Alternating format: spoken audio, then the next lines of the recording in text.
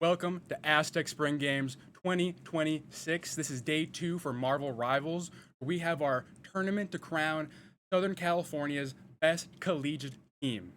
I'm Willie. I'm Billy. I'm Willie, and today we have some amazing matchups planned for you guys. Today we start with the 1 seed UCSD, the Tritons, and Santiago Canyon, the 8 seed, the Hawks. And although it's a 1 and 8 seed, I think the matchup will be pretty good. Absolutely. We've been seeing them play a little bit, getting warmed up, and the Santiago Canyon Hawks are looking vicious. They're looking to soar far above their weight class and show the Tritons a real good matchup here. Both teams have been scrimming all week. I have been making sure to check in on that. And honestly, I wouldn't be able to tell you who's going to come out on top. It really is a 50-50 matchup. Absolutely, and some of the different backlines, some of the strategies we've been seeing and able to analyze, it's going to be a very interesting matchup, and it's going to be very fun to see kind of who comes out on top, who the MVPs are, and who are really the players to focus on that brings out the most impact.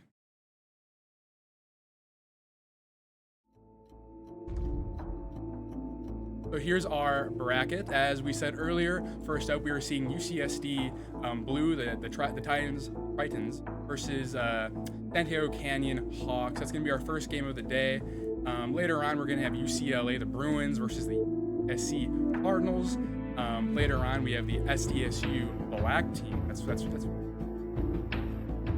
And then San Marcos there, Cal State San Marcos. And then our last game for the round, or the Elite Eight, I guess we can call them, is going to be California State University Long Beach Gold versus Cal State University Fullerton Umbra. And like I said, although we'd have different seedings and all of that, all of these teams really are a tight-knit.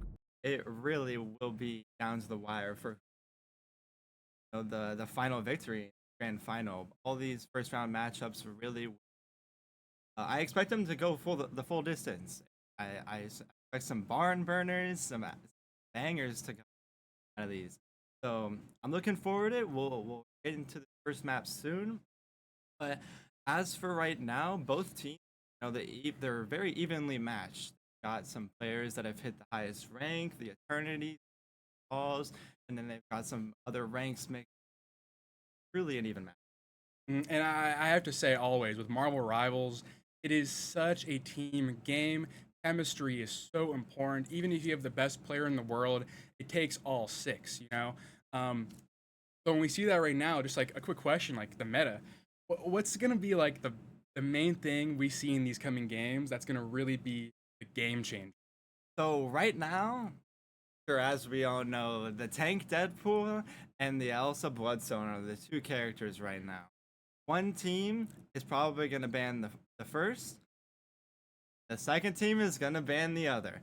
But if those characters do slip through, I know that UCSD has Super Ego, who plays the tank pool at a very high level.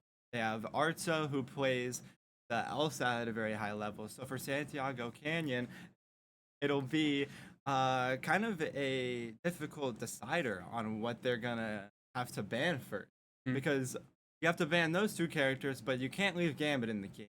A lot of teams, not a character that's played a lot because he is banned so frequently. Excuse me. And honestly, I think it comes down to who's better on those three characters. If you can somehow manage to get all three of them out, you can lean into the dive with the Daredevils, the Venoms, the Captain Americas. Some teams prefer to play a more poke style with the Hawkeye, the Helen. So honestly, come down to the ban phase. But if Elsa Bloodstone is in the game, I know we'll have a good match comp. Absolutely. All those characters are exciting. There's so much room for major plays. I can already feel all it's happening. It's making an earthquake. Our background is slowly falling down, but we'll fix it. I gotta say, another big part about this kind of competitive play is the map choices as well, because usually people don't get to pick their map in competitive or ranked what they're used to. Whereas here, there's a whole another strategy, a whole another layer to think of on top of everything else. So how does that kind of come into play, Willie? Absolutely. When you play ranked, it's not as coordinated. Obviously, playing in play, so you choose a map and you can send people playing. You can put them on an off angle. You can make players and put them in tandem to work with each other, and it really makes the team a lot more cohesive. Allows for a lot more team play, like you said earlier. And honestly, I think we'll see on a lot of the convergence maps, some of the maps that they have a lot more high ground, like the Central Parks and like the museum of the map pool. And I think we'll see those teams. They'll send people onto the off angle SD off angle hit scan players, especially because they like to play a hit scan character with a more dive focus. Secondary DP flex, they can really enable their hit scan DPS to take space and utilize it really well. Absolutely. And oh, here we go. We're going into the map phase right now. Does that mean they're picking Hellfire Gala, Krakoa right now? There we go. Krakoa is the first map. That's going to be very exciting. That is domination. It's going to be quick. It's going to be fast. Lots of strategy. The most important things for domination is going to be that very first fight. That immediate setup. You've got to be extremely decisive, and you have to know what you're doing there. So, which one of these teams do you think is going to start off quicker? Honestly, I do know that UCSD does like to go for the portal trap, the portal bomb, the portal play, whatever you want to call it. And I think that could catch San Diego Canyon hard. Not a lot of teams think about that unless they're playing at a super high level, prepared for it. But honestly, I think the portal trap will come out. I think they're looking to catch them off hard, but we very well could see both teams try to do it. And in that case, it really a fight for that first objective capture. Yeah, absolutely. And go once again, Hellfire Gala. Oa. This map came out a few seasons ago with the Emma, right? Yeah, Emma. Very interesting map. There's the waterfall mechanic that where you can't see behind you. You got the teleporters that changes the game up a lot. Interesting here. Now we're gonna go into the load up into the ban and save phase. See what we are going to be showcased here. This is exciting stuff, huh? I'm very interested in what UCSD is gonna look to save. Mostly because they are a hybrid team. Have some controller players, but also some keyboard and mouse players. I'm very interested, and we're seeing a Spider-Man come out very early here, which is very interesting. Yeah, and that came from UCS, or that came from Santiago, right? Santiago came.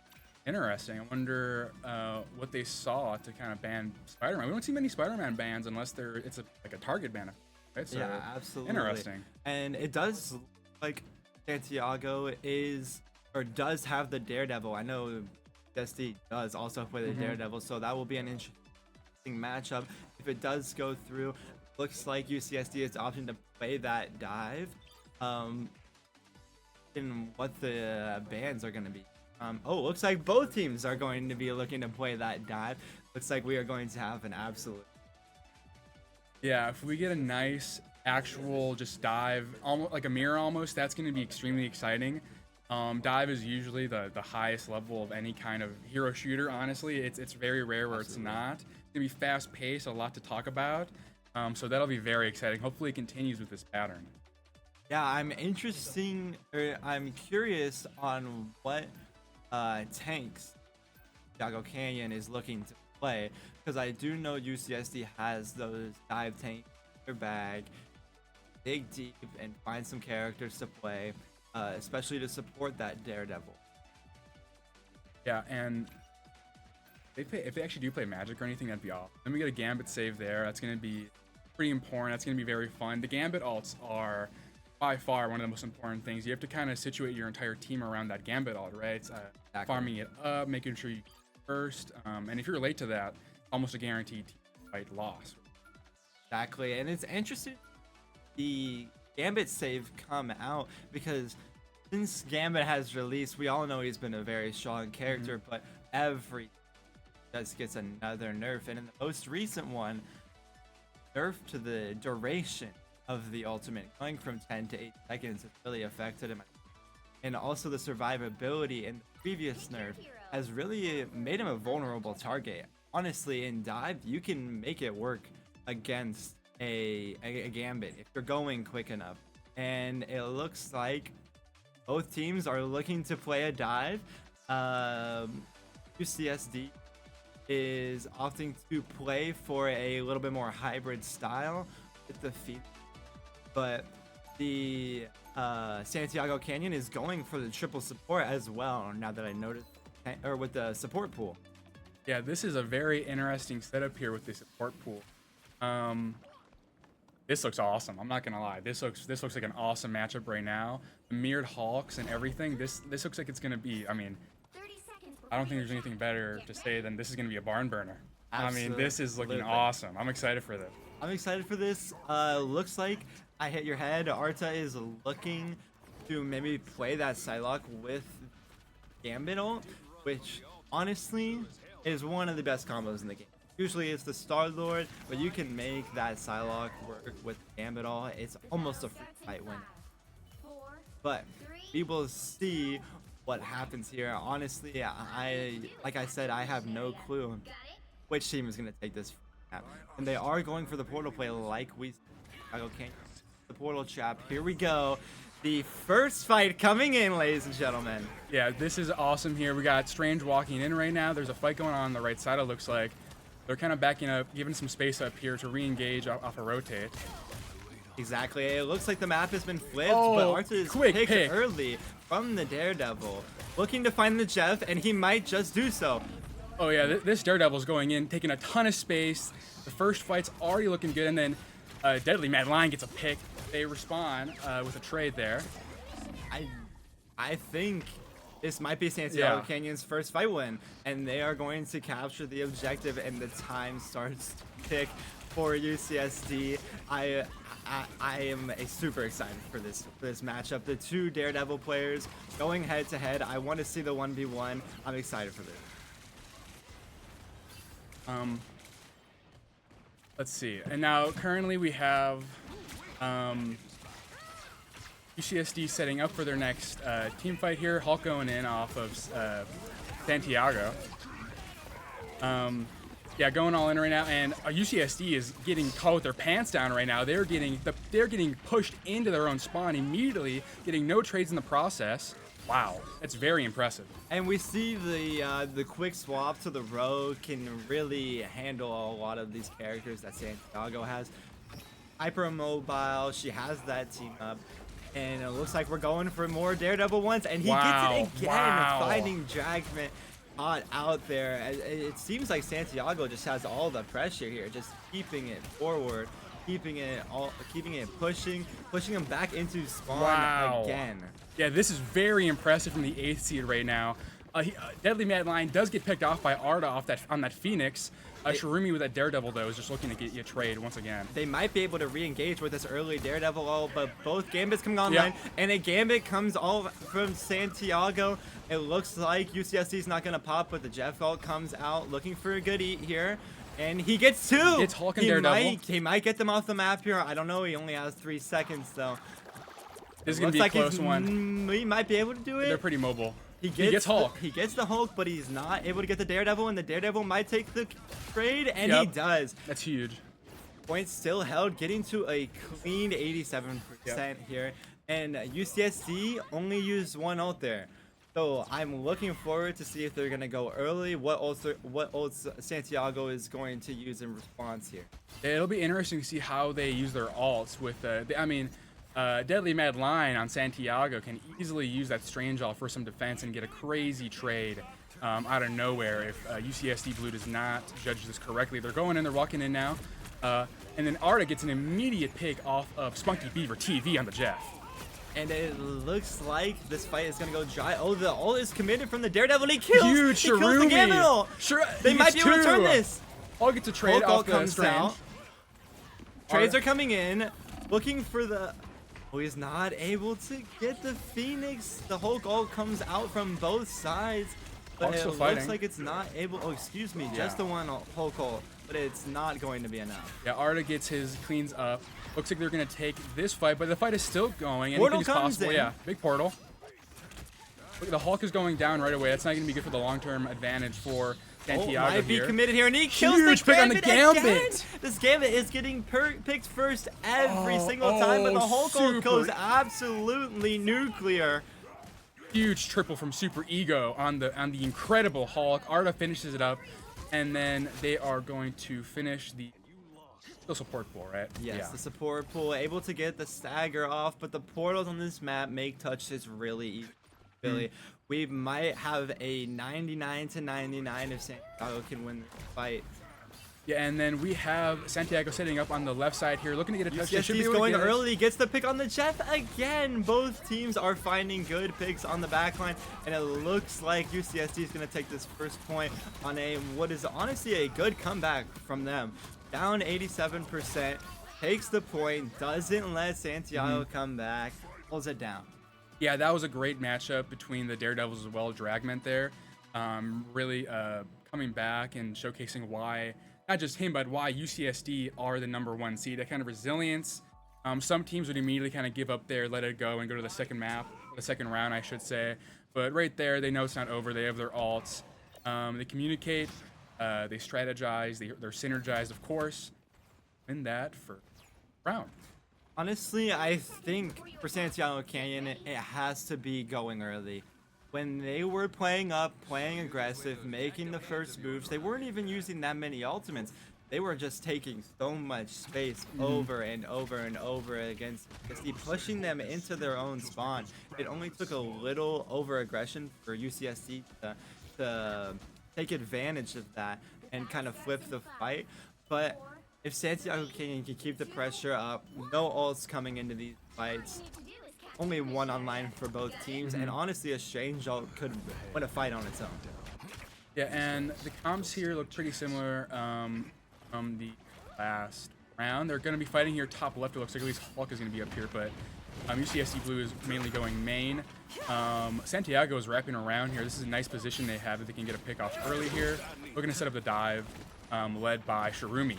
And Santiago Canyon does have that Gambit ult coming up, and like I said, that Strange ult could be a big factor into winning this fight. But the Jeff ult comes back, is able to get the Daredevil and the Hulk again, but might get traded out here from Spunky Beaver.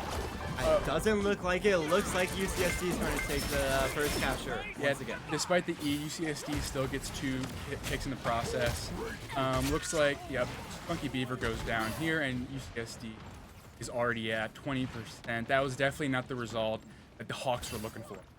Absolutely not, but Santiago Canyon does have that Gambit online. UCSD is late to theirs. Has the Phoenix ult though, which could be a good response if you find him quickly.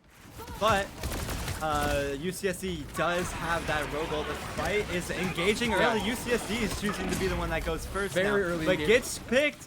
The Daredevil one's come out and he finds it, looking for the Gambit. Goes down now. It looks like going to be a clean and easy fight. Looking for the Jeff just to clean up here. Yeah, very nice response by Shirumi and Santiago here. They tried setting up a kill box in the top right with Arda and Dragon, but they just couldn't do it. Although Hulk ult does come out, going to get burned, but that allows for touches to come back. Might be just a big stagger fest here, I can't lie, and percentage is percentage. Absolutely. It's so important in Rivals. If they can force out any other ults too, but they can't. Jeff gets the Gambit. It looks like Gambit's they're just gonna die here, investing probably. too many ults here. Yeah, this is an interesting, very elongated fight now. This is going to be an interesting long-term decision by UCSD. Blue Spunky Beaver gets Arda there. They invested multiple ults and the portal. They're gonna look for this portal play, it looks like. Once all will respawn, they have the Gambit ult. Here comes the portal play. Maybe the Gambit ult through. They need a fast response here with that portal. Gambit ult comes out. Daredevil all comes out, the DPS pool all comes out from both sides, but the trades are just coming in for UCSD. It looks like it's going to be a point capture. The Hulk all comes in, but he's honestly just going to get fried. Yep. Yeah, and that portal was a great decision because Santiago have been pushing up so much. They gave up all that space for free. And once they do that with the TP, it's a big advantage. But now Santiago looking to respond with their own here. And Santiago does have that Gambit ult coming up once more. Big Strange ult potentially. Strange ult comes in, only able to find the Gambit. The Jeffy comes in, Gambit is down. Jeff has to. Looks like he's going off the map with them, and this might just be a UCSD victory. Portals, they're still able to come through the portal, and picks are coming through from both sides. It looks like UCSD is able to hold it down now, and UCSD is going to take map 1. Yeah, that was a brilliant performance by Dragman, cleaning up all the kills. Art is doing a ton of damage. You know, Santiago's still getting some touches here, but it is over. First round is going to UCSD Blue to make it 1-0 for the first game of the day. Honestly, I thought Santiago had it in the first half. They were really putting up a fight. I think they were just doing such a good job at going first, but once they got caught in their back foot and they weren't the ones actually doing the aggressing first, it really became a hard match for them. Yeah, and Dragman with 15 final blows, but look at Super Ego, 24-1, 12 final blows. He was the, unnamed hero there. We weren't talking about him too much, but he was doing some big plays there. Awesome to see. Absolutely, and you know, Super Ego, very good tank player, as we know. He has the tank pool in his bag. I'm sure that's why it was banned. They know he's good. But he will always put up the numbers for SD. One of their leading factors. And honestly, just an overall well-rounded player, especially playing with that Daredevil really well and providing a lot of space for the hit Arta. Yeah, absolutely. And having a tank or a Vanguard player like that is so important because they serve as an anchor. They're so fundamentally strong. And when any other player on the team might be having troubles, whether it's at DPS, support, that as long as you have a strong Vanguard, any fight is winnable. You saw some big ults from him, just really taking so much control. But for this next map coming up, I'm very interested in the ban phase with that Spider-Man. I want to go down that route again or look elsewhere. I don't think they'll ban the Spider-Man. I think they might look to ban Gambit first. I'm not sure, honestly, where the Spider-Man came from. Knowing Dragman really only plays a lot of Daredevil. Maybe he has that Spider-Man bag, and I'm not familiar, but it's that Daredevil that's so strong for him. Super good at it, and you honestly just can't let him play it because he just gets to do whatever he wants to do. Like we said, especially with Super on the tank, allowing him to have so much space. And when you have the space, you can do anything. Yeah, absolutely. And even with the supports getting picked off early, it didn't matter. They were getting their trades, and honestly, even with the odd bans, they were playing really well. Santiago Canyon, it looked like the first map they were going to win it, honestly. I thought so. Yeah, they just had one mistake where they pushed up too far, got picked off, and then on the second map, honestly, they try to go too far around. They try to overthink it, I think, and that just kind of, they lost too much percentage, and at that point, that first fight is so important. It makes it uphill battle from there. So, honestly, maybe keep it simple next time. They have a real chance at keeping up with the #1 seed at our tournament here. Absolutely, they are putting up a fight. And it is important to mention that these might be some of these first players' LAN experience. So that does have an effect on a player. I remember when I went to my first LAN, I was shaking. It was a difficult matchup. We were playing against a tough UCSD. And you just got to learn to calm yourself. Take some time, soak it all in, realize that you're playing in front of these. They're rooting for you. Some may be rooting against you, but we're all here just to have a good time at the end of the day and get some victories. At the true end of the day, it's to win. But those extra added nerves from playing in person, you're playing directly across from your opponent.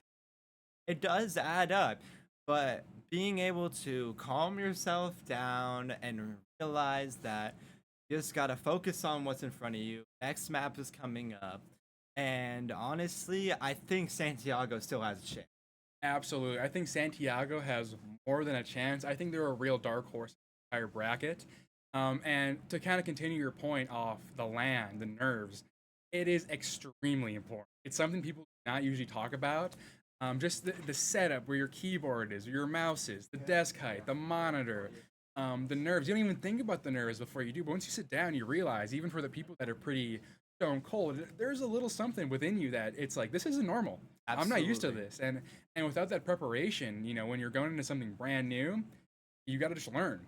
And it's really where during lands like this, where the strongest competitors are showcased. The people that can adapt on the fly, the people that can handle it, people that can mute out that outside sound. It's all so important, and it's what makes the land and spring game so amazing. Oh, it's a wonderful time here at Spring Games. Going into the second map, we will see what Santiago is going to pick. Yeah, we have the map here. They're going to be picking Midtown here, Empire of the Eternal Night. Wonderful map here. This is Convoy. A convoy. Honestly, dive can be played here too.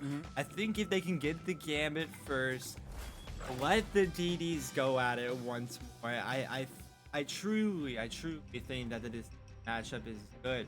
Rumi was putting up a fight against Dragman, showing him who he really is, despite the rank disparity.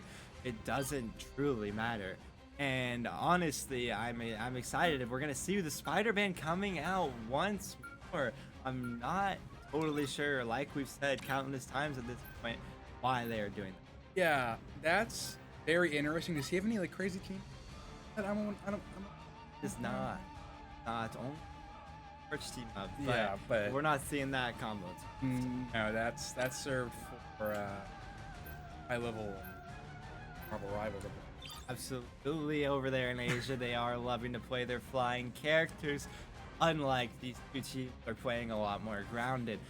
I'm curious to see what the bans are going to look like now that they decided to first save the Gambit. Triple support looking to come out from Santiago Canyon, a great way to cheat an opponent, and honestly, I think it's doable. But I do think triple support can be a little showing of the nerves. We don't know what to pick. Let's just pick the thing that you can win in ranked when you go triple support. But this isn't ranked, Billy. This is a established competitive matchup. We are at LAN, and the Ultron ban coming out because those two characters, the Mantis and the Ultron, are so strong together. Yeah, and seeing the triple support, it's a very polarizing decision because if you're good at it, it can be really hard to. But for a team like UCSD, the Tridents, they're strong. They know how to deal with things. They've gone through lands before, so it'll be a tough showing if they do decide to go through that. Sometimes you save Mantis and decide to go to or another option. Very interesting to see how it goes. I agree. I think they'll look to play it on the first objective, trying to play for that full hold. The Loki ban coming out very interesting, showing the three supports going to be playing with that Jeff, the Mantis, and we would Gambit. But Rogue, notoriously a very strong character into the triple support, taking their ultimate charge with their ultimate, applying a lot of pressure, has a lot of kill potential with that Gambit team up, and the Invis ban coming in. Very interesting from UCSD, even though the supports have been shown, but we'll look to see what is going to be played here. Yeah, if Arda actually comes out with the Hawkeye here, that'll be pretty awesome. A Hawkeye matchup versus Santiago. Hawks would be an absolute legendary play from Arta, and it looks like the 2-2-2 coming out from the UCSD side with the dive tanks, and I don't know if they'll play three supports on Santiago's side. Spunky Fever deciding what he wants to pick here. Yeah, they're starting off on attack, so they might save it for defense potentially, something like that. No Gambit coming out from. Oh, here it comes. Gambit is being picked from Percade here, and Spunky Beaver is looking to play his signature character Hawkeye here. And this looks like a very strong comp by UCSD Blue right now. If they can be synergized as they were last map, it's going to be tough. Especially, Hawkeye can be strong. You can do your picks, but when you're getting dove, he's a character you can kind of look at pretty hard, right? You can focus on him. Oh, absolutely not a lot of mobility. Has that one-shot potential, looking for an early pick here, but will he be able to find it is the true question. The Daredevil overextending here. Looks like he might get picked early. Is able to find him, and the Gambit is low as well, but the Daredevil trade comes in. Yeah, we're going to see what's Arda. going to come through here. A lot of pressure being applied to the backline with just a Hulk. Yeah, Hulk is taking up a ton of space right now, and I actually seen Hulk and Thor together. It's a pretty unique combination, and one that can do a ton of pressure and a lot of damage to the team. Arda is doing a ton of damage himself, but they're still pushing the car, which is the #1 priority right now for Santiago.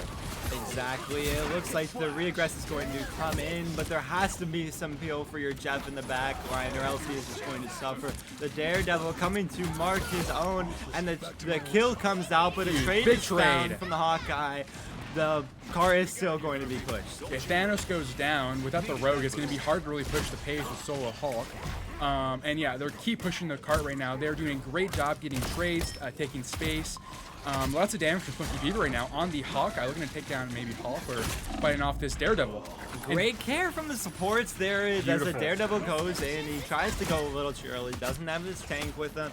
And Spunky Beaver is honestly just able to do what he wants, and that is what's going to define this matchup here, is if they can create space for a Hawkeye, he can keep killing. Yeah, and Jeff eats the Daredevil here. Can he get away? He looks like he can get away, taking him out of the fight, which is huge for the space. It looks like a fight win for UCSD here, but the trade comes in, but Tigers are going to be found. This Daredevil's going to try to play his life a little too long, and honestly just wasting more time on the clock. Yeah, and another big thing about lands and competitive players is staggers as well. You know, it's one of the most important aspects. If you can have someone live and just be 10 seconds late in a game as objective basis, this is very important. But here's the next fight starting out. Both Gambit ults online. Spunky Beaver rips the Hawkeye ult, is maybe able to find a pick, looking to find the pick on the Phoenix. Phoenix ult comes out. Gambit ults are traded. ASU Thanos finds one on the Hawkeye. Trades come in on the Gambit. And Thor's getting caught off, put in a corner right now, pushed by Hulk. Super Ego gets the pick, and UCSD Blue is cleaning up right now. Beautiful combinations with the ultimate abilities. Yeah, UCSD Blue used just as many ultimates as Santiago, but it was the efficiency. That's what matters. UCSD Blue puts the time in the scrims and is honestly able to work just a little bit better than Santiago. It looks like Spunky Beaver is really trying to play his hard carry character here, but it's just not working. But as I say that, he finds the pick. Huge pick. But trades come back in. Yeah, huge trade by Dragman once again. The Daredevils are always showing off. Shroomi's taking space, but he gets picked off by Dragman in the 1v1 battle. Huge play. Spunky Beaver gets 2 picks, though, off Thanos and Dragman there. This is going to be huge for the fight here. Hulk's taking up more space, and another pick off Gambit. A headshot off the Hulk. He's doing a ton of damage right now. The Hulk's going to get picked off here, going into the Bruce Banner form. And easy headshot. Beautiful by Spunky Beaver TV. Looking for the Daredevil now. Another headshot. Lenchis finishes that off. Rogo comes in from UCSD to stall, but it doesn't look like it's going to do anything. And the portal is, I don't think will make it. It will not. Santiago captures first objective here. And portal is used. Yeah, Super not Ego able to be found. Portal. Yeah, that was a beautiful, beautiful gameplay by Spunky Beaver. I mean, the Hawkeye, it makes sense considering the Santiago Canyon Hawks are soaring in the sky right now. So seeing these headshots, all this damage, and with Hawkeye, it's very impactful damage. You get a single headshot, it immediately changes the outcome of the fight. Exactly, you're right. Like we've talked about, keeping that space for your DPS is very important. And it honestly seems like both tanks are doing it as the Hawkeye all comes down. Able to find the Daredevil. Pick again on Daredevil. Back line. Able to find the Gambit. Trades come out on the Hawkeye, but will it be able to do anything? Oh. Jeff gets 3 of his own, but the trade might come out. Going into the room is not going to be able to kill them as the cart is captured by UCSD, but pressure is still being applied. Hulk ult might come out. Does not look like, but Hulk is able to find a pick onto a unsuspecting Gambit, it looks like, and he gets his, he does not get out alive. Tiger is probably going to come in. Yeah, they're going to look to push the pace here early, potentially. Santiago, he gets a headshot there because Gambit is down, so they only have one support up. Santiago does get the D-Mech on the Hulk. Yeah, Keeping the Hawk just giga buffed is what they're trying to do here as he just keeps pressing forward. Yeah, and Spunky Beaver with another headshot here, looking for the Daredevil, and he gets another headshot off, and another headshot! Spunky Beaver showing why he has all this spunk, looking for the Rogue next. Rogue is going down to half, a quarter, and then 0. A beautiful finish by Shirumi there. So much pressure by the front line, Hulk, Thor, and Shirumi. And then just Spunky Beaver raining hellfire on UCSD. Hulk comes out early to push them back, but the Hulk isn't used in response. Will it be able to stall out? The Hulk does find one. Yeah, 3 big picks from UCSD. They're pushing up too far here, and it looks like they're going to be able to easily re-engage on the cart. That was a major mistake by Santiago Canyon. Absolutely, and the stagger comes out from UCSD onto Santiago's Hulk. And you're correct, the overcommitment there was just too much, especially if you're not going to use ults. They only used the Hulk ult there, they didn't use anything else. Committing a Daredevil ult so the Gambit can't go, and honestly just going early like we've talked about is really just integral. Yeah, those small mistakes get magnified on the big stage. Some big headshots by Spunky, but a beautiful response by Arda. Here's an E, gets the Hulk, but immediately gets picked off by Dragment and that Daredevil, and another easy fight win for UCSD. It looks like Santiago's going to have to come in with a portal play. Does get the touch, I believe. It does come out, but the Jeff Eats gets the portal cancel. Snappy with a magnificent play. Just like that, Snappy brings Santiago underwater where the Tridents are best. What a play by Snappy, and a beautiful response from UCSD despite looking like they themselves were underwater there at the end. Exactly, and this is exactly what we're talking about. Putting that pressure onto Santiago. UCSD Blue has scrimmed this comp before. Snappy knows to eat that portal late into the game, and he did it with 100% confidence. He didn't wait 1 second. Yeah, and the big thing right now is, like we've been saying, little mistakes. They're pushing up a little too far. They're getting a little bit too aggressive. Maybe they're overestimating their own strength. You know, they have to remember, the cart, the objective is everything in Marvel Rivals. The second you let Hulk go on there and take that time, you're that close to spawn, they have unlimited health. They're going to pick you off and they're going to re-engage and kill the rest, you know? So they have to be safe about that. But now it's going to be the new switch sides. Santiago here is maybe busting out. Yeah, they're busting out the Groot, it looks like. Santiago changing the cloak, or opting for the cloak and changing to the Groot for a little bit more sustain, I believe. And honestly, the Groot works really well into the Jeff, really just negating his line of sight, and works well into these tanks. You know, putting the walls up against them, making sure it's just harder for them to move. Yeah. It's really hard. Yeah, and here we go. Groot getting a ton of damage. The issue with the sustain is how you're gonna sustain when there's destroying you like that. Spunky Beaver gets picked off by Super Ego. They are pushing the pace. They are completely punching their jaws in right now. Thanos on the Rogue gets Shirumi. Deadly Mad Lion on the Thor gets one for his own. He got his, but it's not the point of the game. You know, it's a team game, and that, I don't know if coming off with that comp was the right idea. They were not set up properly. I think you're 100% correct. You can't play that Groot into a comp like this with a cloak. You have to play a lot more passive. Get those bubbles, those windows from your cloak to sustain, because she does not have very good neutral. And the whole point of this UCS dive is to stop the neutral. Yeah. Yeah, and it also puts a little bit too much reliance on Spunky Beaver to get headshots. He's been a miracle worker so far, but can he continue? He can't, because Rogue immediately shuts him down.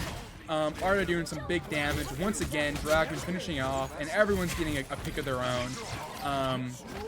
Right now it's looking like charity for UCSD with how quickly they're doing this. They're going to get this first point right away. They're looking to TP, though. Let's see if they can get it. Arto looking for the cancel. Will he be able to get it? He does not find it. Portal play comes in. UCSD ahead on ultimate, so that is the problem. Yep, no ult on the board. Big team fight here. Lots going on. Jeff doing so much healing and damage throughout. This is a huge fight. But the nature of the brawl, team puts them up. Comes in from Snappy. Will he be able to find another big one? Gets both tanks for Santiago. Pulls them out of the fight. UCSD's cloak ult, or excuse me, Santiago's cloak ult comes out. trades are coming in. Yeah, Santiago is holding, but UCSD does pop the Gambit ult. The Wolval comes in. Everything's going on right now. Dragon gets his on the cloak. No more sustain for Santiago. Then the Groot goes down. Dragon's finishing everyone off.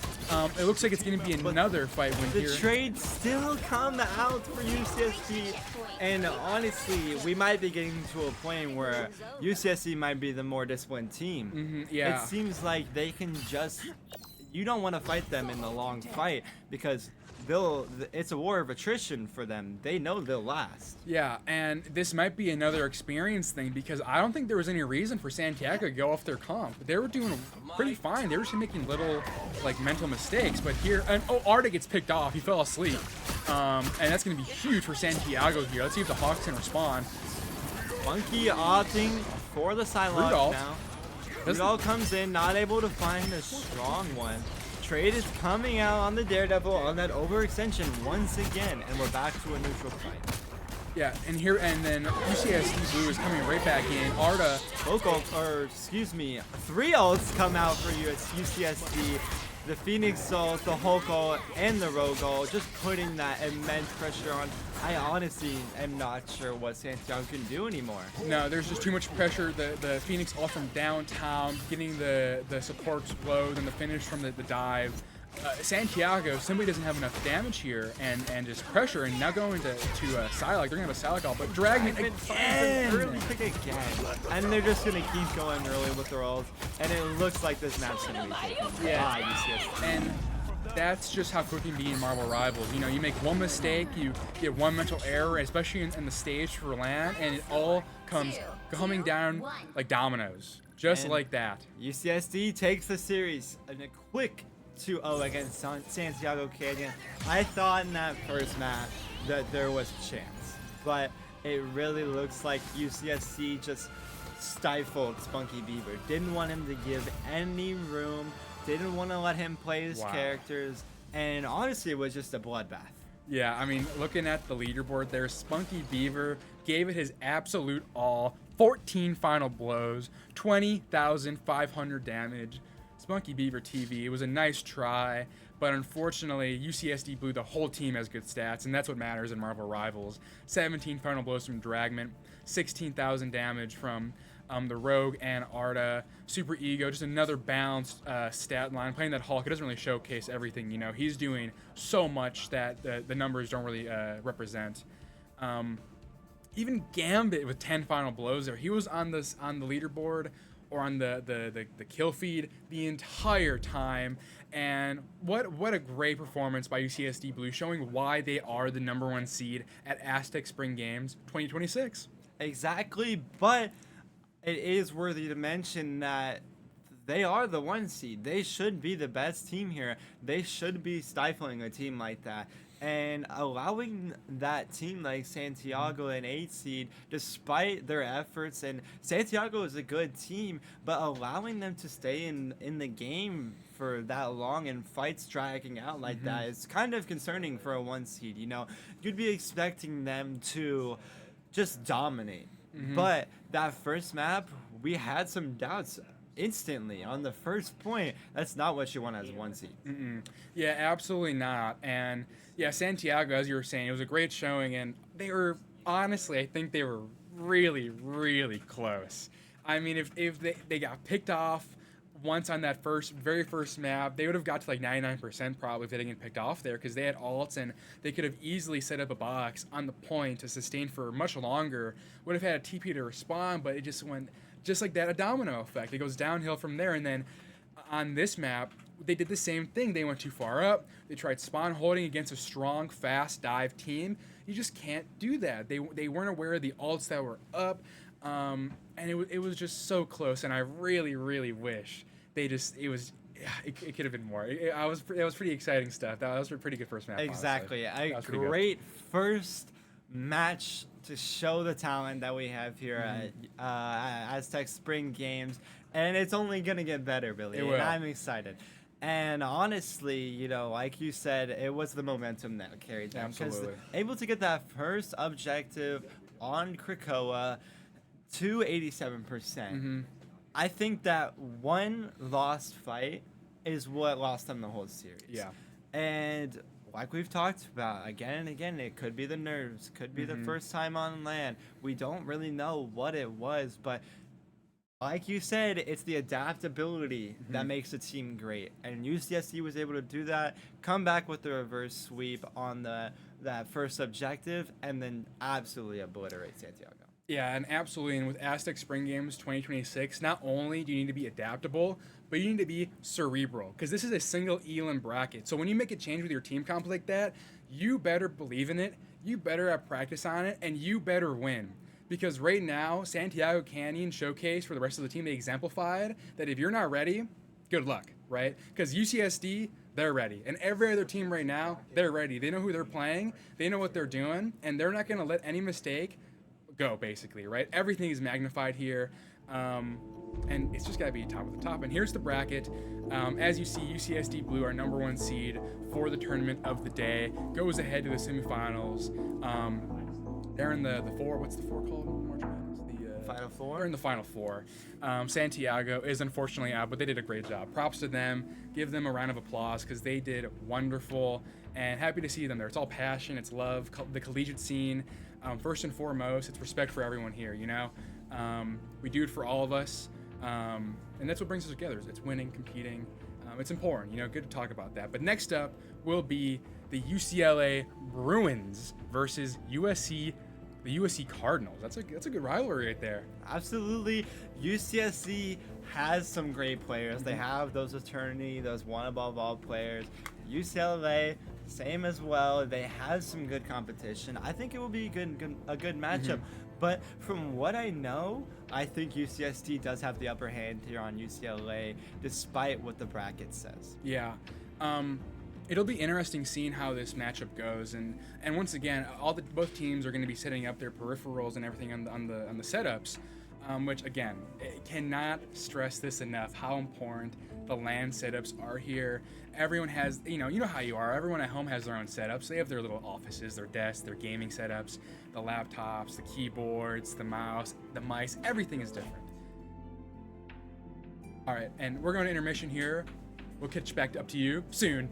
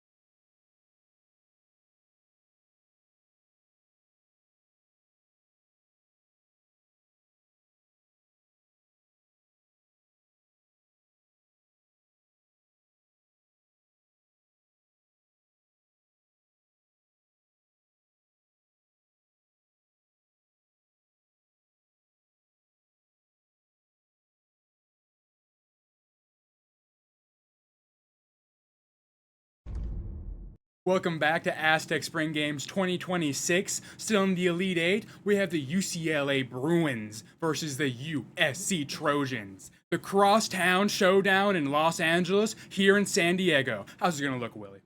I honestly think this one's just going to be another amazing matchup. A two very well-rounded teams. You know, they trimmed each other before. They've played against each other plenty of times. And honestly, I don't know where this one will go. Yeah, this is gonna be an interesting matchup here as we take a look at the bracket. UCLA is the higher seed than USC, but that doesn't necessarily mean anything here. This is going to be a pretty close match, and we were talking about UCSD and San Diego, how there's a clear underdog, but this one, anything is up for grabs. Absolutely. All right, going into the match now, we will be seeing this band face coming out, and honestly, like I did know about the last game, I don't know a lot about these teams, but T'Challa coming in, Vernon T'Challa looking to play a domination match first, as always. And this band phase is going to be really interesting from these two teams. Yeah, absolutely. The intergalactic empire of Wakanda. Such an interesting place, of course. Wakanda forever. Look at the ranks here and everything. We got a whole variety of ranks here, and it'll be very interesting to see how the band phase is. I'm not too sure how well aware these two teams are of each other for the band phase. But that's always an important aspect to that, is a big difference in the competitive scene compared to ranked. And the Ultron band comes out first, looking to stop that triple support from, who is that? From the UCLA backline. And a Wolverine band coming out on the Elsa save. So interesting. This is going to be an exciting matchup with that Elsa in the game. Yeah, right. The Ultron and Wolverine first is awesome. Then you get the Elsa Gambit save. So this is going to be a very interesting, very interesting matchup. I'm quite excited. Exactly, and with the Gambit save, they put Ace on that Gambit. He's a star on that character. He can really take control of a game and put it in a chokehold, doing all himself. And the Rogue band coming in, looking like USC, doesn't have that in their bag, and the Psylocke band coming out with that ult combination. Yeah, interesting ban from the Bruins there with Psylocke. Pretty strong right now, but definitely not the strongest in dive. So that's going to be an interesting one. Rogue is super strong, of course, in dive, so it looks like they're going to try to stop that or any kind of support from the Trojan side. The tank pool save coming in, leaving the two strongest characters of the game, like we talked about at the beginning. But the Loki save comes in. That means we are playing with two Gambitals on each side, and this matchup is going to be absolutely magnificent with that kind of ult economy. And I'm super excited. I'm curious what these last bands are going to be. No Star-Lord, so that leaves the two strongest ult combinations with Gambit out of the game. Very interesting. I'm wondering if each team was looking to play the respective one, but they both just ended up getting banned, or what is truly going to be the deciding factor here. The Venom band coming in, another strong combination with the Gambit ult, but we will see what's going to happen here. Yeah, both sides banning parts of the dive. The double Gambit ult is going to be a real test of merit for both sides, because that is pretty difficult to play at a high level, especially compared to a team that can do it. So if one of these teams can't do it, that's going to be a major disadvantage. As you can see, Bitter Ray already, it doesn't look like they're playing as of right now, which is pretty surprising from the Bruins, but see if they change that when the game starts. It looks like they were just trying to flex that White Fox Lord there. But as we get ready for this matchup, I'm super excited to see this, multiple Gambit ults in one game. And looks like we're still waiting to see if Gambit will be the switch for the other side, or maybe they're just going to look to copy from USC's side, excuse me. Yeah, and that is much easier said than done. That is a very difficult thing to do, especially against an aware Gambit player that knows they're being looked for. They will make sure they're out of the line of sight.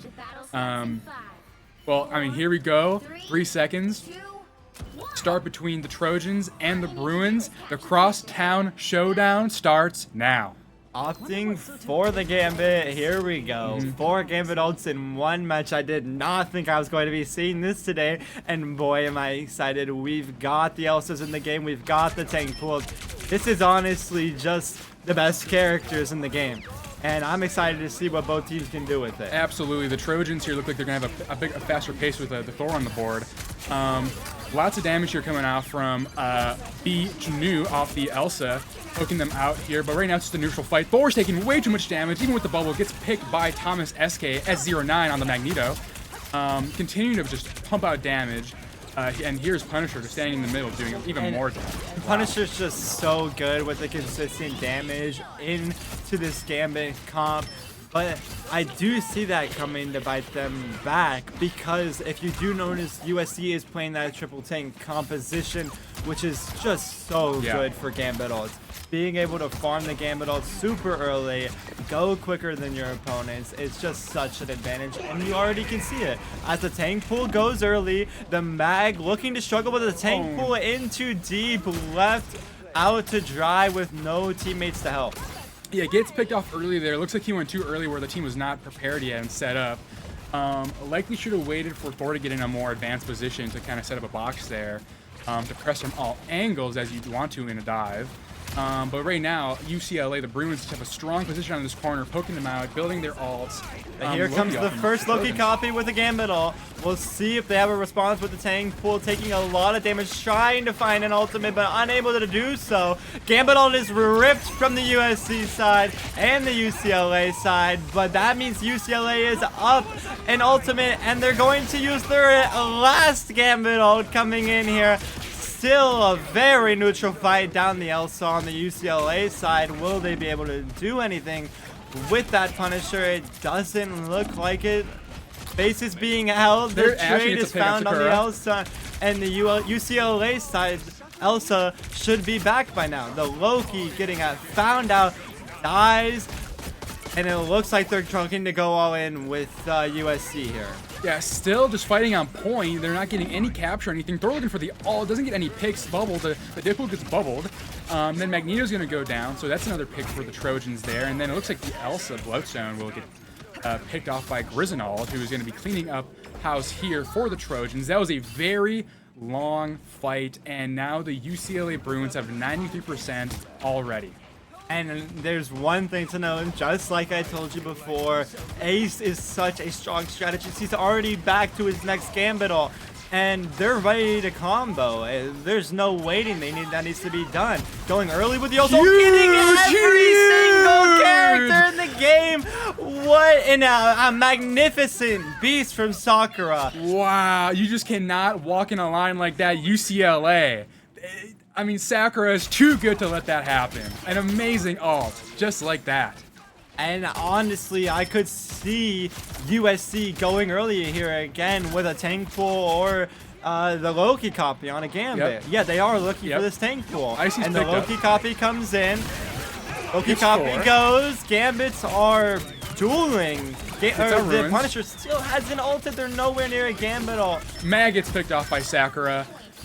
And just like that, you know, they gotta kite back. Doesn't lead to many deaths, but it does lead to them getting another at least 15% off that fight, which is what it's all about. And the difference is just, it's huge.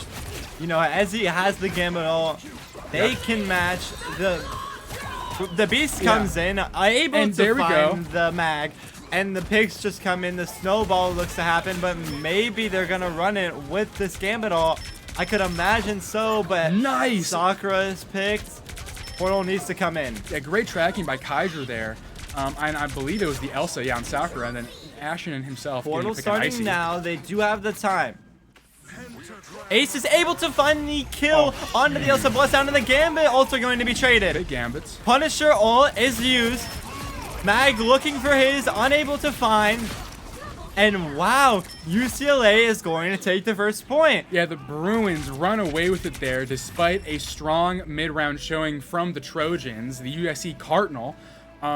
Hey, first map looking real good for UCLA in the Crosstown Showdown. I agree, but the matchup is definitely still there. They're both putting up a good fight. Hey, if USC If Hades didn't have to port there, he would have had that Magrok ready for Kaiser's Punisher ult, but had to use the portal because he was punished by the Glartrox. And early on, the reason why UCLA got so far ahead in the first place is because of bad positioning.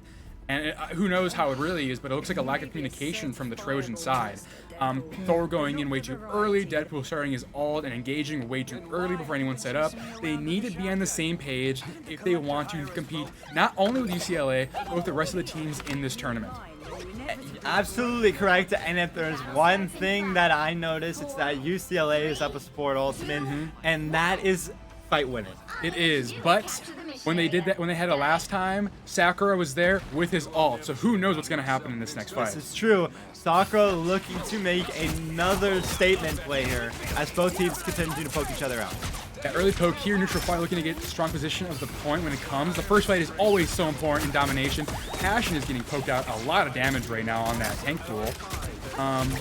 More neutral. Sakura is just doing so much damage to their entire team basically on that Elsa Bloodstone character.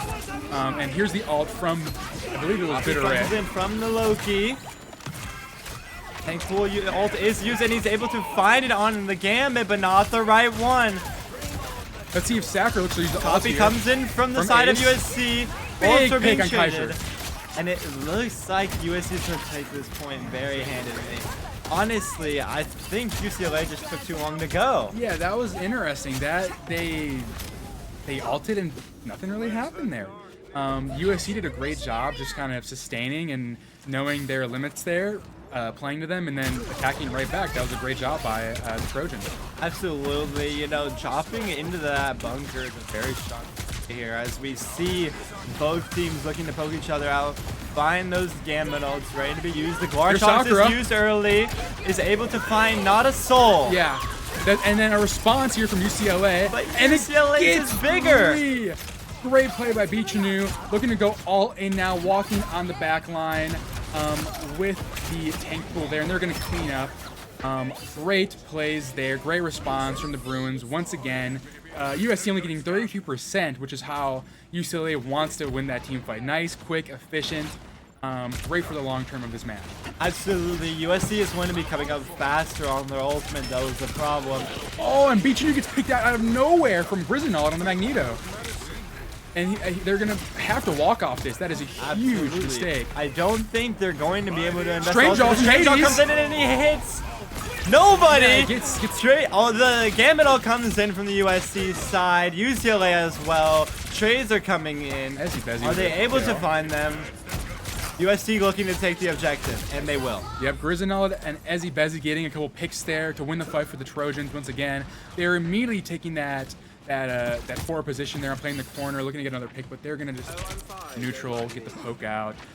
Be on the lookout for this Punisher ult here from Kaiser, mixed with the Bitter Ray Loki ulted Gambit ult. That's going to be the play they're looking for, likely here, right? Absolutely. They do have the Gambit ult, or the Mag ult, excuse me, in response, and a Gambit ult now with their own Loki copy, but honestly, I think the problem has been that the Punisher is not going with his ult at the same time. And here comes As the tank pool ult comes in, not able to find the ult, but looks like more neutral, and it looks like it's going to. Glartrox comes out, is able to find two. They're going earlier, and this seems to be the theme of the day. Which team is going to use their ults first?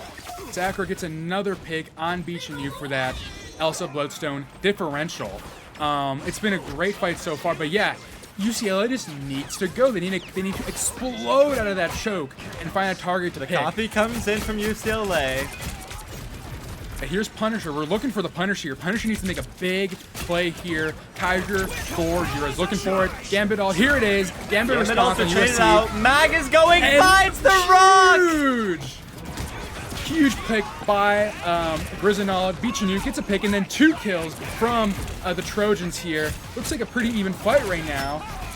The Trojans have 99% though. Great ruins to keep the sustain. Portal going to have to come in from Kaiser. He will find it, I believe, just in time to touch. Basic TP on yes, point he does. there. Very nice. Both Glartrox comes in, is able to find the Gambit, and is able to finish it. That is huge for the fight. Loki's low on HP. Everyone is low right now. We need a stable. And then Grizzanov goes down. Great plays by the Bruins here to re-engage, to come back and win that fight. Although USC does have that huge 99% on the map. USC has 99% and USC has a Gambit all, Billy. It's the story of the map. Which team has the Gambit all? Which team can use it better? And not only that, but then Hades has his Strange All to defend against anything or to even, fight with. So let's see how it's going. Right now, just poking out. Good job by UCLA holding their ground here. See if he picks it off. And here's the Gambit All. Will they be able to Sable from it? I highly doubt it. April looking to ult as well. Hades looking for it. Finding huge ult. Gonna pick everyone off here, and the Trojans are gonna take this map off of UCLA. No doubt about it. I think. Right? Absolutely. No portal incoming from the side of UCLA. Just a couple of seconds to talk about what went wrong. And honestly, it might just be the fact that the Punisher wasn't really ulting. They had Strange and Tank Pool and Thor. You would think the Punisher could feast off of something like that, especially in a Gambit all with how much damage he's just pumping out. Not really an answer for him. And he just wasn't doing it. I'm not sure what the problem was for Kaiser. And you said it best before, Willie, as one of the best captains in California and America for Marvel Rivals. When you have alts, and you want to win the fight, just use them. Right? He wasn't using the alts. They weren't playing together. They just got to do it to explode out. Because even if they do it, and even if they fail, which was unlikely, the one fight where they died with the 2 alts, they would have forced other alts more likely and made a better neutral fight for the next go. Absolutely. And it's so important for the macro in Marvel Rivals to kind of look at it like that. Exactly. You're 100% correct, Billy. And it's almost like the roles were reversed. USC was taking too long, a little out of position on the first map, and it just got flipped to UCLA the second. But it's 1-1 now, and this is what we're here for. Moon Knight coming out from Kaiser instead of that Punisher, which is honestly a fine pick, especially if they're going to be playing triple tank on USC. A lot of damage potential. Neutral fight here on point. Gorchox goes early, and it is massive. Picks are just barely able to come in. Gets traded out. Ashen goes down, though. Trojans are up 1-2, and they looks like they're going to win this fight. And, yeah, the Bruins are just going to be kiting away, making sure to live another day, making sure they don't get too staggered out here. That was a pretty nice kite by the Bruins there, knowing their fight was lost. And then Trojan here still have that Gambit ult. Looks like it's going to be a pretty even fight coming up. But here's that Moon Knight ult. That might be a game changer if he actually does it. Absolutely. Going to hide to match this tank pool as he tries to go early with the ult. Is able to find it on the Moon Knight, and he dies early. That's gotta be a miscommunication there. I'm sure he was calm that he was ulted, and the supports are just not looking at him. This tank pool is getting to do whatever he wants as he cleans up with 3 finals. Yeah, the Bruins have been strong so far, but that was not a good showing for them. I don't know if someone didn't calm something there. The supports may have missed looking for themselves there, because usually supports will get ulted by a Deadpool there, but hopefully they can respond here with ults of their own, with 4 and almost 6 on the table, actually. I think this might be another fight where we're going to see multiple Gambits ulted. Yep. First one comes out, second one is reason response. Yeah, here's the response. Looking to get a tank pool here.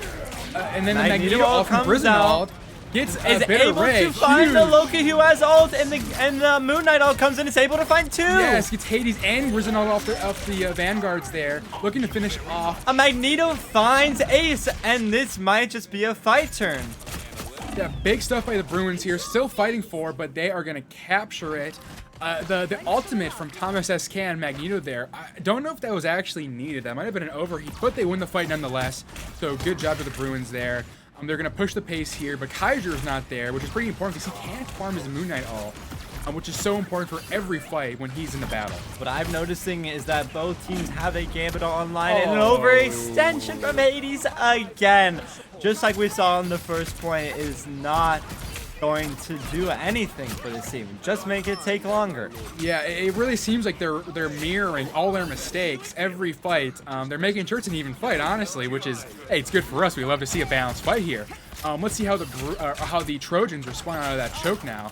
Taking the space given up by the Bruins here, which is good for them. I think we'll see Gambit ults coming in here. So Yeah. maybe an ult from Sakura. Tank ult comes in onto the Gambit. Yeah, look for Sakura Will he be here. able to find him? Not able to pick up the kill with the runes, but the strange ult comes in. Big Hades It's ult. actually nuclear. Oh, it gets them. Oh, beautiful play by Hades. What, the god of war, right? That's who Hades is? Absolutely, and he just put on a magnificent showing for the strange. Nobody was ready for that. Wow. I think it's just an ult problem for UCLA. They're taking too long. I have no reason. UCLA has no reason to not be popping a Gambit ult in that fight. Bitter here has the Gambit ult to walk out with the team, though. Make sure you get everybody. And Warchox comes in, is able to find Hades once more, dying first. Gambit ult is used. Ashen, another one on Sakura there. Sakura can find his ult and get it off. They're pushing back. It looks like the Bruins are going to cap here while Thor simply dies on point, most likely. The Trojans are already at 99% though, as BC Chanu, or B Chanu, cleans up and gets some final blows for the resume.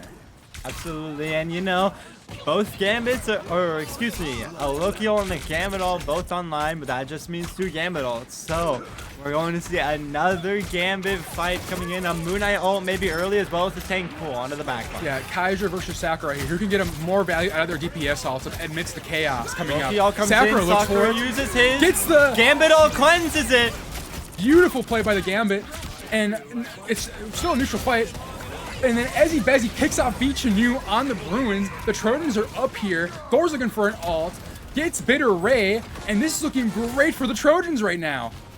It looks like UCLA is rather grim, getting to that 90% on the objective. A portal is going to have to come in once again from Kaiser, and they do get the recontest.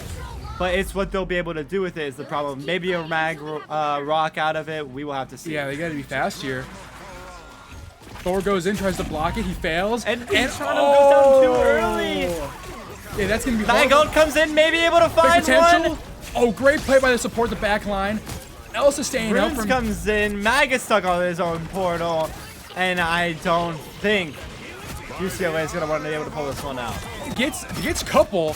Beach and New, and there's the Trojans right there cleaning up, and great job by the Trojans there, picking up the second map in dominations on Burn and T'Challa. Round 1. And UCLA. it's amazing. A 1-to-1 matchup on the domination map. They both go to 99. This is an even matchup.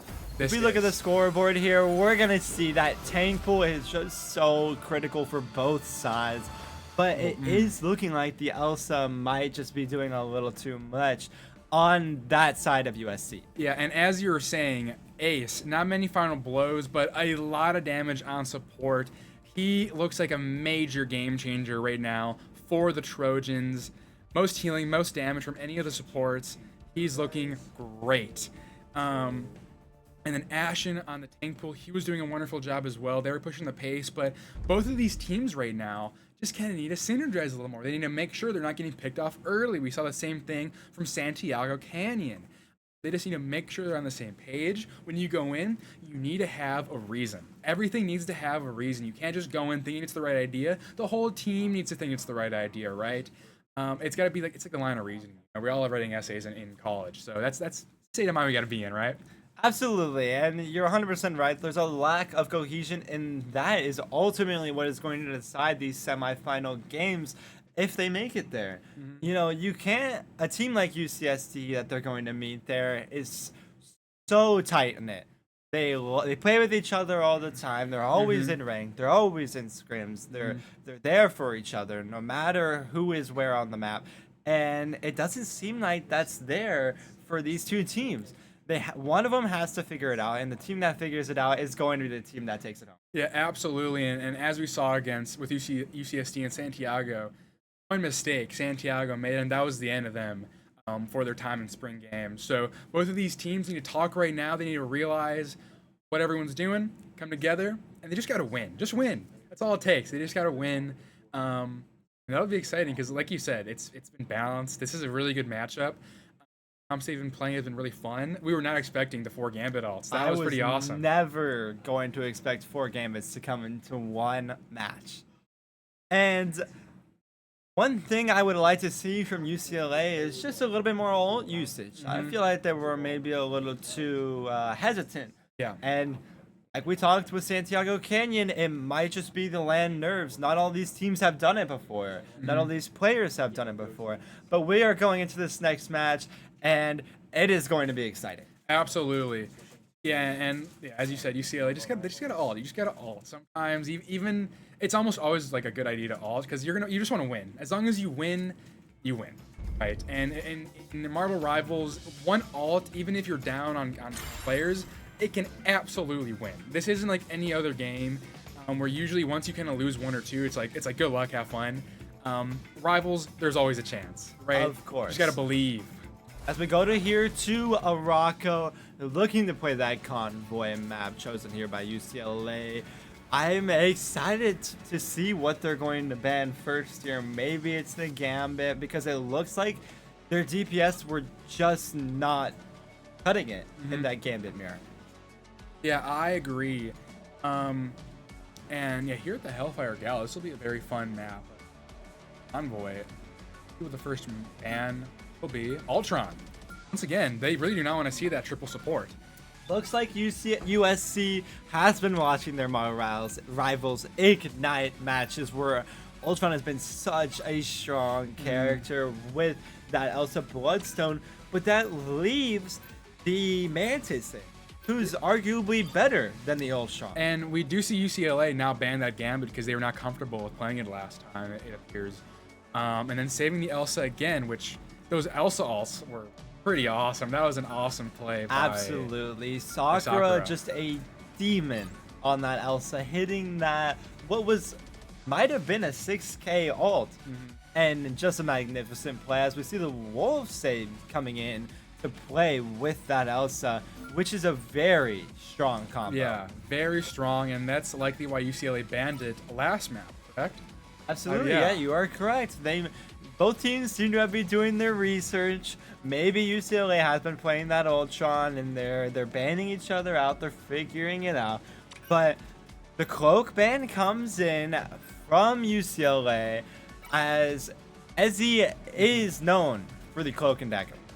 Yeah, and honestly, I'm surprised nothing against Loki, because that ace Loki is some serious stuff, as we saw by the stat line. Absolutely. He was doing so much. He knows his thresholds when he uses his runes. He knows where he has to be. He's elusive. He's hard to find. They were doing a good job at staying out of the fight and then reappearing magically exactly when they needed to. And that was just enabling their players to just do whatever they wanted. Absolutely. And when you have a strong backline like that, the front, they feel so confident in doing anything they want. You know, they know there's always going to be support for them, which makes a person like Ace, OW, whatever those 2 letters stand, so important. Absolutely. And we see the Mantis ban come in to once again negate that triple support. And if they do try to do so, it's going to be difficult. But it looks like they might be opting for it, as they still are going to play the White Fox, the Atom, and the... Yeah, if they do bust out the Atom here, that'll be very fun. So much damage potential, and that's from Kaiser, who is playing the Punisher and the Moon Knight. But this Trojan team looks pretty strong right now with this comp they have. The Wolverine, the Elsa, that Ace with the Loki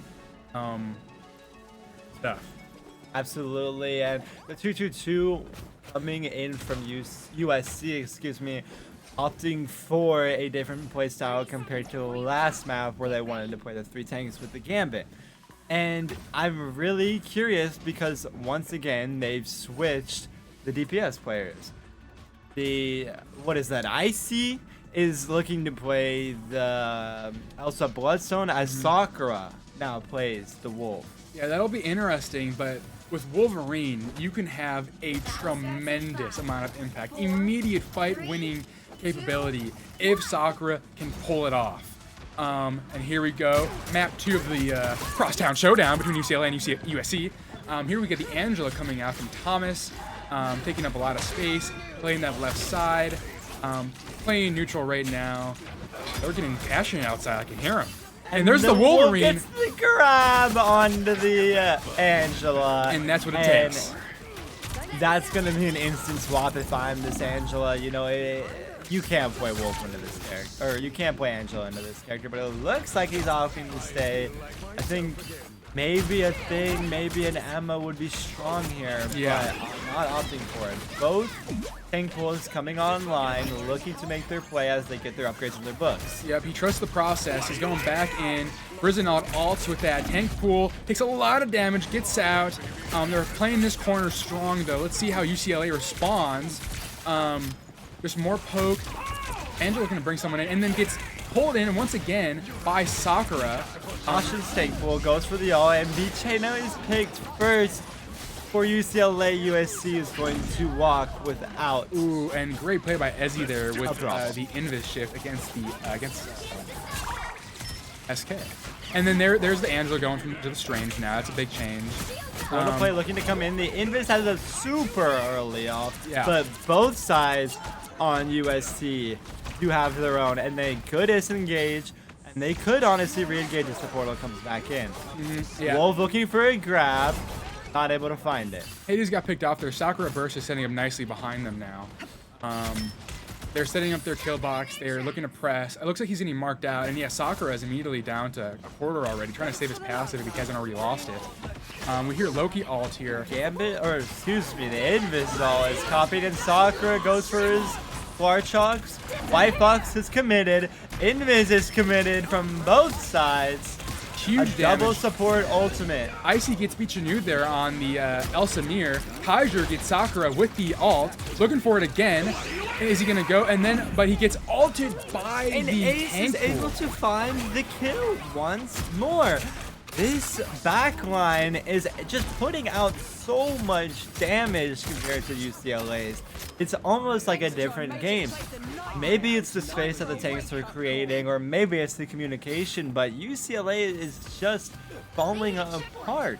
And much better use of the Invis ult from the Trojans there. UCLA used it way too early, way too close, so they couldn't even re-engage on the fight when they killed Hades early. And Ace is picked early just now. Sakura struggling to stay alive, but as Ace comes back on respawn, they're still pushing the cart. Yeah, absolutely. And once again, UCLA needs to be proactive here. They need when they're up, they need a fight. You know, that last fight, they just need to go with that again. But here we go. Look, setting up the ult, setting up positioning, going down under this bridge. It's going to be a huge fight coming up. Absolutely, Billy, and it looks like the Gartrox is online for UCLA as the ult tank pool comes on as well. Runes are popped, Wolf is peeling.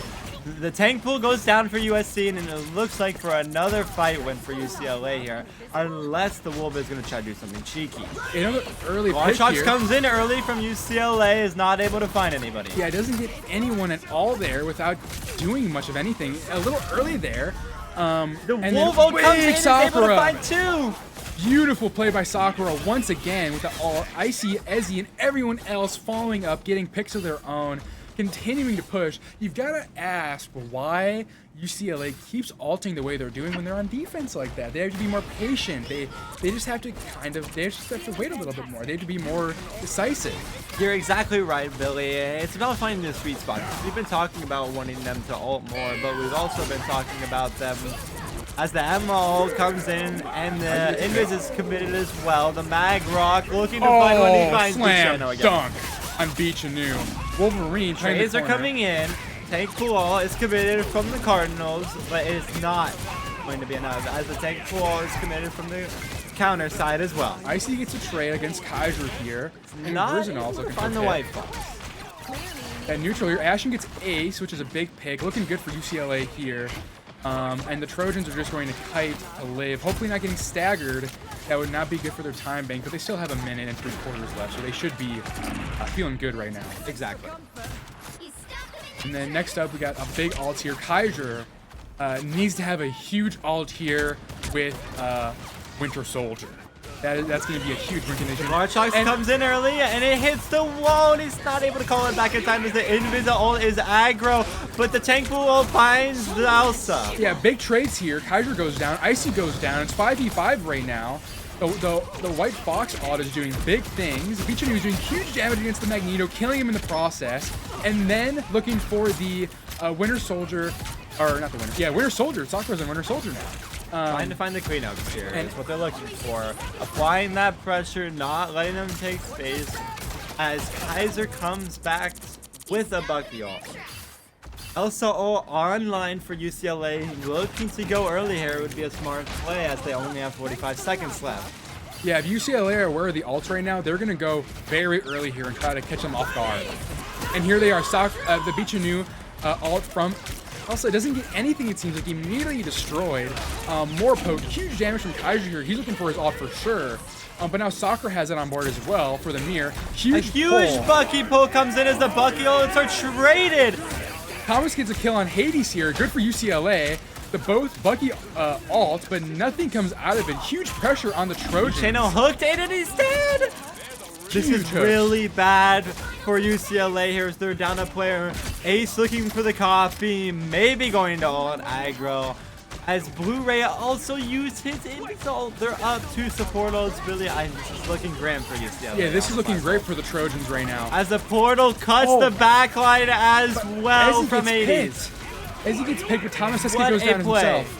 That is huge. It's currently 5v5. We have the Garchomps on from Icy here on the Trojans, looking for it. Garchomps comes out, is not able to find it, he's traded it out! Gets picked by Kaiser again, showing why he's on the Bucky. As he support ult comes in, but huge it looks by like it's... Oh! Hades! Explosion by the Trojans! What a... Wow! That was a lot that happened at once. Hades with the big pop on his E, able to find 3 at once. I think he might have comboed it with the Bucky punch, and that was just magnificent. Beautiful. What a play. Absolutely beautiful. Great pulls from Sakura as well throughout that entire sequence. But he looks like he's going to change from the Winter Soldier now. Absolutely. I think they're looking to swap their players around. As Sakura's feeling the Elsa a little bit more, Icy can play the Phoenix. Yeah, and Hades has his ult here. Well, interesting to see who's going to go aggro with it, but of course UCLA has the Emma and the White Fox ults on the table as well here. Looking for the neutral under the bridge. It's gonna get dicey Emma's here. gonna go early. Able to find 2, make it 3. Huge ult so far. Third now, maybe comes in for the Strange, able to find the kill. Yeah, Hades overheats there, gets picked off by Kaiser, doing huge damage, getting lots of headshots in the process. They're poking up a lot from that high ground right now. Stabilization coming in from USC. 30 seconds on the clock. No portal. Warchalks is available for both sides. The portal's available for only UCLA as the tank ball comes in from USC. Draws out the UCLA Invisible. A little far back though, not on point, but it looks like it's looking valley for the most part. No one's dying, which is good. Good sustain. Hades is down. Garchomp from Sakura getting 2, but it doesn't lead to any immediate deaths. Forces out Ruins. Tank pool on UCLA goes out. Then Ace ults himself. And Hades with a big ult. But he's able to find it with Icy. Beautiful. Icy with the Phoenix ult is able to pick up the kills that AC is stunning. Yeah, great synergy from the team right there, led by Hades and his brilliant Strange ult. You know, as much as Hades, we might say he might be feeding, but he is really creating a ton of space for this team. As the tank pool comes into touch and he's not able to find it, and Bucky misses his touch. That one hurts. That one hurts personally. I've been there before, and that doesn't feel good. The whole team's looking at him right now, asking, what's happening? Absolutely devastating on that final touch there, as USC is barely able to take it to the 3rd point. And this is a great matchup. Both teams fighting tooth and nail to win these fights, and both last 2 objectives went to overtime. I'm excited to see if UCLA can do the same and push it all 3. Yeah, absolutely. And it really is a rivalry right now. These teams are very well matched. This is great gameplay. This is much better ult usage. Even if it's not in the best spot, it's still being put down, which is leading to much better fights. It's the Crosstown Showdown for a reason. Absolutely, and I'm interested to see, as now both teams are opting for this Phoenix to play the high ground super mobile hit scan character that can kind of just do it all. Has the stun, has the shift to get out of sticky situations, and can just fly. What a character to add to a game. And now Suz duking it out, looking for those finals with the big Garchoxes.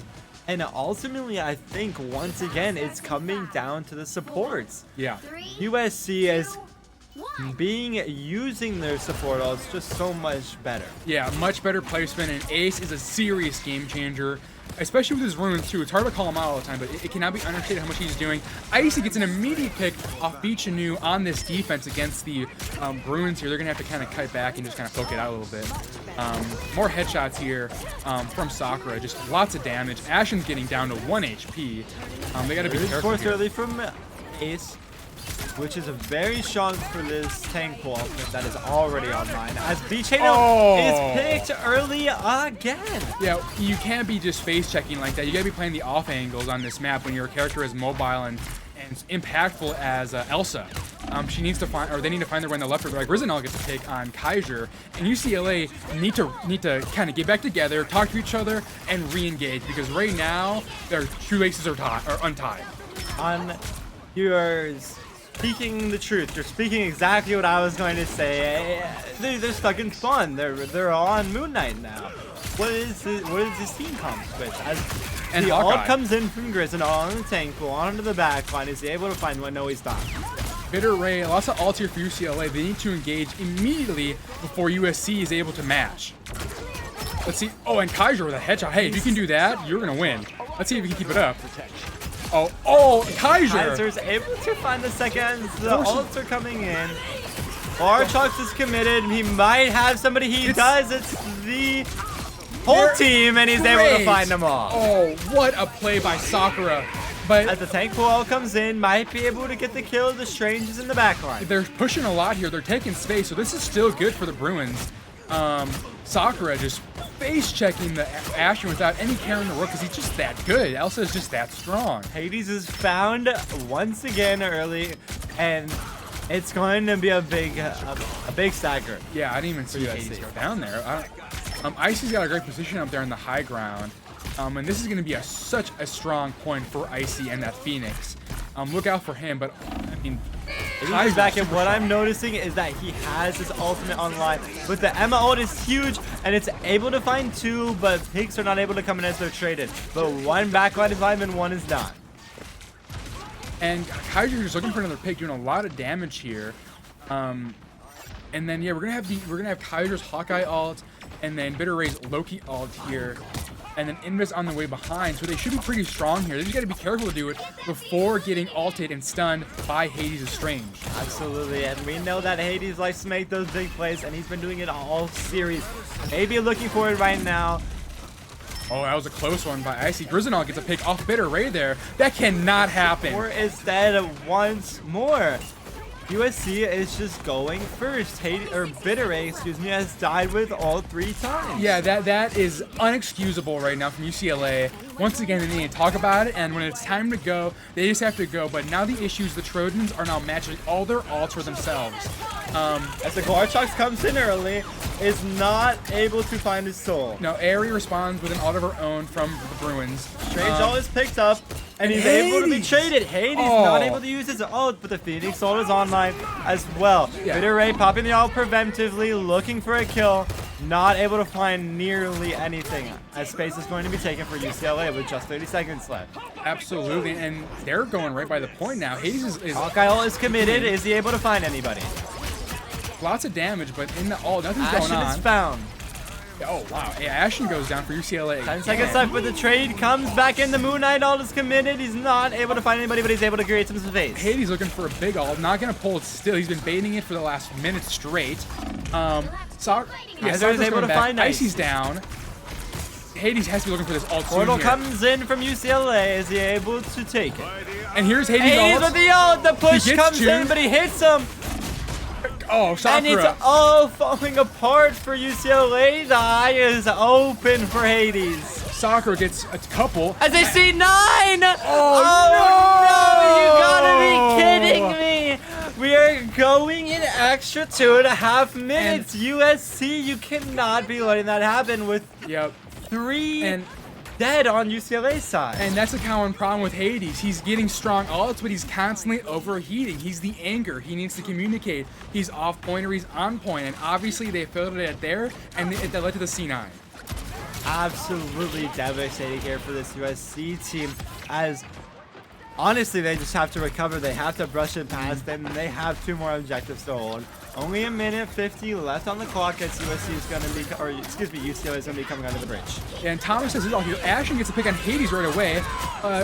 Refuted by Sakura with a huge ult again. It does not matter if you get a pick against this team. You got to be careful walking when Sakura has that ultimate on Elsa.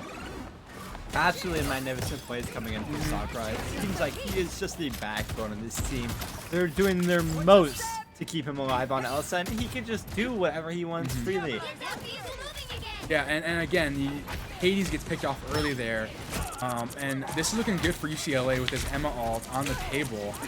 Able to respond to anything, or more so probably go proactively here, being on the offensive. And Hades again gets picked off. And her ult is stunned! Oh, beautiful play there. As Rizanol goes in with the tank pool ult. They're not able to find anybody. Phoenix going behind right now. Well, White Fox ult is committed, but it looks like it's getting absolutely zapped out of its HP, and it's not going to get any value. But Bicharo finds Icy on the flank, and they're going to advance. Yeah, Bichanu with a great play there. Just great damage on Rizanol, getting everyone down. A Kaiser probably doing a lot on this Hawkeye considering he's staying. And coming in for Bichano is able to stall them out, and they're going to take the 2nd point. Very nice. The snowball is coming in from UCLA. Yeah. Insane momentum shift. Absolutely devastating for USC. And yeah. It's really going to take their leader to talk to them and be like, hey, it's okay. We see 9, but we can still win this. Yeah, absolutely. And that pretty similar ults on the table here right now. Kaiser, Hawkeye, that's that special ult. He can get anything with those headshots. And if he hits anything, it can be an immediate fight win for the Bruins here against the Trojans. Big problem here for the USC is that they're just giving so much space. You can't let Kaiser just walk with his Hawkeye. He's going to find headshots. Already halfway at the point. They're already under the bridge here. The fight should be starting here soon with all the ultimates going on the table. The Trojans with 4, soon 5. I'm not surprised if we see a Hawkeye ult coming out here, or maybe a support ult invested to keep the fight. And Icy is on the flank once more. Yeah. Barchox comes in and not able to find anybody once again from Sakura. Big support ults. Emma with her ult too, trying to get everybody. Hawkeye ult is invested. Is he able to find anybody? Yeah, Hades it's on the here. Hawkeye. The tank pool, and it finds him there's with Hades! the ADC No. once again. Finding the crucial ults when they need it. Only 40 seconds left for UCLA. Great combination between everyone there on USC. Kaiser overheated. They were trying to get the kill on Hades, leading to Hades being able to E him and finish him off, leading to the eventual follow-up by Icy with his ult there. This next fight, oh, here we go. We got a portal on. Portal play coming in. 20 seconds still on the clock. I think they could have watched it. The boy is going to be flipped. Yeah, this will be an interesting fight here for UCLA with Bichanu's Elsa ult coming on the table soon. But Hades, just be on the lookout because he loves baiting his Strange ult. Let's see. The Strange ult coming in from ADC. Gets a kill off Kaiser. Kaiser. Beautiful stuff. Bichanu's looking for his Elsa ult here 100%. Big plays need to happen here. And here's Bichanu, gets 2, I believe. Wow, and he's not able to find the kills. They trade Elsas from both teams here. UCLA gets another pick from Thomas on Icy. Supports are still up as they go down for UCLA. In this time of overtime, there's not a soul left to touch for this team. Unable to keep it going, and it looks like the Trojans are going to take it. Wow. Yeah. What a series. Super close. I mean, that's the crosstown showdown right there. That was hard fought the entire time. The Trojans they just showed why they're the best in LA. I guess it's hard to say otherwise. UCLA tried really hard, but it's a lot of little mistakes. Specifically, I think the support ults. Ace, whenever they ult, it was in the perfect position at the perfect time, whereas UCLA was often a little early, a little too shallow, a little too far. It's the little things that make a big difference on the big stage. Absolutely, and that's exactly what you would expect out of Ace. And it looks like Chano falling a little short with just 3 final hits on such a strong character of Elsa. And it's honestly sad after his performance from the first map. You really expect more out of him there. But unable to get it going, and Grizzinold with 12 finals in the tank pool, Wow. Hades with 13. Yeah, and Grizzinold here, 34 and only 3 deaths. Very, very impressive showing by him, especially on the tank pool. When you're playing a character as fast, as engaging as him, it is hard to live sometimes, honestly. But the name of the game, you can't live if you die, right? So the more you live, the better, the longer the fights are. You build your ultimates up, you do more and more pressure. It's just how you win the game in any hero shooter, really. And USC just proved why. Exactly, and I'm looking forward to this USC matchup in UCSC. I think they will put up an amazing fight for them. And honestly, just as we thought with Santiago, we might see an upset from a higher seed to a lower seed. Absolutely, yeah. The Trojans look honestly really strong. And again, it's similar to Santiago for both of these teams, how they were making little mistakes in certain areas. But unlike Santiago and unlike UCLA, USC showed a similar trait to UCSD where they were able to fight back when it looked like the all was lost. Right? Absolutely. They were able to come together. They were able to talk about it. They were ulting way better as it went on. They were just sustaining well, and we've been saying it a lot. I think it's because Ace OW, when you have a support like that in the back line, it just makes everything else turn like a circle. It's good stuff, man. Absolutely, and Ace, one of the best Lokis, probably on the ranked ladder. Everybody knows who he is. Plenty of experience in the high tiers, and it shows. It shows. He can play Loki. He can copy the Invis. He can copy the Gambit all, and he knows how to play every character better than all the other supports in the game. It's magnificent what a player like that can do. Absolutely, and a big thing too that we haven't really talked about too much is how when you're that good on so many characters, the ban phase becomes your ban phase. You become in control, and the other team has to play catch up. And in any competitive game in sports, when you're on the back foot, it is really hard to respond from that and to re-engage.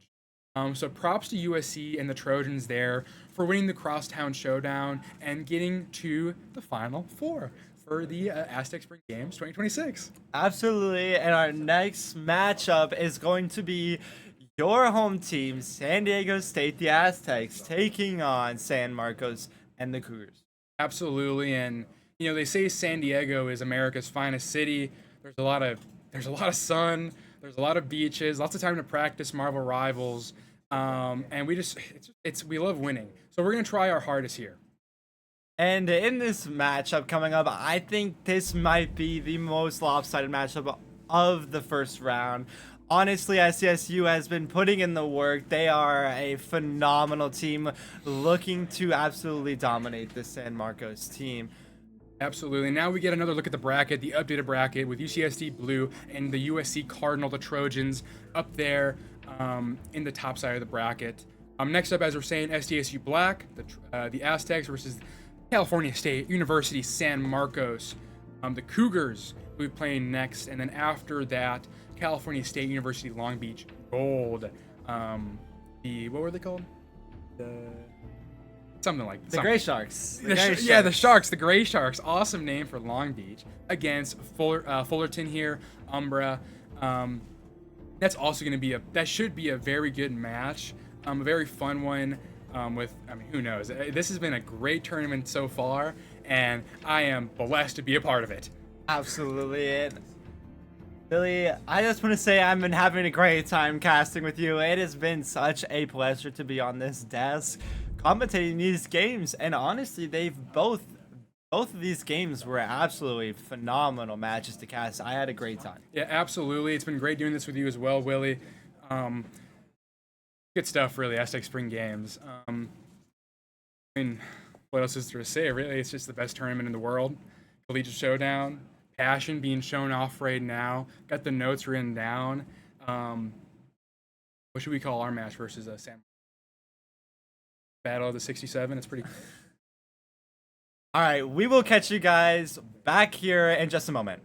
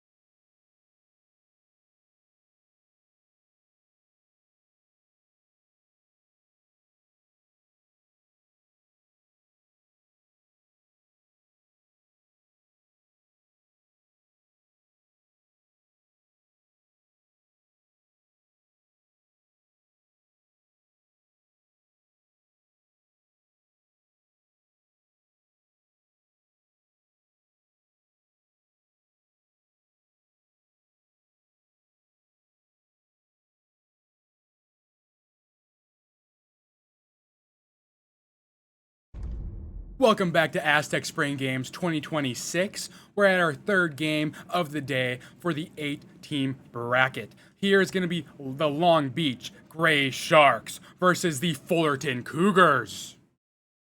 And honestly, this matchup, it's going to be a little grim, I think. Long Beach is a seasoned team. They've been with each other for semesters at this point. They love to play that triple support. They're good at it. They know what they're good at.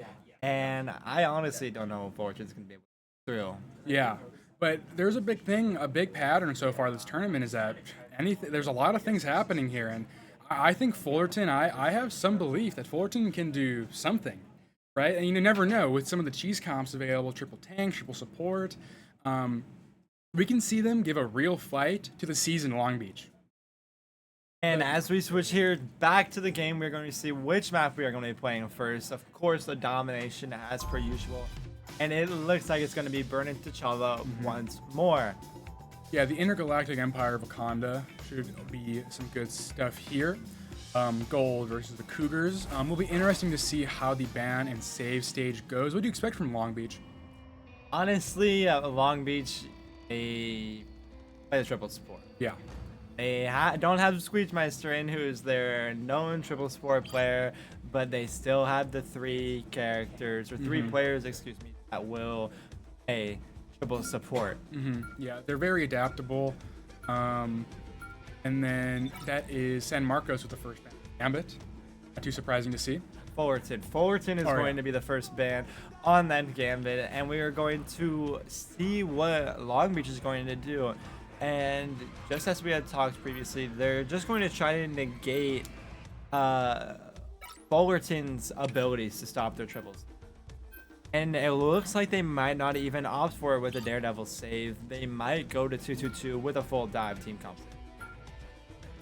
Yeah, it'll be interesting here. And some of the, I will say also, to highlight some of the players on Long Beach. They've got some good players. I'm surprised they were all in Grandmaster, no Celestials or anything. So, maybe they're not grinding rank too much. Maybe San Marcos does have a chance. Maybe they have some more time playing. Who knows? I mean, really on land, even the little things matter. But as you said, they're seasoned. They are veterans, so they're probably feeling pretty good right now.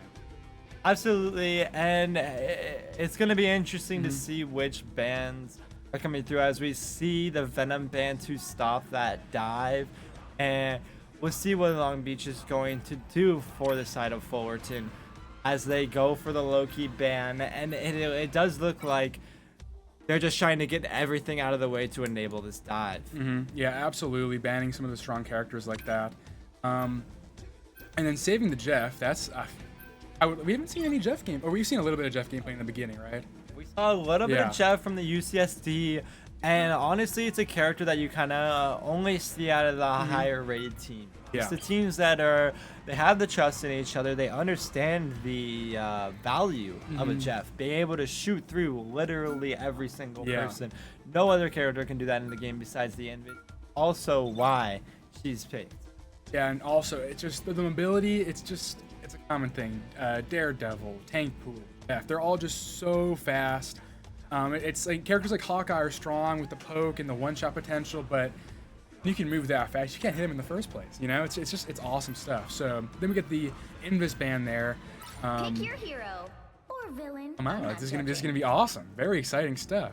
Looks like it might be a dive or maybe just a standard composition. I'm curious to see what's going to be played here as the Daredevil does get picked with the Captain America. Yeah, and then you have Fullerton currently showing Spidey. Who knows if he'll come out on it, but that's the Lord icon, right? So that'll be interesting. If they actually roll it on Spidey, I mean, at that point, if he's him, anything is possible.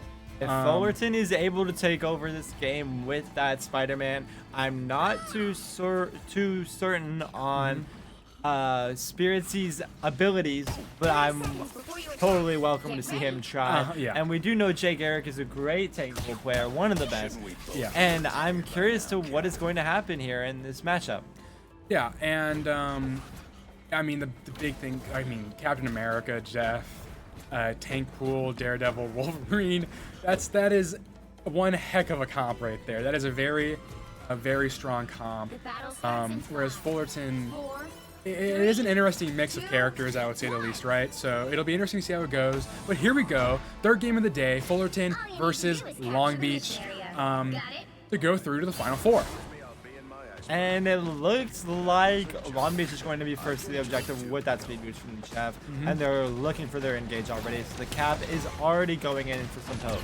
Yes, they're so fast. They're taking so much space immediately making a box. Wolverine misses his pull, but still doing a lot of damage. Coming in, but not able to find any kills just yet. Yeah. Noodles misses his hook. That's going to be very important for the Bucky this entire game. Dive against the engage. Not able to find anybody just yet. Going once more, still not able to work it through. And Kraos is finally able to find Jay Garrett. But it's a trade. The trade comes in from Jarzgar on the Wishing God. And another trade back from Kraos. There we go. So Long Beach is up 1 right now. Fullerton needs to respond in some way, get a big hook or something, but they're going to lose the point. They're going to kite back. And they're going to try not to stagger too hard here. Not able to come through with nearly enough pressure. And that seems to be the name of the game from all of these matches we've seen. It's pressure, pressure, pressure. Who can do it more? And it seems like it's just going to be Long Beach. Yeah. The ults are set up. They're already ready to go. Yeah, and then here's the ult from Makimu and then Wishing God and himself. They get Noodless off of Fullerton right away before he can ult. Makimu then gets Zoe as well on that white fox, and they are once again just kiting back into their spawn, getting staggered in the process. They didn't even have a chance to start really there. I mean, the pace from Long Beach is so fast that they need to make a plan right now. Before they even walk through those spawn doors. Absolutely, and you know, they're coming up on the cloak ult. They have the Bucky ult as well. Support ults really are going to be the name of the game for teams like this, because Long Beach is just going to look to go fast, like we've said at this point. And Spirit Team switching to that Daredevil, looking to take on that 1v1 and sort of neutralize theirs as they dive against the engage. Yeah, absolutely, and then there's an ult from Catgirl Law on the Cloak and Dagger. Needs to be careful not to get picked out. Wolverine misses the pull off of her. Captain America's ulting. From Long Beach. Yeah, absolutely, and once again, you see Fullerton just getting pushed all the way back. Ult comes in, and the Fox ult comes in to respond to maybe turn this fight as the Daredevil uses his ultimate. But Spirit Seed's coming up on his, and Noodles has his as well. Tank pulls both online, and so is the Jep. The Bucky ult comes in, not able to find a kill yet. Tank pull used as well for Fullerton. Yeah, Wishing Guy gets Catgirl right away without the sustain from the second support. Siphon, it's his. Fullerton is looking pretty weak right now, and then Jeff Water eats 2, the Tank Pool and the Daredevil, throwing them right off the edge. And then there is a TP, so there is still some potential, but still so much damage. So many people already down. Wishing Guy gets a finish on Jay Garrick on that Deadpool. Noodles goes down, Zoe goes down, and that's going to be a very, very convincing first fight win or map win or whatever you want to call it for Cal State Long Beach Gold. Yeah, exactly what you would expect out of a team like this. You know, one of the strongest here at the tournament. Like I've said time and time again, really seasoned together. They know the comps they like to play. Not playing the triple support right now, which is kind of surprising. Maybe trying to hide it for later, but still dominating no matter what. Yeah, absolutely, and what Fullerton needs to do here is take space of their own. It's a push-pull game. When Long Beach is pushing some area on the left side, or you either got to mark them, or you got to take the other space on the other side. You know, there always needs to be a response. But when Fullerton is just playing in a ball right now all together, look at all their beautiful faces. That's beautiful work by the production team right now. That is awesome. Absolutely. And you know, you love to see these players. They're super locked in, as you can tell, ready to get their comms going. And the comp is seeing the switches. We're seeing the thing pulled out from Fullerton to respond to that Daredevil. The Long Beach, on the other hand, is now coming out with Hulk, which is going to just push the pace even more. Very important for the verticality that is present on this map on that right and left side. As you can see, Hulk right now, Siphon, is immediately pressuring that right side, taking up so much space, creating a kill box for his Daredevil to fight, but he is immediately getting taken down to the Bruce Banner form and getting finished by Noodless. So nice job by Fullerton. They got a touch though. Touch is going to come in as long as they do not take any unnecessary 1v1s. They should find a good fight victory out of this, and Tank will begin to engage. Absolutely, and Long Beach Gold, yeah, Wishing God taking the backspace right there. They're still in a ball. They're not taking any side angles or anything. Care Wolverine. Wolverine loses his passive ability, so now he's a bit more vulnerable in the next dive. Hulk's Hulk already is back though now. It doesn't matter. They did all that killing on the Hulk just for him to come back and not take any space as the Deadpool ult comes out on the Fullerton. And Yeah, the big whole- ult from Kraos getting 2 J Carrick and Noodless down. They're now looking at I think the Clo Cat Girl, and then Kraos actually goes down for Long Beach, beat by the Cat Girl. Then Cat Girl is gonna ult, saving a lot of potential failure for Fullerton. This is a great job by Cat Girl. How will Long Beach respond? More so, how will Fullerton respond? Long Beach Wi-Fi all comes ults. out, but the thing hits it, and the Jeff goes for the eat, and he gets a big one. And oh, I misspoke. They didn't get anybody as the support ults are now traded out. The whole goal is going to be used. He's now out of it. Kraos We're gets back Noodless to a here. neutral fight. Big ult from Noodless here. Does he get anything? He doesn't. Immediately goes down to Wishing God with that Daredevil just being too strong against Bucky. Kraos, Wishing God, finishing off some of the final characters. And it was a long fight, but ultimately it is going to Long Beach, even despite Fullerton getting the first pick there against their Hulk. That was pretty surprising. Yeah, you just hate to see it. It seems like Fullerton is just not capitalizing on Yeah. their advantages. They can't find them, and when they do have them, they're not doing anything, which is just it just sucks to see. But all's coming online here for Spirit C. Maybe he'll go early. Let's see what the plan is. Yeah, Spirit needs to command the fight here and take some space on the side, which I think he is on the left there. Hulk is going in constantly, just taking up so much area, but he's down Wolf right gets now. the grab. Is he able to continue with it? Whoop. Inkpool goes in for the side of Long Beach, and he gets the kill on Cat Girl. They're just not able to sustain like this. They have to move quicker. They need to move quicker, they need to be more decisive, and they need to fight on the angles. You can't just keep going down main when the same thing keeps happening to you. That's insanity, right? So they need to go on the left, they need to take the high ground, go on the right, take the high ground. You gotta do everything at the same time, you know? Utilize the mobility of a character like White Fox and maybe Daredevil to get them in the right spot before fully engaging anything. You know, you got to do something different because the status quo is not working against Long Beach Gold. Looking for the throw here on the Wolf, not able to find it as the Daredevil goes early. Poke ult used to respond, thing all comes out, is able to hit a few but not find any kills. The other Cloak has responded from Gold, and it looks like no trades have come through yet. Yeah, that was a strong mirror from two teams. Kraos is once again going to get the kill on Jarzire. Fullerton down early by 1. Low HP across the Fullerton team. They need to get some kind of pick, some big play right now, maybe by Jay with that Magneto ult and a Jeff eat. And he gets water while he was ulting, and big plays from Fullerton. Oh no, it's Long Beach. As Long Beach It's comes Long Beach, it's through, Long Beach. as excuse me, Kraos Yep. hits a nasty 3-man ult with the Wolverine, able to shut down any hopes. And the fight is still going here with the TP from Jarzire. Trying to get any kind of pick. They need a big play from Noodless here with his Wolverine ult. He might be looking for it soon here. Gotta make sure not to C9 either. Here it is on the Cloak, but the support is too strong.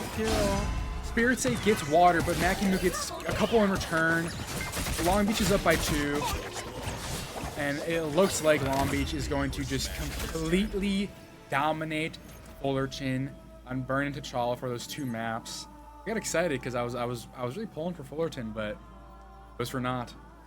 Yeah, and just like I said earlier, this Long Beach team they're too strong. They're seasoned. They know what they're here to do, and they're here to win.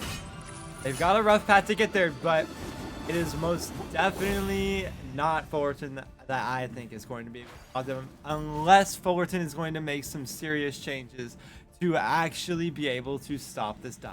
Absolutely, and I think the big change here, I mean, Cat Girl with a very good healing performance. She had some great ults.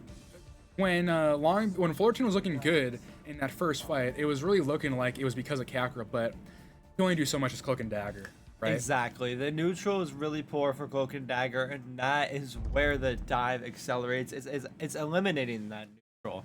And when there's no neutral to be had, teams can't do anything if you're putting the pressure on them over and over. Absolutely, and the big change in the next map that must happen for Fullerton, they gotta take space. They're not taking space. They're not playing their angles. There are so many strong mobile characters in the game right now. If you lack one of them, good luck. And Spider-Man has impact at times, but it's very inconsistent. It's kind of like Black Panther or Magic. They don't get played because in Rivals, characters like Star-Lord, Daredevil, it's always happening. It's always going on. You don't have to wait 7 seconds for cooldowns. So that's not going to work. And if they continue playing Bucky, for example, they've got to hit hooks. They haven't hit many hooks. So if we start seeing that, then there can be a change, but we haven't yet. You're right, and maybe it might just come down to the mechanics of it all, and Long Beach might just beat them with that. They might just be mechanically better, but I think truly it's just the fact that Long Beach they're so coordinated. They are. They play with each other forever, like I've said, and they know what they're good at. Absolutely. And it's just that synergy, right? When they kite, when they walk, when someone's prepared, when they're positioned, they're communicating it. Everyone on that team knows before it even happens. They communicate it to confirm it, not to make an idea from it, right? And that's what makes a team like Long Beach, and the other top competitors in this tournament or any other Marvel Rivals tournament as powerful as they are. Synergy. Exactly. And I'm looking forward to see what Fullerton is going to be. The second map, excuse me. But I'm not sure what there is to be had. I'm kind of at a loss of words, to be honest with you, Billy, because that first map was just so dominant from Long Beach. Absolutely. And well, first, maybe it's in the band stage. The issue is this isn't their A comp, because their triple support is their A comp. So right now they're playing their B sides and they're selling out arenas, right? Fullerton, they need to look for something, right? I don't want to call it a miracle, but they gotta do something big to actually have a chance. Absolutely. And what that is to be told, we will see when we get to the ban phase, as Matt Pick is going to be chosen here soon enough. But honestly, I'm not totally sure. But I'm happy to be here, man. Absolutely. It's a pleasure to be able to do something like this and to be able to get teams here and just get a community together to play video games at a stage on a LAN in front of the people and have your fans root for you. It's just something I would have never fathomed would have been possible even 5 years ago. Absolutely. And for every team that's come here today, all 8, San Diego State is very grateful. Everyone's grateful that you're here because it's a trip, and it takes all of us. So we couldn't be doing this without all the teams here, production, the partners, the casters, of course, everything. It's great, and it seems like we're gonna get back into not yet, but yeah, it's all wonderful. And it's all love, really. It really is all love. It's respect. Competition can get fierce, but at the end of the day, we're just all improving together, Exactly, and as much as there might be some heated rivalries here between these teams, it's like you said, at the end of the day, it's love. There might be some yelling, there might be some back and forth, but it's all in the name of improvement. And honestly, I think this semester, out of all of them, we've really seen these teams improve. I mean, we have Long Beach and SDSU as Division 1 teams in NECC, and we have UCSD that's in Division 2, just barely missing out on that qualification spot for Division 1. So the competition is really rising here in California, excuse me. Absolutely, and it just takes a spark. It takes a spark for the esport to grow, and it's the fact that there's been like real improvement for every single team here. It's amazing, and the gameplay, all the fights, everything. It's awesome to see it improvement. It's great. I love it. But I don't know. For this next match, anything else we can kind of talk about? Maybe any ideas for Fullerton? For Fullerton, I would like to see them mirror this triple support, force Long Beach to play it themselves, and really take it to them. But if not, I would really like to see Jay Garrick in the DPS to step up because ultimately that's how you're gonna have to beat it. You know, this Daredevil is fast, but triple support can counter that. Yeah. Triple support can be the one that has that super sustain, stops the Cap and the Daredevil from getting a lot of value, and forcing Long Beach to do triple support themselves. Yeah, absolutely. And I think also it's kind of similar to what's happening with, I think, UCLA, where a lot of the times they have alts or they have something, but they're just not engaging, right? They're letting them be surrounded, right? Even if you do fight and you kind of find that brawly kind of circle formation, at least do it more forward. At least do it while targeting someone in the back line. Because even if they are killing your back line, kill them in response, right?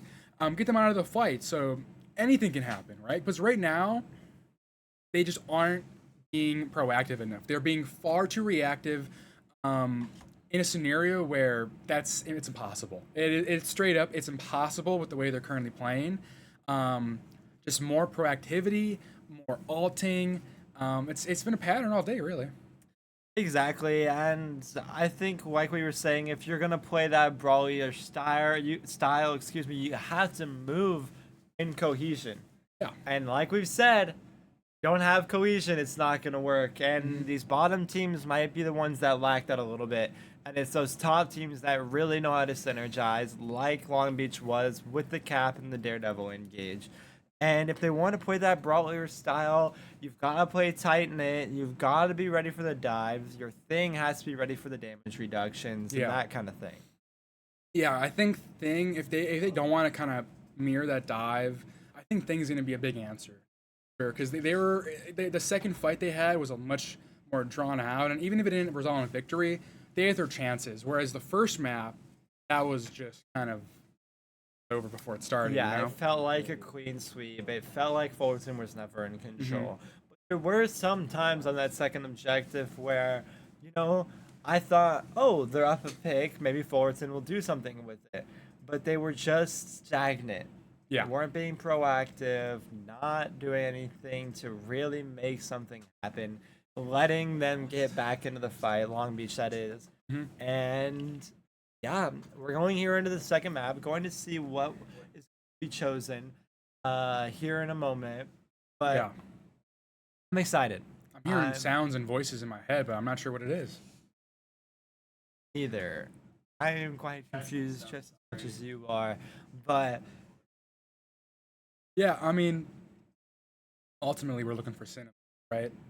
Right. I mean, between these two teams, if you could, the best match probably was USC versus UCLA, right? absolutely. What movie would you compare that to? Because that was cinema. I'm A USC versus UCLA matchup. What movie would I compare that because it was a to? 2-0, but it was hard fought, and it was the crosstown showdown. I'm not sure. I'm not too. What would be I mean, my comparison? I've got a good answer. You got an answer? What's your answer? I've got Avengers: Civil War. Okay. It's on point. Okay, a civil war. We're in Los Angeles. We're battling for Los Angeles. I think that would be good. And it's a Marvel movie. Shout out the Marvel IP. Letting us play this magnificent game. Letting us broadcast this magnificent game. Shout out Marvel. And honestly, I've got nothing left to say. I can think of something. Well, I gotta think about it first. You got a stand-up routine? Sorry? Stand-up routine? Sorry? Stand-up routine? You know, like comedy? A stand-up Yeah. routine. No, We're sitting I down do there. not. I'm not the comedy genius. I'm more just off the dome as it comes. But honestly, I've got nothing here. It's a beautiful day here in San Diego. Lots of people on campus stopping by. We appreciate you to be here. and support our club, our organization, and really boost our outreach. Yeah, and it is such a beautiful day. Right now, we're going to intermission. Technical difficulties, figure it out. Be right back.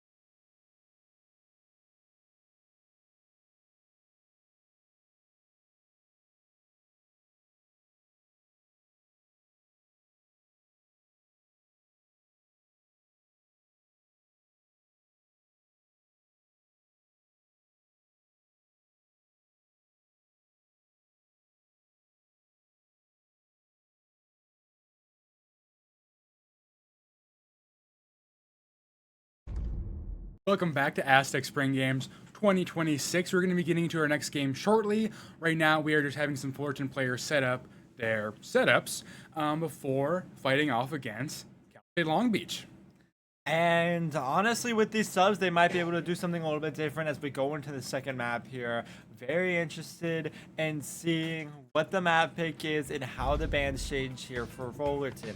Looks like they might be opting here for the Central Park. A very defender-sided map on the first objective, but as it opens up into the second, becomes anyone's game. Yeah, absolutely.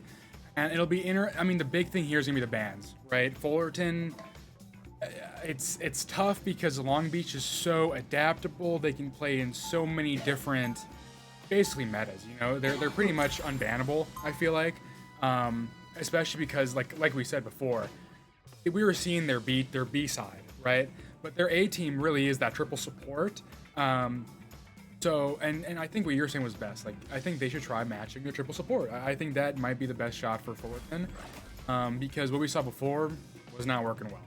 Absolutely not. And with these subs coming in, the names Pixel and Noel, we might be able to see something else out of this team, but it really does come down to the ban phase. What can you do to stop Long?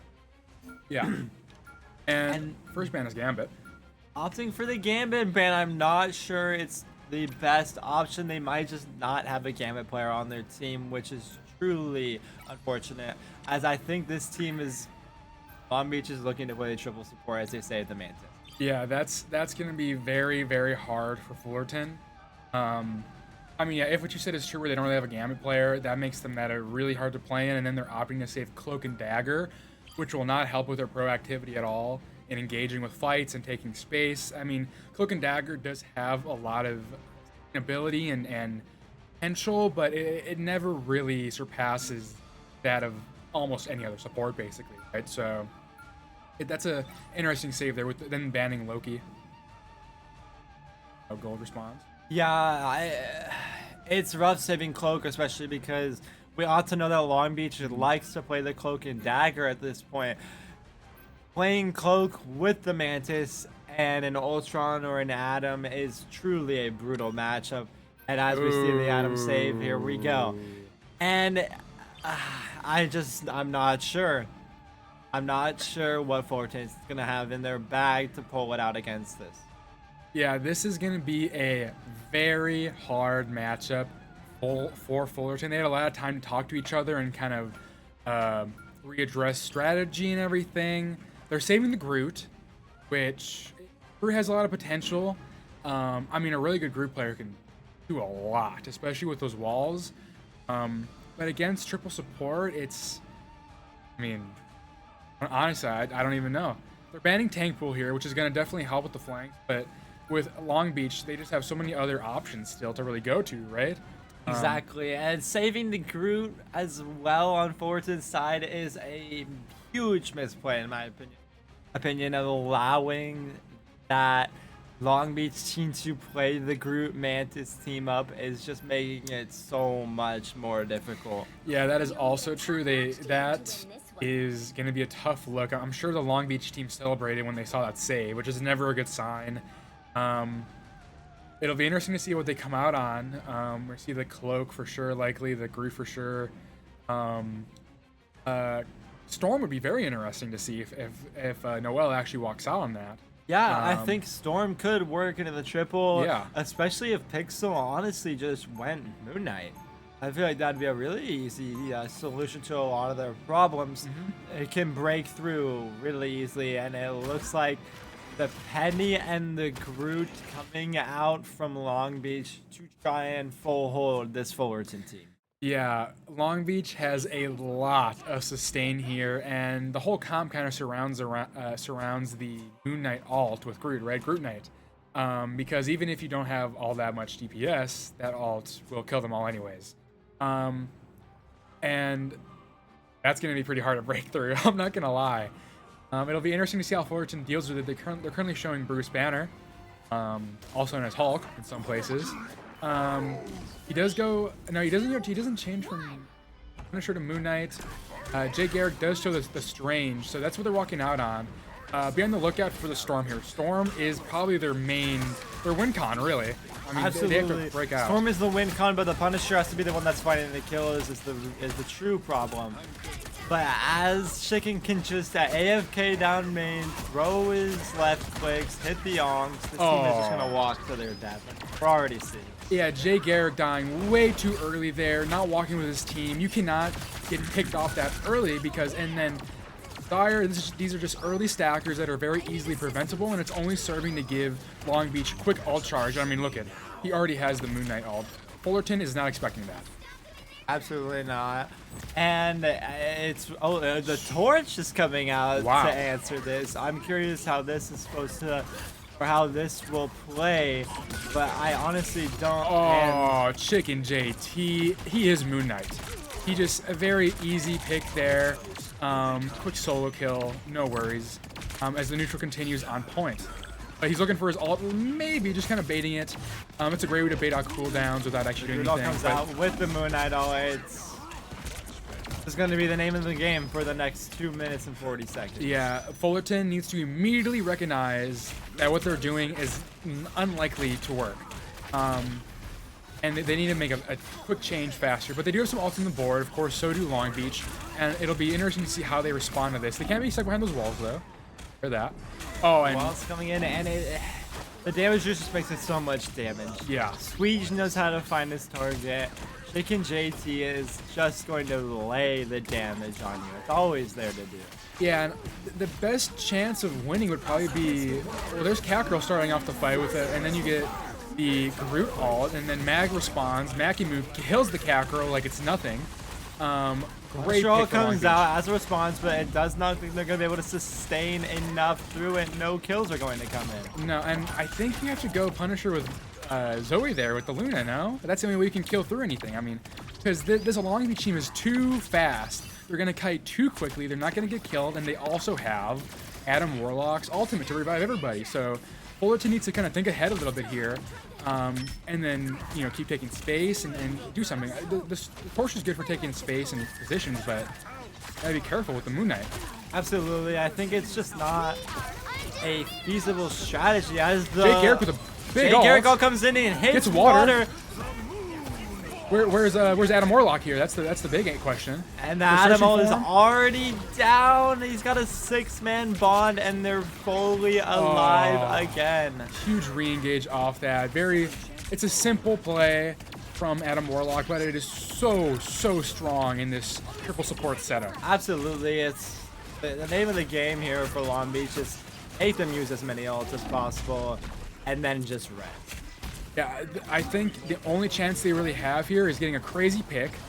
Chicken JT gets his own off Jay Garrick again. Jay Garrick needs to be far more protective of his life here if he wants any chance to have Fullerton having a chance at winning. But it's got to be Punisher and Luna. But even then, it's hard. It's going to be very hard for them. Oh, absolutely. As the Cloak ult comes in, no ults to really respawn. The Cloak ult goes and try to live, and the Mag just gets the Luna instead. It doesn't matter. Soulbond comes in, unable to kill anybody. My goodness, that was awesome from Squeegee Meister. If the rock hits, the bond saves them. The last 10 seconds coming in, the kills are just funneling here for Long Beach. That was art. That was complete art from Squeegee Meister. That was pretty cool. Soul binding, then flying up and blocking the Magneto ult. That was awesome. Absolutely. I don't even know if he intended. Maybe just trying to live with the floating that Soulbond now gives you with the recent buffs. But even if, he still did a wonderful job at just surviving. That's all their supports are doing. And even if they are dying, Squeege is there to resurrect them. And then Ultron is going to just make it even more confusing for Fullerton if they do walk out on that, because it's going to be tough. Showing a Penny right now. Punisher, I don't think the Punisher is working, evidently. You got to go with that combo. We got a combo, bro, with Moon Knight and Absolutely. Groot. I think a big part of beating that team comp is less combo, bro. Like, it really just comes down to using multiple ults at the same time that you know are a win condition. Yeah. And that damage boosted excuse me, the damage boosted Punisher ult with the Luna, I can do that. But And they weren't trying it, which was the problem. And we're going to see them walk out here on 3 tanks and just the Punisher, hoping to play for that Punisher Rocket combo. But Speechmeister opting for that Ultron is going to make it just another Yeah. level of difficulty. And the neutral Chicken JT is gonna farm real fast, and a backline of Raccoon and Cloak is not very good for engaging or any kind of proactivity. So this is gonna be tough. Let's see if they can do it. Long Beach is immediately taking space with Makimu with Venom on the top right there, which is exactly what he should do. Ultron doing a ton of damage. They're walking down. Lots of damage from Moon Knight right away. They gotta break that Ankh. And then Chicken JT immediately brings down Garrick once again. Gets revived though by Zoe's. And it's just the damage boosted Moon Knight is what's doing it all. Yeah. It's actually insane what they're able to do with this character and with this team composition. They've tried it, and tried it again, and they've made it work. There we go, a quick and easy 2-0 for this Long Beach team. Long Beach. It was a good job. You know, they made it look easy. All their ults they used, their positioning, walking in and everything. Fullerton simply didn't have an answer. Maybe it could have been a lot of things, but ultimately Long Beach is one of the favorites in the competition. And it kind of goes back to UCSD and Santiago, because UCSD was having some trouble, whereas a team like Long Beach had none. And with Chicken JT, wow, 10 final hits, 20k damage. I mean, he was farming his ult so fast. I mean, that kind of damage output, it's impossible to compete with. You're never gonna win a game against something like that, you know? Absolutely, and that is all Long Beach plays for in a team composition like that. Damage boost the Moon Knight, let him do whatever he wants, just Groot Knight all, and it's a free win for teams that don't know how to deal with it. But hopefully later down the line in the series, we'll see teams that are seasoned and conditioned to triple support and understand how to actually beat it. But a clean 2-0 from Long Beach, looking good as ever, and I'm excited. I'm excited to see what they can do. Yeah, absolutely. And that was the only one-sided match so far. So they're looking super strong. I'm sure every team is on notice at the moment, and they're definitely talking about that triple support backline and how to deal with that, and the ban phase, everything, neutral alts. So it'll be very, very interesting to see how every team that faces Long Beach will react to it. Exactly, and there's a lot of ways that you can do it. You can go storm Moon Knight, you go storm Punisher like Fullerton did, but you really just gotta use your utility. You've got to get things going. You've got to start some sort of snow. Yeah, absolutely. And we're going to look at the bracket now, all updated.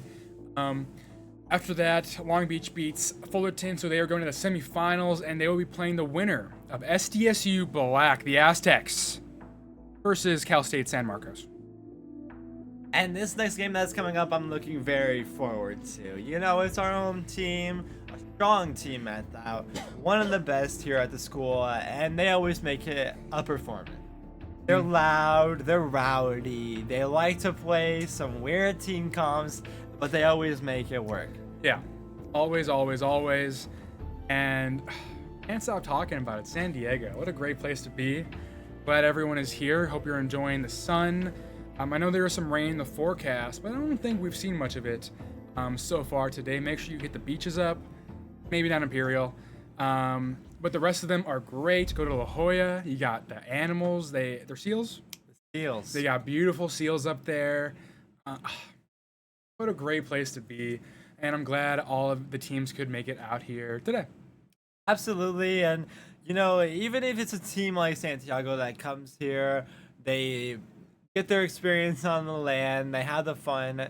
Yeah, you lost first, but you get to be around like-minded individuals, and that's truly what matters the most to somebody like me, who's all about expanding the esports community and just working for a greater good. Almost is the way to put it. Yeah, absolutely. I mean, you need everybody to make it work. It's a beautiful thing about hero shooters as well. You know, it requires all 6 people, not 5. Requires 6 people, right? You got to be adaptable. You got to be smart, communicative. It's communal, and the community for everything that's happening here in spring games, what all the other schools are doing, um, it's awesome, and I hope everyone can see that and be inspired by it to continue the momentum that's been going for a minute now, honestly, for the rest of this semester, for next semester, and forever, because passion is something that'll continue for the rest of our lives. Passion doesn't just disappear.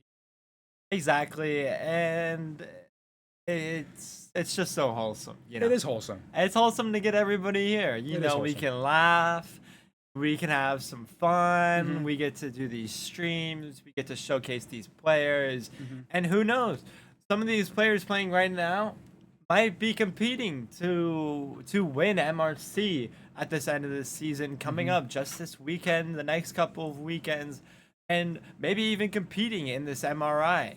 Yeah, absolutely, and that's the beautiful thing about collegiate.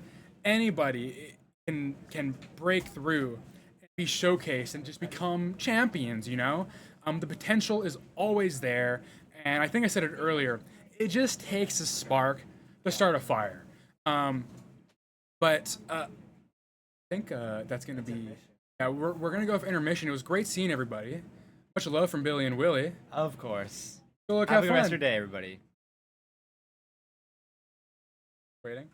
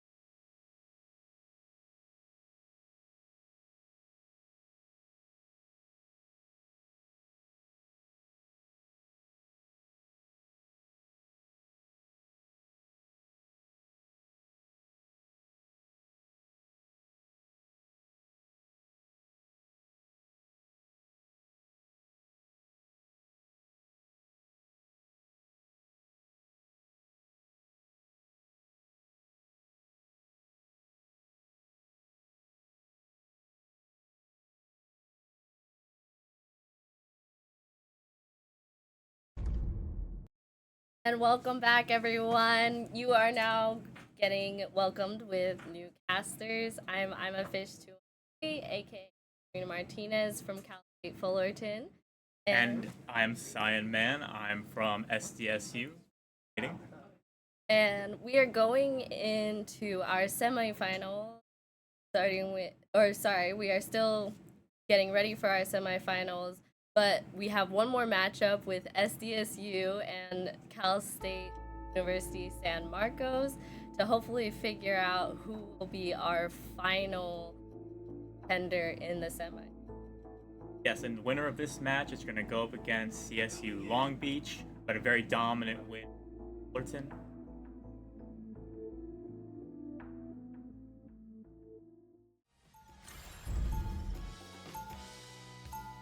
And it looks like our first map choice is coming out. And honestly, I would love to see a Hydra base game. It's one of my favorite maps. So the fact that it's still in this map. Oh, yes, perfect. Yes, Hydra Base is definitely a really interesting map. And around since really difficult to play against comps that displace, like Angela, Wolverine, Spider-Man, with lots of the map. And going into the bans, we do see we have some hovers. Looks like we may be seeing a triple tank from San Marcos after the bans, but of course, first our meta banned out first by. Yeah, Elsa ban is to be expected. Elsa is by far the best DPS in the game. I do believe SDSU would be playing them, Elsa, if San Marcos didn't ban it out. And we do also see, I know we were talking about it earlier, that like Daredevil, they're hovering over it. We've seen it multiple times today. We've also seen it really banned out along with it being banned out. But hopefully maybe as San Marcos will be protected before SDSU tries, or maybe they'll just... SDSU chooses to stay Phoenix. I imagine we're going to see Sneaky be playing Phoenix. They're definitely going to get into that hit scan. Especially having past experience watching this team, I could only imagine that Sneaky will be going and off angling maybe, especially just be able to get those game-changing plays that past tournaments as of late. We also have a ban on Tank Pool. Tank Pool being one of the best meta tanks in the game. Stops SDSU from playing it. They saw a lot of success for it in the Cal State Cup and GG Long Beach tournaments.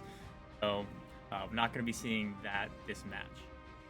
I'm also glad to see that cloak ban, because I'm guessing more likely than not, then also we may be seeing a sort of more variety in the terms of the tank pool that we'll see in this game, instead of the classic or solid counter in zero rosters. We also see a Loki save, CSU, and usually the Aztecs are banning out Loki so they don't have to go against Loki combos, but now we see him saving it, and that especially ties into one of their newer members, Frutinari 4, who's kind of a recent addition to the team, and he's going to be playing Loki on support. Or villain. I'm not We can't wait to see this, especially with the personal touch of being able to actually see these teams as they've continued to improve, going through these, especially since we've had so many as of late, with such a busy year. But we see Willie is going on Invis. We're seeing an Invis Loki combo, maybe even a Wolverine as we're contemplating. Or we see Bucky, actually, as you were talking earlier about, like, this map is like very heavy in terms of the being able to displace. We see that same talking about. Yeah, that Angela is going to be big. I imagine Jawiwi is going to be trying to get all those pushes off the maps. So that's one thing to be 30 looking. seconds before you attack. Get ready. That's true. We also see Psylocke. Oh, and we're having a slight pause, maybe some technical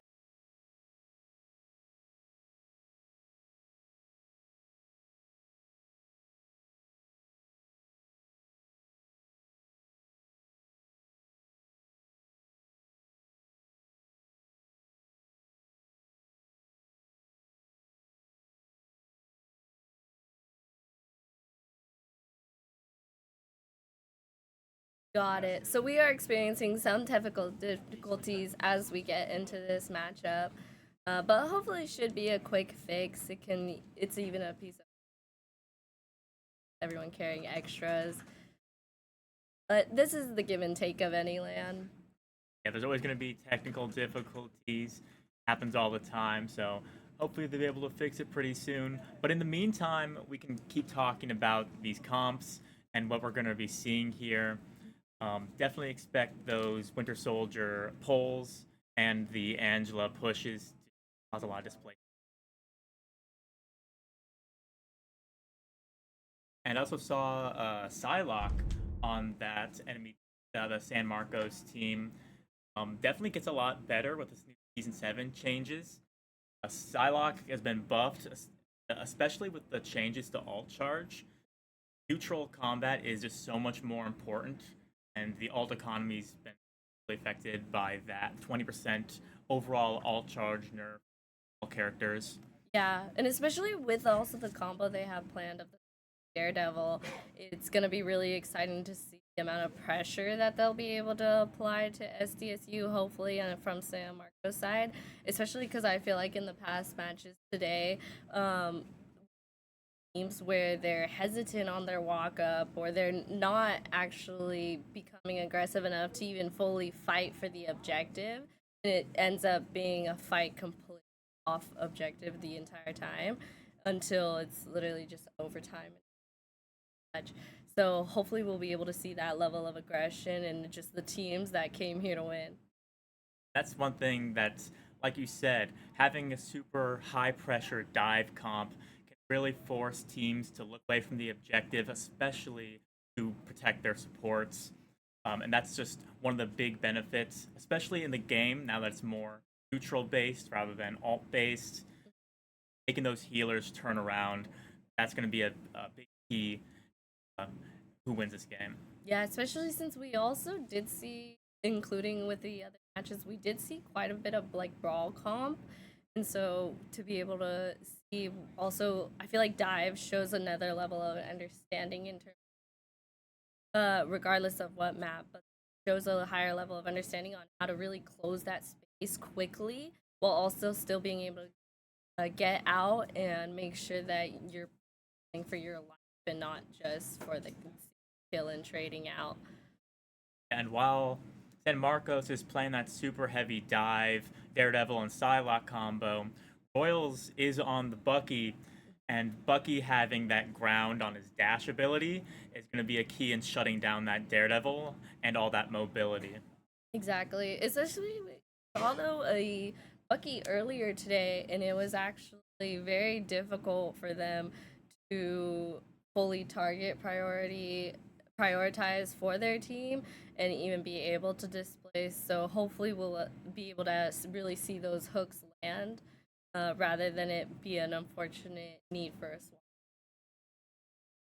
Yeah, and of course those hooks are going to be big, but they get significantly more difficult when you're going up against a shield tank like Magneto, who he has 2 bubbles, he has a self shield, and that's going to be really big in mitigating that displacement. Yeah, especially luckily though, I mean we didn't see it banned, but at least we can see that it's not necessarily the first intent. We do see a mag on the side of San Marcos, so if anything, maybe they can help preserve for when those hooks do manage to land, they can help save whoever unfortunately caught in his grasp. Big interaction I'm waiting to see is Spidey on San Marcos is playing Psylocke, while SDSU does have Loki, so those runes totally shut down Psylocke ult. Let's see if they stay on Psylocke or they try to just play around that. I do especially love the 2. It's still open, that Moon Knight being able to maybe farm off those Lokis if they end up being a big enough problem, especially in a Dom map where you are planted on this. But we see that they're going into this neutral fight. We see San Marcos is really grouped up on the left side, making it easy for Jawi to take space from the left side and try to find maybe something to pull in. With unfortunately no luck, because they are pretty bunkered in there. But it does give SDSU the freedom to capture point first and get those lead percentage. Yeah, SDSU caps point as San Marcos Sneaky gets an early pick on Spidey. Mamo, Loki also goes down to San Marcos. SDSU loses Angela and Bucky as well. Pretty close counter here, but SDSU is able to stabilize, take out Strange. Now San Marcos is on the back foot. Especially looking at this whole reset that they're gonna have to have, when we already see SDSU is already 30 ahead. These have been some quick matches today too, regardless of technical difficulties. We have seen so far, each one of our starter matches have been a 2-0 finish. So we'll see if maybe SDSU can continue that trend, or if maybe or San Marcos, or if it will be more of a back and forth. Maybe we'll fully have like a match.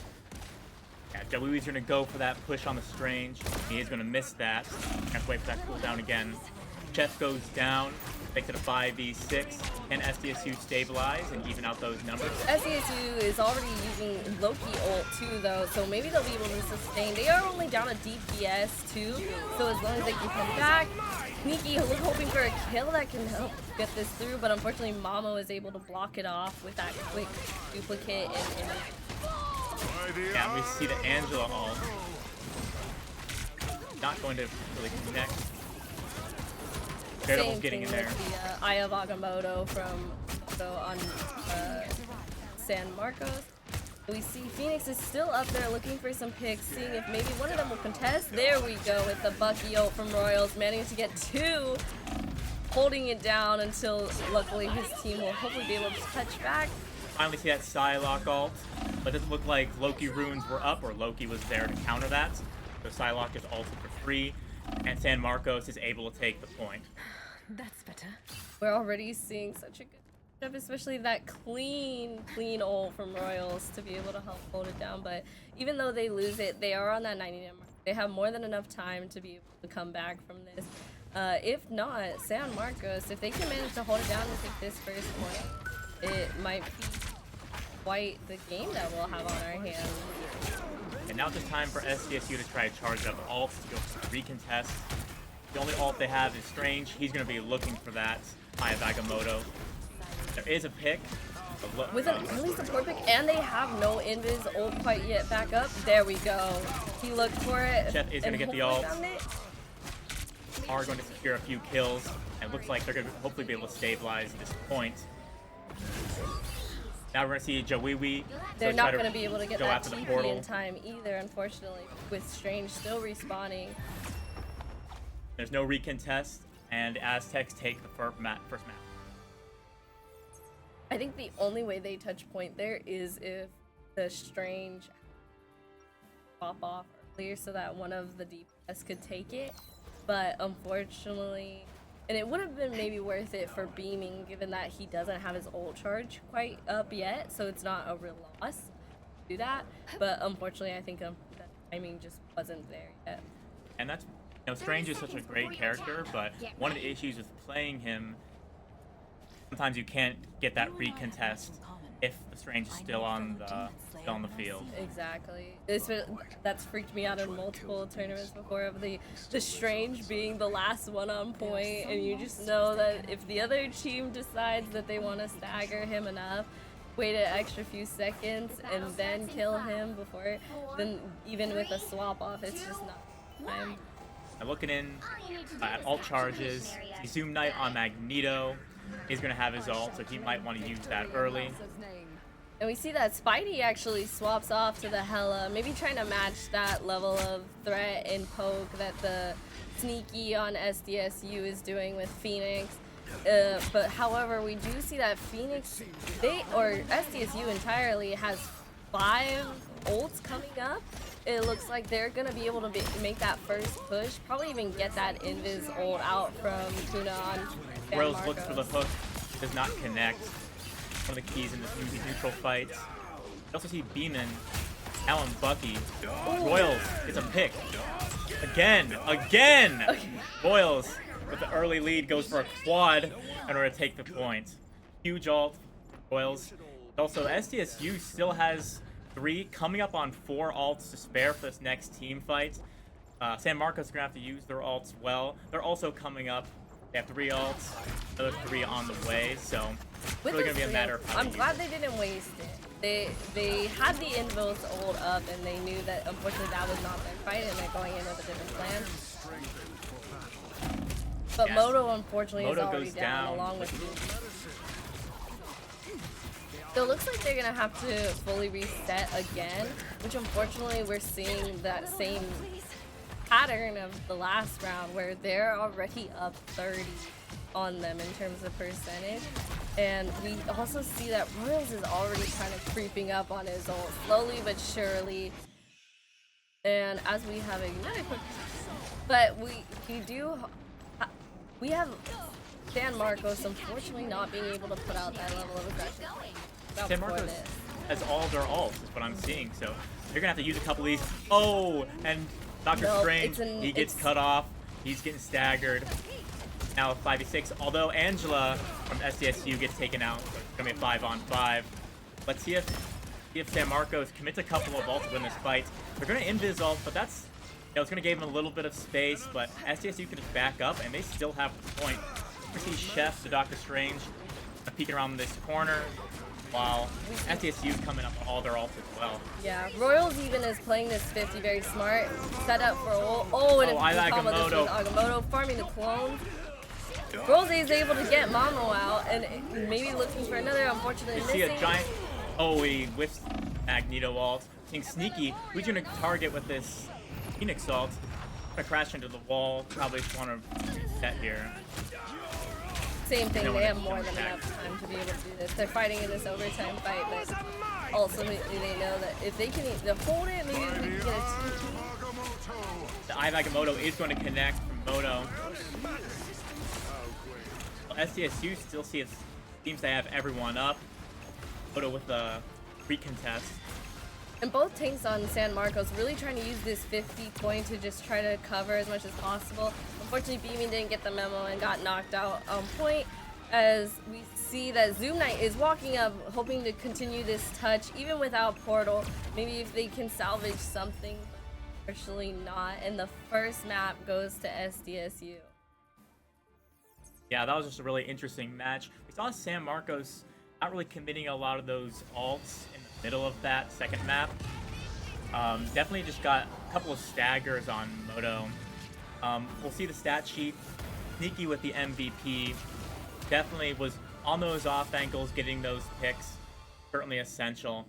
Another standout was Royals with a quad kill for the again. Looking at the stat sheet, again, the DPS, Royals and Sneaky. I mean, they were just 11 and 12 final hits. They certainly were out DPSing them. That was probably the key to this. A double trouble sort of pairing for those two. Every time that I've watched them, they just always are up there carrying their team as much as possible and supporting their team through it. Especially with Royals was really hunting for those hooks on the 50. Even if he missed, he was never overzealous in trying to ego it, go past the 50 and end up dying for it. So the way they played this map was absolutely beautiful. They went in with a plan and they executed it accordingly. Yeah, and San Marcos, they started off by trying to go dive, but they were pretty hard countered. That Daredevil probably couldn't be too aggressive because he was worried about the Bucky CC, and the Psylocke couldn't be too aggressive with the ults, being worried about the Loki clones. So just from the get-go, SDSU was hard countering them. And when Demon tried to match Royals on the Bucky, wasn't able to quite hold up. They did really read their mind, huh? I have not seen, at least today, Bucky being really like the first go-to pick. There's a lot more exciting picks out there, like the Elsa, Daredevil. Mind you, these were planned, but the point stands in the sense of Bucky was not on the radar, and then suddenly in this matchup, Royals just read their mind. SDSU read their mind. And Bucky's been seeing a lot less play. It's definitely a big lean towards Daredevil, Elsa, Hela, Phoenix, Star-Lord. So seeing that Bucky hero is interesting. Royals does play a lot of different DPS, so to speak. So I wonder if they're going to swap that up and how those bans are going to be different. As we enter into Central Park 2, this does start off as since it is a convergence, they do still fight for the point at the first mark, so I do wonder if they'll kind of run that same comp, if they'll be able to read it that way. Especially which team do we hopefully maybe attacking first? That may also influence how they approach this. Okay, so we see SDSU is defending. San Marcos will be attacking on the first round. Hopefully we can get a 3-point map. I always enjoy a good convergence or convoy where we get 3 points. It really pushes the team to their limits when they know that once they get on attack, they really have to bring their all. This map especially is super exciting, especially on that final point where you're going up the stairs. A lot of great moments happen there. But looking at this, we have an Elsa ban, we have a Gambit ban, to be expected. Now seeing Cloak and Dagger save. Cloak and Dagger didn't see any play last game, so I'm excited to see both teams utilize that. Since it was saved, I think it's a must pick for both. I do wonder if since SDSU was the one to ban Cloak last round, if basically San Marcos was like, no, we needed that maybe that's one of their core players or their go-tos. So maybe that's why we see that protect. I don't think it's a protect, but we still see Tank out of here. Yeah, and we see the Phoenix save happening once again. Probably going to have Sneaky back on that Phoenix. We also see the tank pool ban, which is a little surprising because I was kind of expecting the Aztecs to save tank pool, but I think they really want to have that Phoenix for Sneaky at the expense of giving up their tank pool. We also see an Invis save. I imagine Willie for the Aztecs is going to be playing Invis again. I'm imagining there's going to be a Invis and Cloak and Dagger backline unless Loki gets banned out. Hopefully with the last protect, we see a wolf protect. So maybe more so same thing, trying with that displacement, just different rhythm, because unfortunately the Bucky hooks for beaming weren't landing well. So maybe just taking a different approach to the same goal. Yeah, and we see SDSU go ahead and ban the Loki, while San Marcos bans Angela. Angela is one of those characters who really got to have someone watching the Angela. It'll cause so much issue in your back line, push your tanks into the enemy team. So they definitely thought that Angela was worthy enough for a ban. So did SDSU. So. Oh, and especially with that staircase point that you were referring to, just making sure it's not such an easy environmental pick for Angela if they were to still have that free. Yeah, and SDSU running a pretty similar comp, because if it ain't broke, don't fix it. Royals is back on Bucky, Sneaky's back on Phoenix, Chef's is on Strange, Willie is on Invis. This time, we got Magneto and Luna to account for the new bans. Meanwhile, San Marcos, they're running Punisher. I'm interested to see if the Wee on Mag is going to save his ult to deal with Punisher ult, or if they use it for Cloak and Dagger ults, or maybe a little more offensively. Yeah, especially also I noticed last point we had, or last map we had Zoom Night on Mag, and I wondered too if maybe of those support protective plays, because I think their supports unfortunately were knocked out pretty quick too by both Royals, and especially with Sneaky angling. But we see that Royals is looking for a pick on the side. And then we just see their teams walking up. It's a very neutral fight, but Sneaky's still looking for those off angles on the back line. Oh, we got a Punisher turret behind. Punisher goes low. He's still alive. A turret did help him secure that kill on Willie, the Invis. So now that makes this. Although both DPS for San Marcos go down. Yeah, they tried the sneaky play and just unfortunately could not make it out. Royals really hunted them down, and now he's just attacking the back line, going straight Royals through. get a triple kill, holding it down while healers are coming back. He goes for a quad again. He's going to look for that kill on the Punisher. Barely escapes the Moon Knight. Not feeding him though either. That Moon Knight is not able to build ult charge off as fast, especially with both Chef and Jawi kind of playing safe on point, using that natural cover built by both the bridge and then even just the entry walkway being so concave for them. Moon Knight Demon is gonna go high ground, gonna look for to fire on the back line. Hopefully make some space here. But right now, SDSU's locking him down. Sneaky was able to pick out beaming. He knew that angle was his and he was going to hold it down.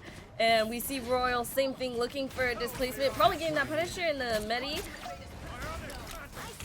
Unfortunately, Spidey is able to make it out, and we see that San Marcos is playing scared. They are hiding behind this bridge more than they are attacking, unfortunately, because as they try to build through this neutral fight, all you're doing also is letting SDSU prepare for your inevitable walk-up.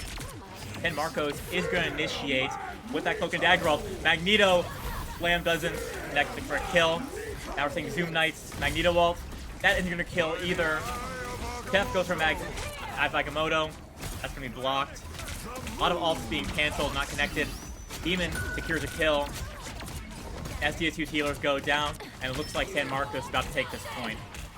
Yeah, Chef's being the last one out too. Unfortunately, there's probably no retouch given that the swap off, being able to set up the TP. They may go for it. They may go for it. They still have time. The tick.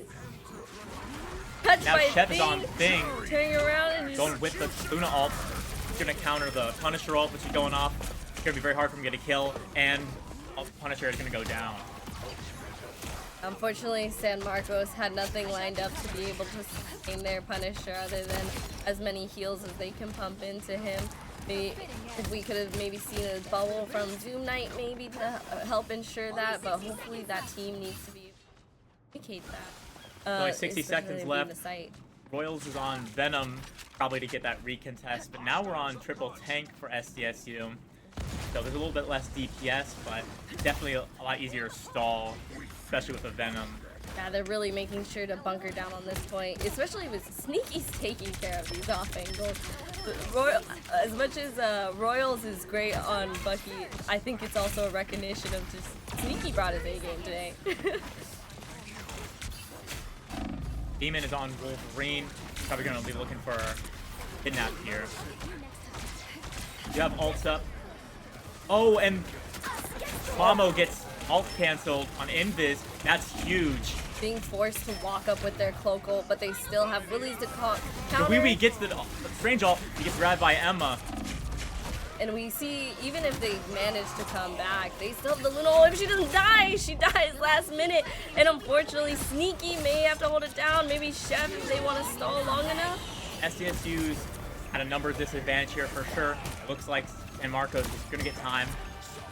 Sneaky's here. Let's try to escape. We'll see San Marcos get this first point. We just seen the clutch teleport from Chef. Just one fight to go, so more likely than not, unfortunately, that teleporter wasn't even reaching they wanted to. Yeah, and they had a lot of those characters. We saw a Spider-Man come in for the recontest attempt, but that was not needed. And now we see SDSU back on their old comp. Royals is back on Bucky. Luna almost has ult, so that'll be a key to this next fight. Agreed, sickens me as I hope for a 3-point fight, but as we see, like, they were able to hold that down for quite a bit, so now San Marcos only has less than 2 minutes to be able to make the second point. Rose is just cleaning them up all the way to spot. Yeah, no ults here. Soft Fruit got a double kill on Luna. That's pretty big, having your supports make those kind of plays. And SDSU is able to take point back just in neutral. We might see San Marcos try to take it back with some ults, or if they get to outplay them. And Spidey is now on Psylocke, and Demon is still on Moon Knight. So we'll see if these changes are enough, but so far, that combo of Sneaky on Phoenix and Royals on Bucky has been really, really difficult to get through. I do wonder too, we still have that Luna ult on SDS. They've now had it for a little while since they weren't able to use it with their contest on point. So I do wonder if maybe they'll push with it with a more aggressive approach, especially with Royals having ult coming up. But as we see strange chefs fighting on the left-hand side as they kind of back Chef's up. going to secure a kill on Moon Knight. This makes it a 5v6. SDSU has an advantage here, but they don't have points. Let's see if they try to stall that.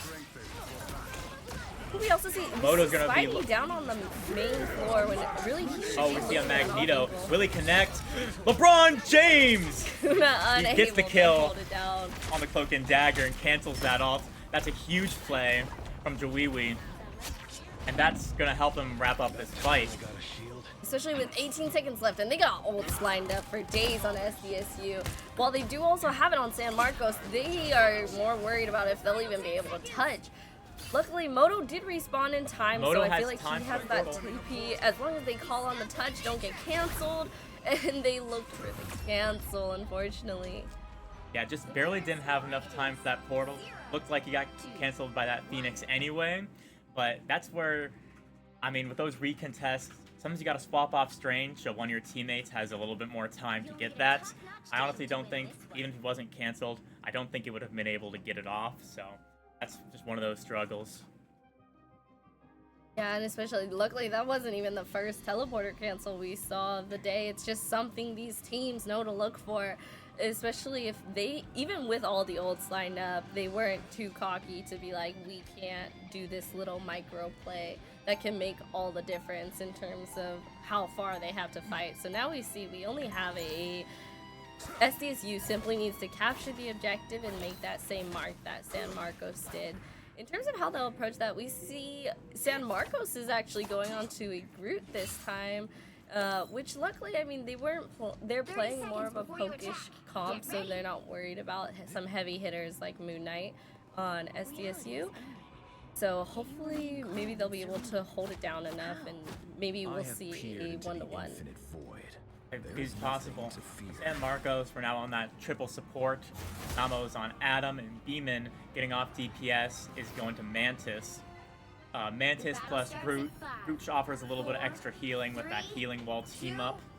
Definitely gotta look out for those Adam Resurrection plays because that ult is so good at just recontesting and, you know, earning you a whole new fight.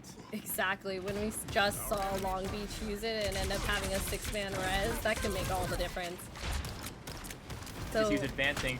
I imagine Royals are going to want to get rid of that Ironwood wall to try to get a hook on the Groot or on the Magneto. He gets the hook on the Magneto. He's deep. But with that bubble, looks like he's going to be able to escape. But so much pressure from Sneaky and Royals. They're just laying into them. they were able really to burn out their cooldown, so they have a little bit of easier of a walk up, especially with Spidey's a little bit forward to where I'm scared Sneaky's gonna peek him out as Sneaky is hunting up top looking for that angle. And we see Mamo even being pressured into the Hunting corner down by that- Royals. Oh, Royals and fell dashes off the the cliff. map. Those goose could happen to anyone. It happens. But still pretty even. And we are going to see San Marcos do a TP for that recontest because right now they just need to keep this team fight going, and that Adam res isn't quite up yet. Chef holding it down though, trying to not to let them through portal for free, especially getting that Magneto bubble out is huge. Jawiwi's kidnapped by the Wolverine, and Jawiwi goes down because of that. Plays like that are huge. Sneaky's staying on that high ground, that aim, and he's going for the ult. No kills with that, undoubtedly because of the counter ult to deal with that. And it looks like San Marcos is going to be able to take this fight, and the Aztecs are going to have to reset. I think unfortunately Sneaky, although that old, I saw the intent, that cloak was right underneath. It's just unfortunate because at that point they were set up more for a reset anyway, but we see Sneaky still in that back line. Especially probably going to try to re-engage when they least expect it, especially with the Punisher kind of chilling up top. He's a little bit comfortable with his turret. Sneaky's going around. Sneaky's sneaking around. You're seeing Willie gonna ult. And Jawiwi doing a mag ult. And is securing a kill. LeBron James once again. Jawiwi huge with those mag ults. And they're wiping San Marcos. The question is, does Adam has a self-res? And if he does, is he gonna go for the revival? Fortunately, I think we see a full reset. Mamo's still walking back from spawn. And Moto Kid's back here. Moto He's going for the stall. touch. Unfortunately, just not enough. It's Not enough looking time. They're gonna give it to the Aztecs, let them have that first point, and they're gonna regroup. Next fight. SSU still hunting them down. They're trying to get some of these picks and stagger them. especially during this transition. They made a dangerous move by just unfortunately not backing off. They really wanted that retouch. I can understand finding it, but now they get in this transition period where Chef and Sneaky is just able to destroy them. And we see already with They get 4 those down. staggers. They win another team fight just in the transition period. And with that, we're also seeing Royals spot the Psylocke. That's his main. And he's going to go for the Punisher. Not going to connect the kill. But, I I mean, now we're seeing SDSU is just extremely comfortable. They're, staggering San Marcos and putting him in an awkward spot. Yeah, Momo even having to use his shield to even try to walk up, and we still have an Invis Lily and some other options in terms of just to Jess push is them kidnapped off. by the Wolverine. He's looking to escape, and he does, thanks to the mag bubble. And Spidey on Punisher goes down in his ult. SDSU is still up, and they're going to try to contest this with the Cloak and Dagger ult, so SDSU is going to have to back it up a little bit, because they don't have any support ults to contest that. I like this though, this level of understanding that they knew they have the time to back it off. They have 2.5 minutes to still recontest as they go back in. And we see Momo going for the ult to hold her team up as they... And Juiwi's looking for that. Doom Knife, apologies. Looking for that ult. They did secure a kill on Fruit. Royals, Cloak and Dagger ult. They get the kill on Invis. They get the kill on Cloak and Dagger. Punisher next. Punisher goes down. SDSU trying to clean it up, but a huge ult by Beeman on Wolverine. This is going to help give San Marcos this extra boost that they need, but will it be enough? SDSU still has a chance in this fight, and looks like they are going to clean it up. Unfortunately, Strange being the last to die, that TP is going to come so late, and Momo unfortunately not able to swing in to save the day. Yeah, and SDSU was just able to clean up that fight despite the really big Wolverine ult. And yeah, total domination really from SDSU.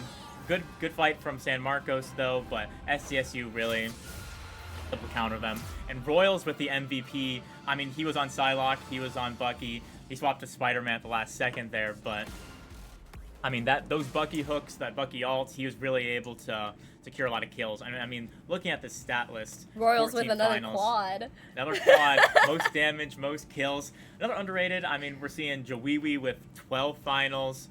Fruitnari had 5. There's a part where he got a couple of finals, a double kill. I mean, definitely just SDSU outplayed them a lot. And yeah, San Marcos tried their best with the Venom recontest at the end, but it wasn't quite enough. That was a really great 2 out of 3 match we saw there. Especially, I mean, it just makes me more excited for the following matches, given that all our starter matches ended with a 2-0. So we have not really seen any of the teams going into the next match really struggle. And so it's going to be a whole new game. It's going to be, and I have no clue on who to bet on, to be honest, even looking at the bracket. Yeah, and I'm so interested for that next match next match should be UCSD versus USC, but after that, it's SDSU versus Long Beach. And from my experience, Long Beach won at Aztec Infinite Games at SDSU's home turf back in the fall. And just recently, SDSU took a title at Long Beach's tournament. So that's going to be an interesting matchup. I think they're really excited to play each other. Long Beach didn't participate at they were forced to forfeit at their own tournament. They were originally finalists. Yeah, they're originally going to be finalists, and so it's going to be really exciting to see SDSU and Long Beach play each other. That's a match I'm excited for. But next, we do have UCSD versus USC.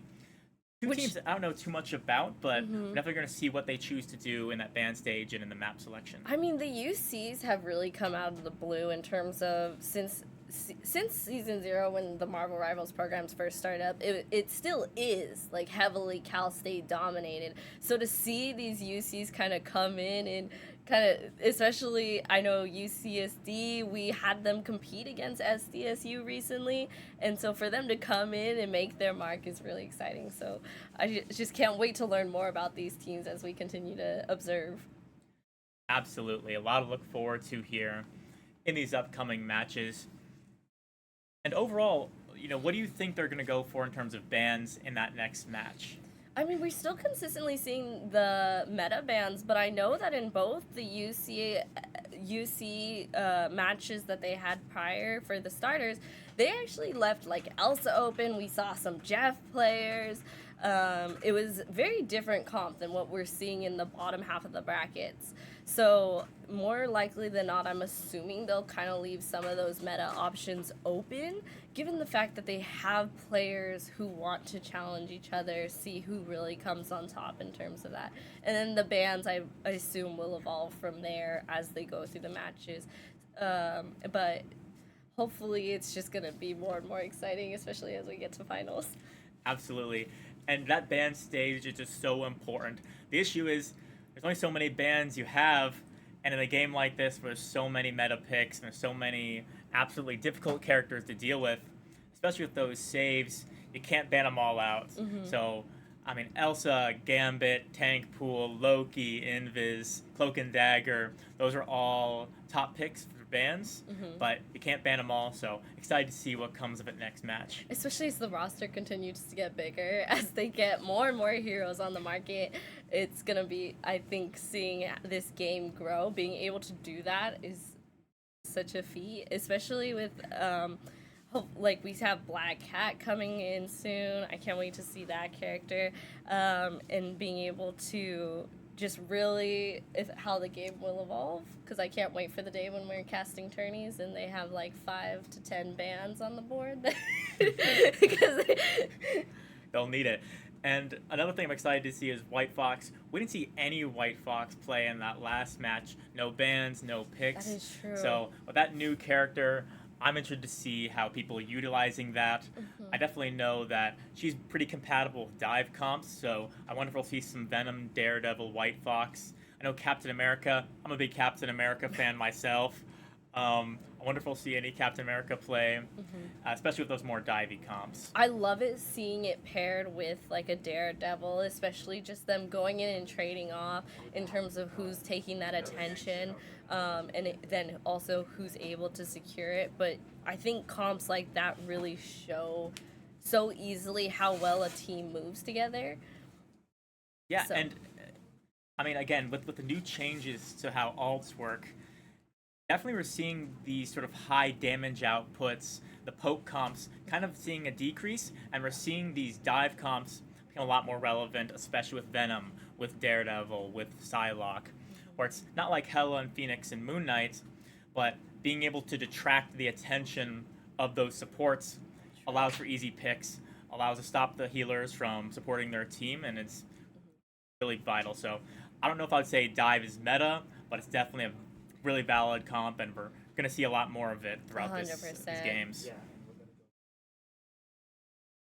But we will see you guys in the next match and look forward to it.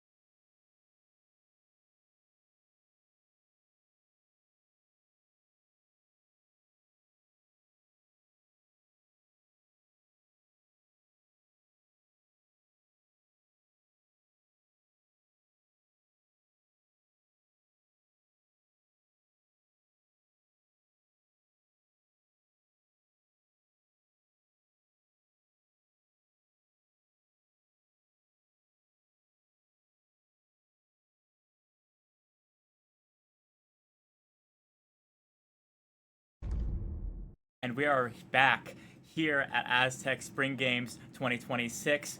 We're picking up. We just had a pretty exciting match. In a dominant fashion, the Aztecs took down San Marcos, and now we're moving into UCSD versus USC. I'm Cyan Man, and here I'm a Fish. Yep, and we actually are also, while they're working on setup, it's kind of hard to tone down the excitement, especially when we just had an in-person raffle for those who attended, gave away a monitor to one of our lovely guests. And so the fact, like, just these in-person events are so exciting. And so trying to tone it down and get all the players back in their seats so that way they can go back to fighting each other instead is kind of a hassle, but we'll get there soon. We'll get that match going. Certainly, the vibes here are wonderful. People are really excited here. Just seeing all these players on the couches outside, watching the gameplay as it's happening. I mean, it's certainly really exciting, especially with all the players being here in person, being able to scream out those call-outs in the middle of a game, right across from their enemies. So, super exciting to see.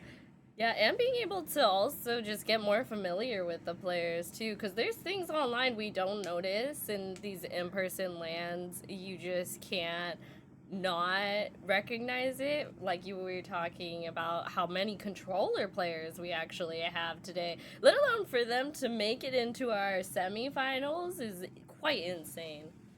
Absolutely. As a controller player myself, I'm a little biased. So I have a deep respect for people who are playing controller. And now we're getting into it. Looks like we'll be playing Hydra base once again. We saw that in the last match. So similar things to look out for. There's a lot of spots for displacement, pushes, and pulls off the map. So definitely keep an eye on that. Especially on that first map last round that we watched where they tried to bunker on that ramp going up, and it ended up being more of their demise because they just trapped themselves in a tunnel to be so easily flanked, sacrificing so much room on the left side for SDSU to have to walk up. So maybe we'll see a different approach in terms of that walk up to point and how they want to approach just that. Absolutely. And kicking off the ban stage, we immediately see an Elsa ban. I mean, that's kind of an obvious one. Best DPS in the game, hands down. And it's so essential to either pick or ban it, so no surprise there. But from USC, we see a group ban going into the Gambit Protect, and we probably would have seen Gambit get banned if not protected. It is kind of odd that Triton, they decided to ban that given the fact that they have an Elsa player hovering. And also they were playing it earlier in the day. So to see that switch up also, maybe they just don't care for it on this map, getting those free environmental potentials with the ultimate.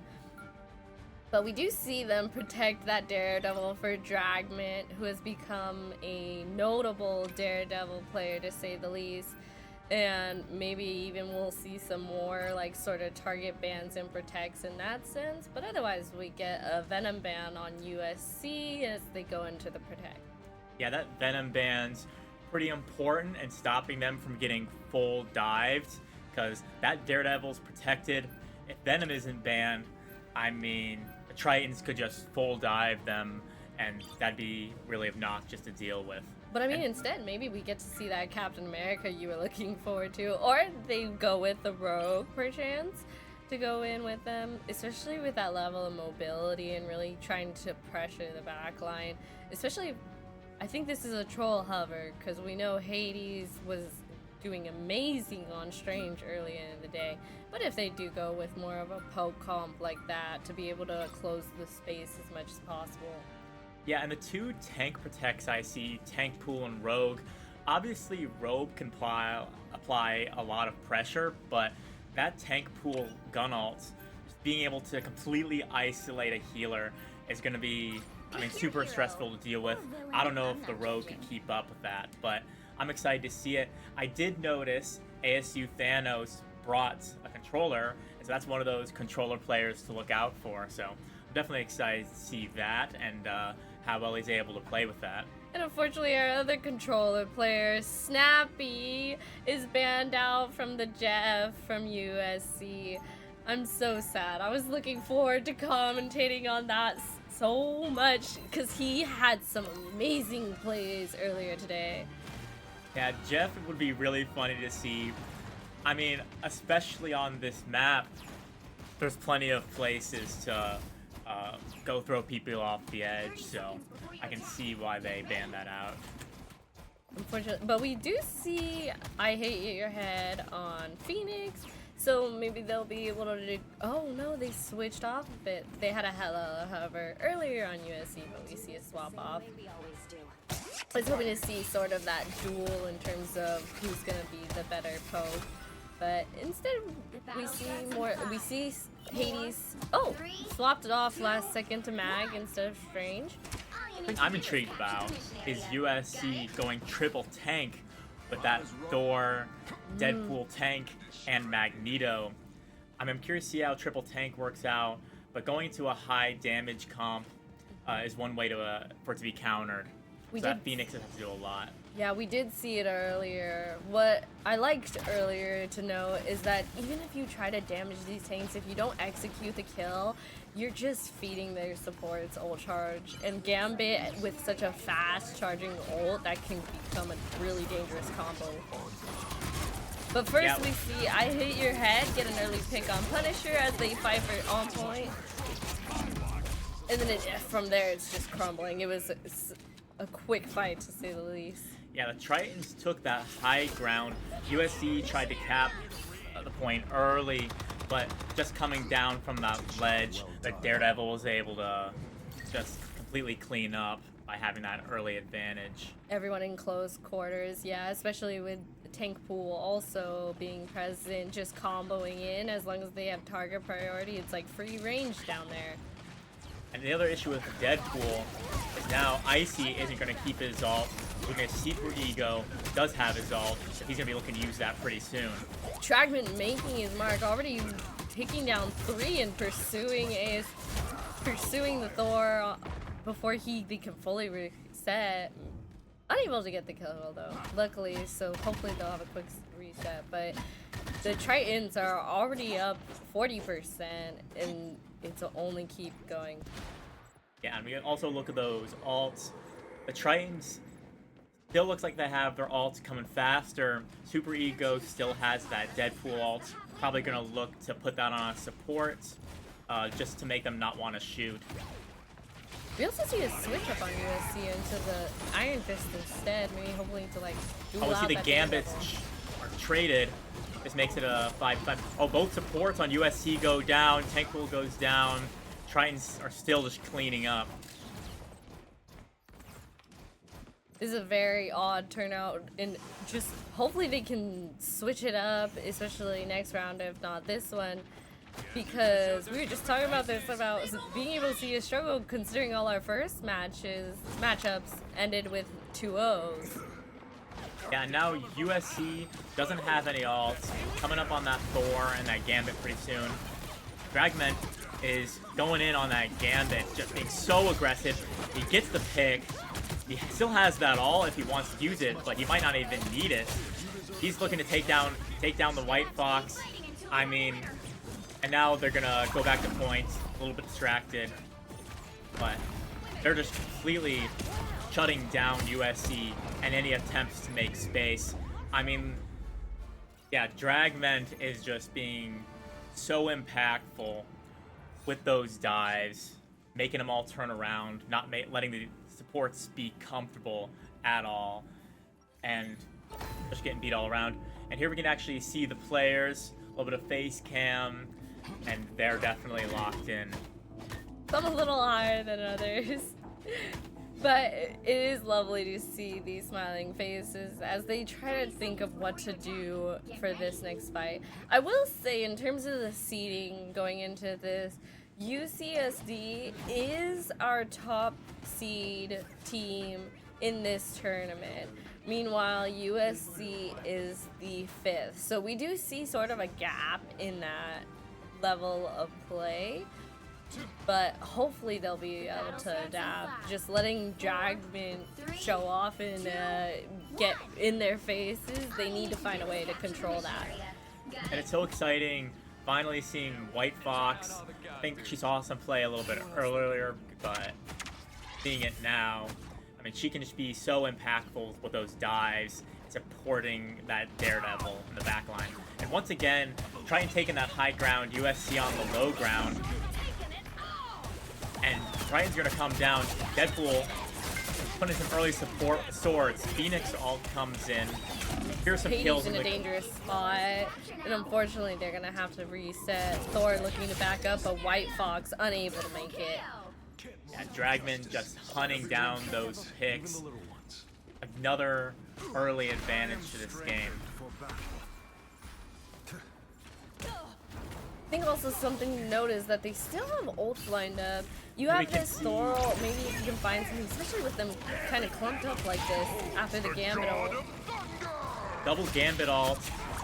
Let's see who gets picked here. 2 Gambit ults at once. Someone's got to go down.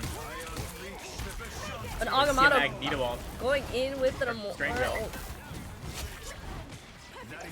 Luckily, able to get some picks. As long as they can keep walking up, really take advantage of it and not let it go. We've seen him more looking for Snappy as he exits out. Unfortunately, just a little too smooth with his movements to be able to find that. Super Ego stays up, forces the USC White Fox ult, and somehow USC is still held on to this despite losing 3 early on in that fight. They're able to Dragman push them came off back point. with the old White Fox going in, just not letting this point go for free. Even we have Rogue coming up on ult. If she'll use it or if they'll decide to reset. Nope, she's not letting it. She's not letting them have their ult charged for free. And she's taking that away from them. At this point, they are not letting go. They don't even need a full reset to be able to communicate their plan. See Grisnold help clean up some kills, and finally USC has taken the point. Let's see if they can keep it though. I think UCSD. Triton really demonstrated something that we've seen, unfortunately, throughout today, where sometimes teams hold on to their ult. But Triton was willing to give up those ults just for the extra percentage because they know they'll be able to farm them back. Yeah, we're gonna see coming up on Gambit ult for both sides. I bet we're gonna see those 2 ults clash once again. Right now we have Triton pushing in from high ground. Rogue's gonna push in on the back line, just cause so much pressure. A Namor ult, but Namor doesn't kill anyone with it. He gets taken down by Gambit. We are gonna see that Gambit ult from Ace on USC. And the Tritons are getting pushed back. USC is keeping this. You know, just a second ago, USC couldn't get a break, and now suddenly they're holding on to the point, and they're already at 50%. Hades able to hold down the line there with a triple kill, and then we see that the Namoro, although it was used, maybe if he can be more reset on a timer, depending how Hades plays this, in terms of where they can be Oh, we able see to that combo. Gambit ult.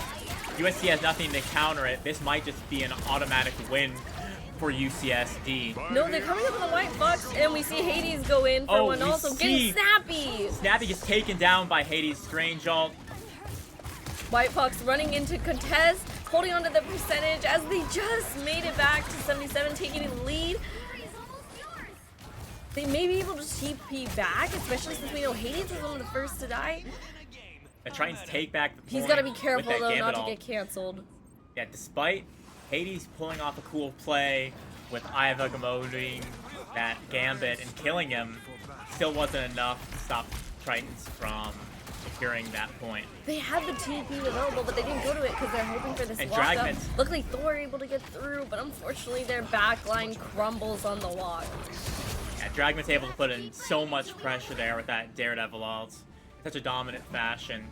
Daredevil I mean, plus Rogue plus Tank Pool, that walk up was impossible. I know, and especially with White Fox, her specialty lies with being able to teleport with her team into the backline and support them in dives. I mean, that was such a brutal combination. There's nothing really USC could have done. And we are seeing that White Fox MVP from ZX, and I mean, yeah, it was a great all-around round for UCSD.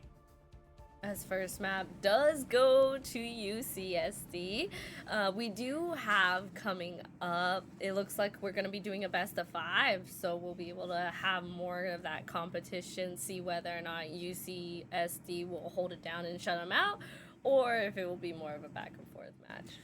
Yeah, in order to make it that back and forth kind of match, they're going to need to change their strategy a little bit. I mean, they're getting destroyed in the back line by Rogue and Daredevil and Tank Pool. They're going to have to adjust their strategy.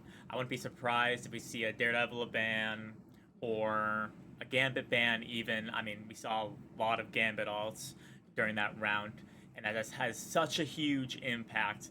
They really need to shut those down. I think would definitely help is that if they can manage to get a map that is more like long range, especially to where it's gonna force that the Daredevil and like these dive tanks will have much more struggle closing that space. That will be the advantage. Because we've definitely seen teams, sometimes it's just a matter of map pick.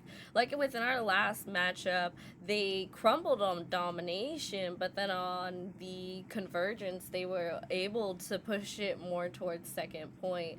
So maybe hopefully a map style will help them through also. Yeah, like you said, those maps are just so important, and combined with the ban stage, I think that's really the key to this. Is what can they force the Tritons to play? What kind of comps can they play to their advantage? And just making sure that they're making them play outside of their comfort zone. And I definitely want to see more control on the Daredevil. I know we had them more, but the whales unfortunately weren't landing. And turrets, they'll mark someone out, but it doesn't necessarily delay them or slow them down in any sort of way. So maybe we can switch up on that end too. Absolutely. Especially Daredevil can be so unkillable with that overshield. Definitely annoying to deal with. I'm excited to see the counterplay here. I feel like it's the same sort of flavor of Wolverine used to be a lot more of a headache when the whole 1 HP and then suddenly overshield kicks in. So it's definitely that same sort of concept of just finding the way to shut them down, not letting them. He was walking through them, especially even on that last the point contest when they could have gave it up, but they kept fighting because they knew their ults are so strong to be able to sustain enough through it at least to gain that extra percentage. Yeah, and again, those Gambit ults are also going to be the key to the game. There was a point where USC had control, but they had no Gambit ult. And so that meant that Tritons were able to just win the fight for free because they did have a Gambit ult. Even with the Strange being able to cancel that with an Eye of Agamotto, it was just too late. Yeah, even just like understanding that timing, because even the team itself, they had originally matched up with like a Strange Nemoral combo, and then they fell off that rhythm to where they couldn't combo them the next time. And so I could definitely see that in terms of being aware not only of your enemy's ult economy, but also your own. Absolutely. So one thing I'm really curious about is the main 3 bans that I was looking at going into this were Gambit for support, Tank Pool for tank, and Elsa Bloodstone for DPS. Obviously in this match, we saw a Tank Pool and Gambit on both sides. I'm curious if it'll stay the same or if we'll get some bans in there. I think unfortunately they might have that fear of Snappy enough that they stick to a Jeff ban or in regards to supports that they might let the Gambit through. I think the tank pool is definitely more of an option though, especially considering it was the tank pool and Daredevil combo that was really pressuring them a lot. I could definitely see that sort of ban and protect changing, if especially because the protect on Tritons, the first one was the Daredevil, given that Dragman is so well known for that. So hopefully if they can beat them to the punch there, maybe they can eliminate that threat that way instead. And that could be the very first ban of the game, even, because if they protect Daredevil, then they're going to be in a world of trouble. Yeah. We see in the chat to nerf DD, and it's definitely always an argument when like a hero's brand new. Mind you, Daredevil not being the newest hero, but yet to see some really impactful change. But regardless, sometimes players are just masters at characters like that. So Same thing with Rogue. I mean, when she first came out, I didn't see a lot of play with her, but over time, these specialists who really know how to play Rogue can cause so much disruption on the back line. It can be a real problem. And so same thing with Daredevil. He's been nerfed and nerfed and nerfed ever since he came out, but he's still seeing play and he's still really impactful, especially with the changes that came with Season 7, where now those neutral fights are a lot more important. And his impact in the back line, I mean, he's able to just make all those supports, use all their cooldowns, needs the whole team to look at him, and that's just so difficult to deal with. yeah, they really came to play today. I mean, just the level of aggression. Usually I find in tourneys, especially LAN, there's more of a nervous energy amongst players to where they're not so audacious, and they really have like a higher level of respect for their competitors, that they don't tend to play these like heavy aggressive characters. But you know, UCSD, they didn't come to play. They're here.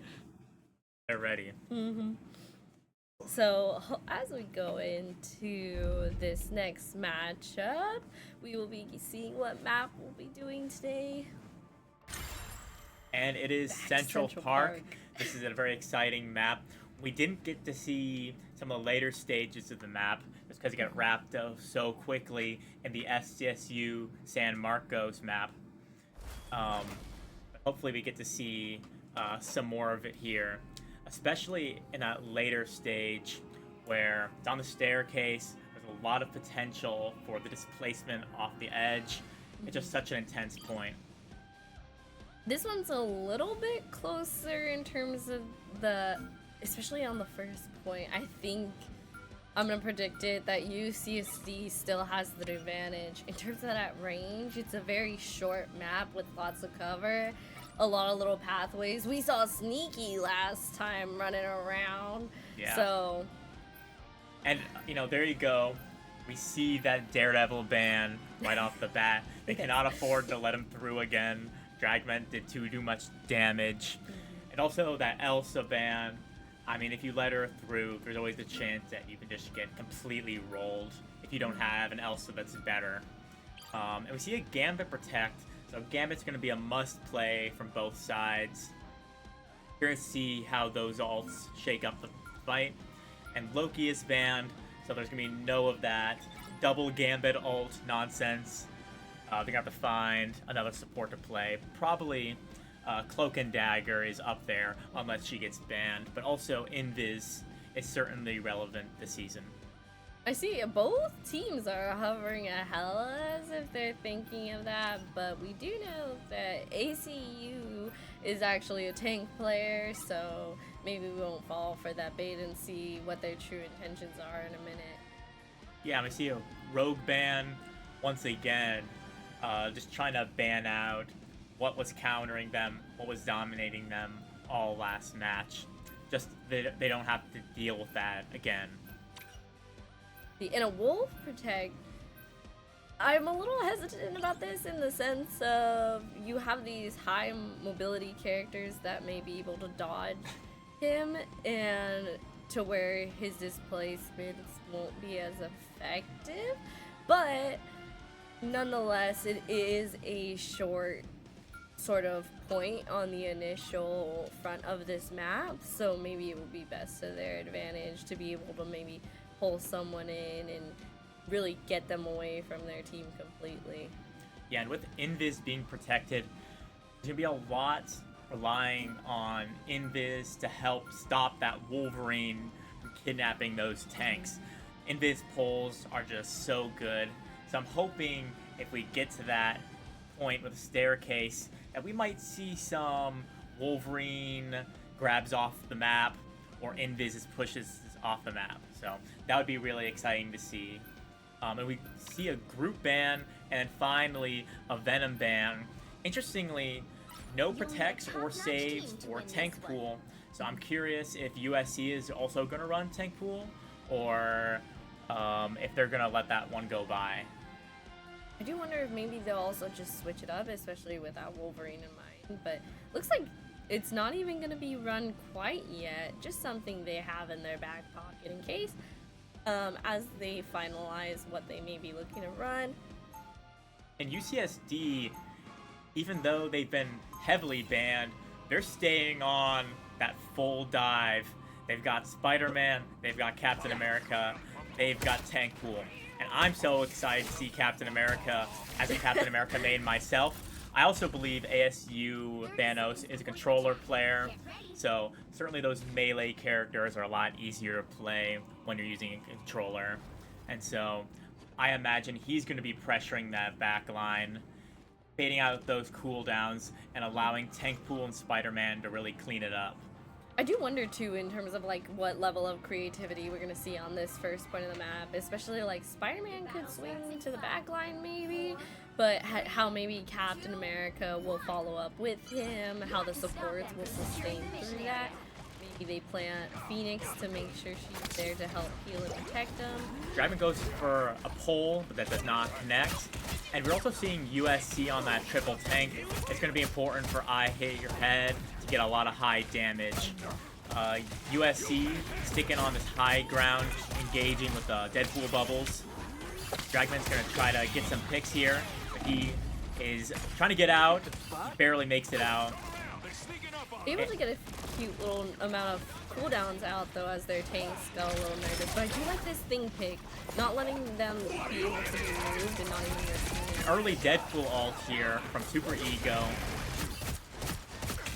It is going to cause support to go down, and honestly now it's just time for Triton to clean this up. Clean it up as quickly as possible and definitely take as much of a tick as possible, if not the whole point, especially in terms of how they're even going to be able to make it back. It looks like we're not seeing any tank switches to Strange. No, Hades is going Strange. Does he have time for that recontest? A little slow on the portal. He might have got Someone stopped by that doorway. And although he gets the portal, there's no one actually to jump through on the touch. Yeah, it looks like there's a little miscommunication there on the teleportation, because they might have been able to get that if they had someone who could dash through right at the first possible moment. Super Ego engaging the high ground against the other tank pool. Dragman put to rest as he was trying to swing over and maybe get a cheeky pick, but instead we're gonna see him have to reset. Thanos just trying to hold down the line on Cart, not really letting them take it back as Sakura is trying to move forward using Cart as cover. It is a little bit exposed to where when Spider-Man comes back, I hope he becomes a little bit more mindful about her positioning. But no, we see our first Gambit ult from Snappy. Ace counters it. Full Gambit ults in effect. And we see a Gambit ult as well. Phoenix ult, Star-Lord ult. They're all letting it out here. Oh, but the Deadpool ult was on Icy, and that's gonna kill him. That's the power of that Deadpool gun ult, is being able to target someone out and just put so much damage on them. I mean, that was just huge. Looks like that we still see the Tritons backing off despite being able to get 2 picks there, giving USC time for their teammates to come on back. And we see Envis is ready with her ult too, so they'll more likely than not be able to hold this corner at least another fight longer, especially with Snappy already down. They're not going to really be able to walk up on the side of UCSD as Sakura Burst still holding it down on Card. Yeah, and they're holding this down. I'm wondering what Sakura Burst is going to use that mag ult on.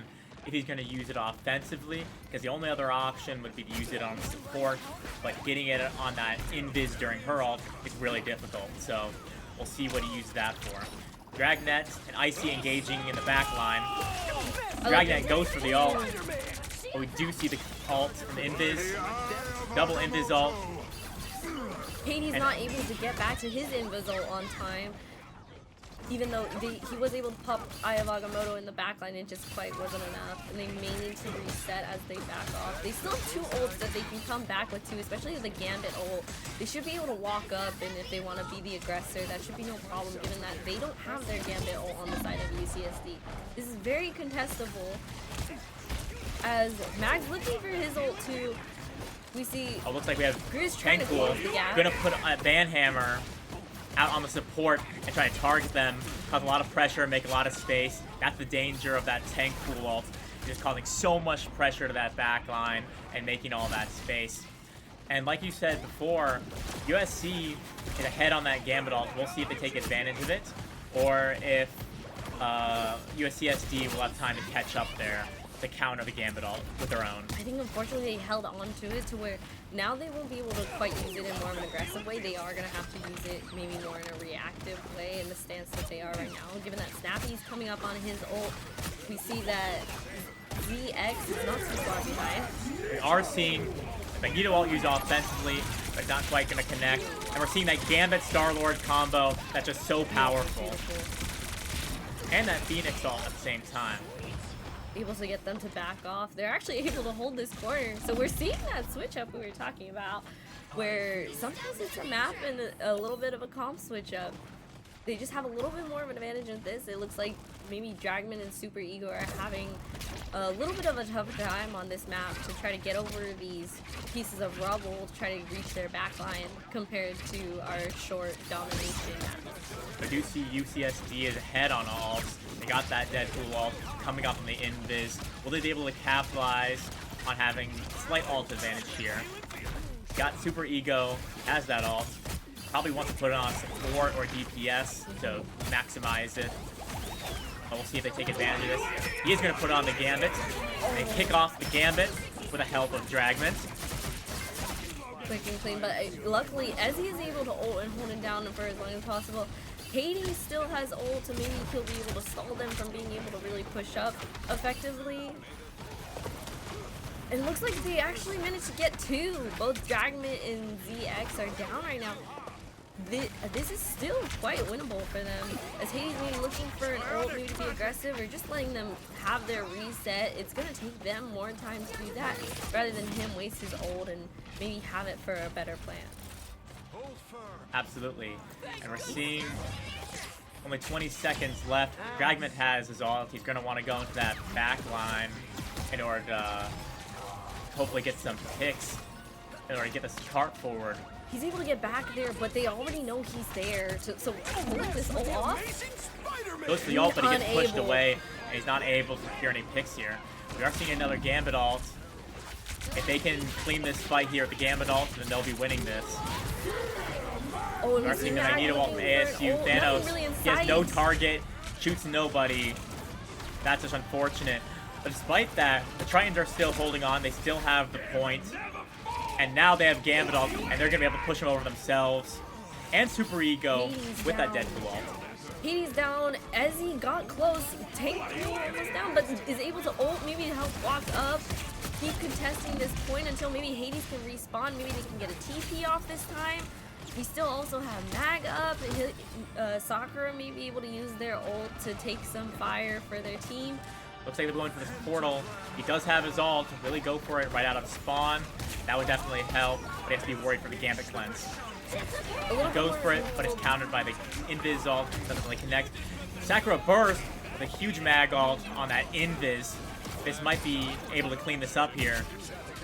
Beautiful. Getting that invis was so critical, especially with this, the cart unfortunately kind of blocked Agamotto also, so to get rid of it in a different way instead of holding on to that mag ult any longer, what a beautiful play. Yeah, I always love seeing mag ults.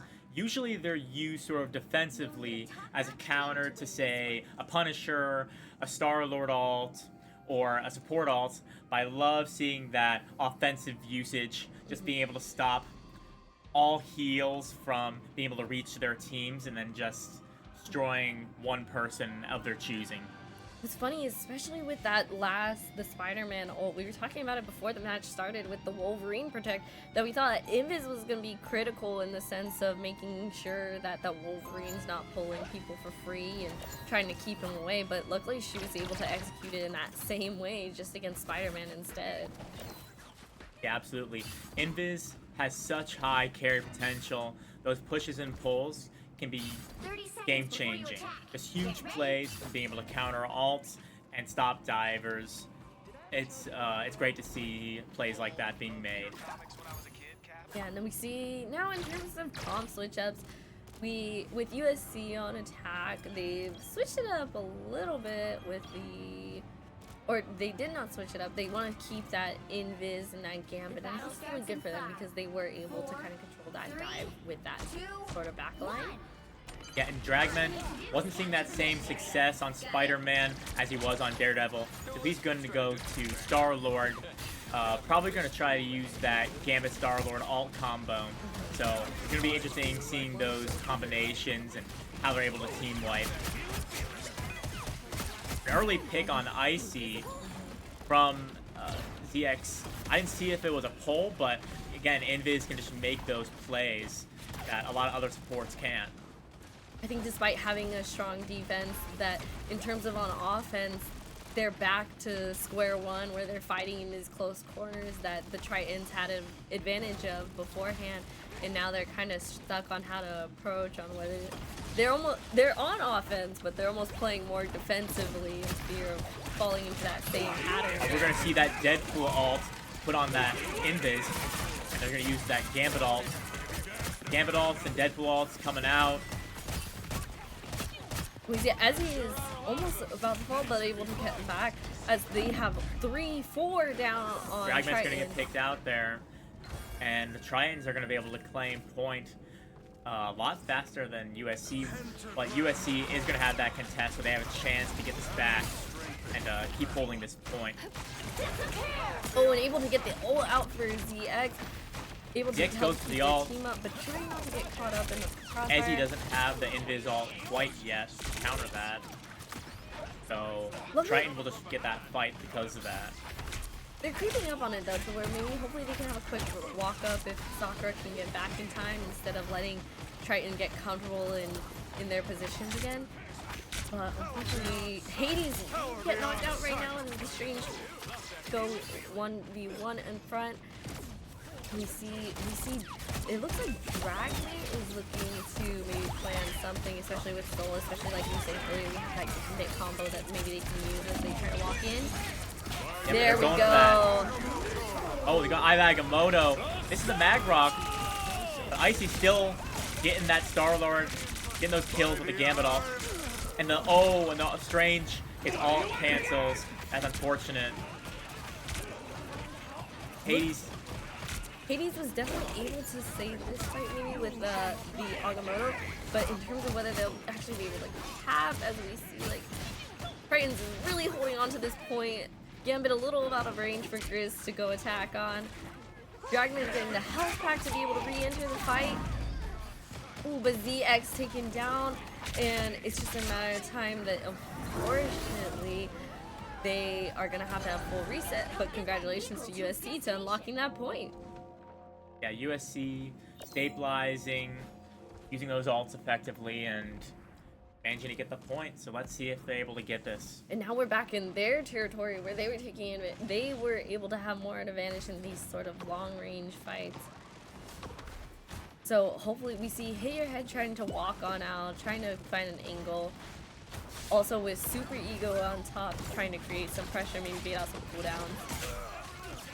But you see DX has that Invis ult, probably going to use that possibly defensively, but we'll see if it's used offensively to give an early advantage. I've noticed the risk with Invisible still going offensively is sometimes you put it too far up, and especially with a comp that's trying to dive your backline already, you put them in a lot of jeopardy. So if anything, I feel like she either may match it, or maybe if she can at least get it out before that mag ult gets up. I hit your head on that high ground, engaging there. And we see Super Ego with the Deadpool ult. Dragman is now on Wolverine, just going in getting as much damage off as possible. Wolverine's able to get so much percentage health. And Dragnet kidnaps the Magneto. Doesn't lead to a kill. Dragnet gets taken out by Hades. Now they're going to chase around that Captain America. I mean, Thanos on Captain America has so much survivability, especially with that ultimate. Now we see Risen has that ult. He's going to put the band hammer on the Invisible Woman, forces the ult out of her. Let's see if Hades is going to use that ultimate soon. He probably won't need to here, as USC is able to stabilize this fight and push up closer and closer. Will UCSD have time for a contest? And not enough. And USC takes this match. I got a little nervous at the end there when we kept seeing ults popped on the side of USC, but I feel like we could also tell that luckily Hades kind of already had in mind, same for that last attempted walk up, really shut them down, and even able to get that tank pool last second before he was able to truly contest for them. You know, this was a really great match. It was really exciting to see USC was able to analyze that first game and see what wasn't working and see what was countering them, and they're able to counterpick them in a better way. And I think they really won in that ban stage. Banning that Daredevil and Rogue combo was so important here, and they just beat him out on the tank pool ults. I mean, constantly ban hammering that backline and not allowing those healers to have any room to breathe. Certainly gave USC so much space. Especially that range, Spider-Man could not close the gap. Dragnet really did try, but unfortunately he was marked out every time. They knew what to look for. They knew that they love putting so much pressure on the backline and trying to close that space. So it was a matter of identifying that problem and truly addressing it as a team. Struggle with Spider-Man. If a team knows how to deal with them, then that Spider-Man will be dealt with. He can't do much damage in the neutral fight. He really needs to get those final hits in the back line, and if he's not able to do that, then it's not going to work out. And I think we saw them realize that, and then they swapped off that Spider-Man into Star-Lord. And again, that Gambit Star-Lord combo was so interesting. In fact, any Gambit plus DPS ult combo is just so devastating. So you definitely need to look out for that. Especially for this next match. It's really exciting because it's our first game 3 of the day. Yeah. So the ability to maybe fully adapt and get a way better understanding of your competitor and how that will show through your gameplay is definitely something to look forward to. I'm interested to see if UCSD chooses to ban Gambit at all, because clearly they're getting outplayed on those Gambit ults. And also, if USC is going to keep up banning that Daredevil, banning that Rogue at every opportunity they get.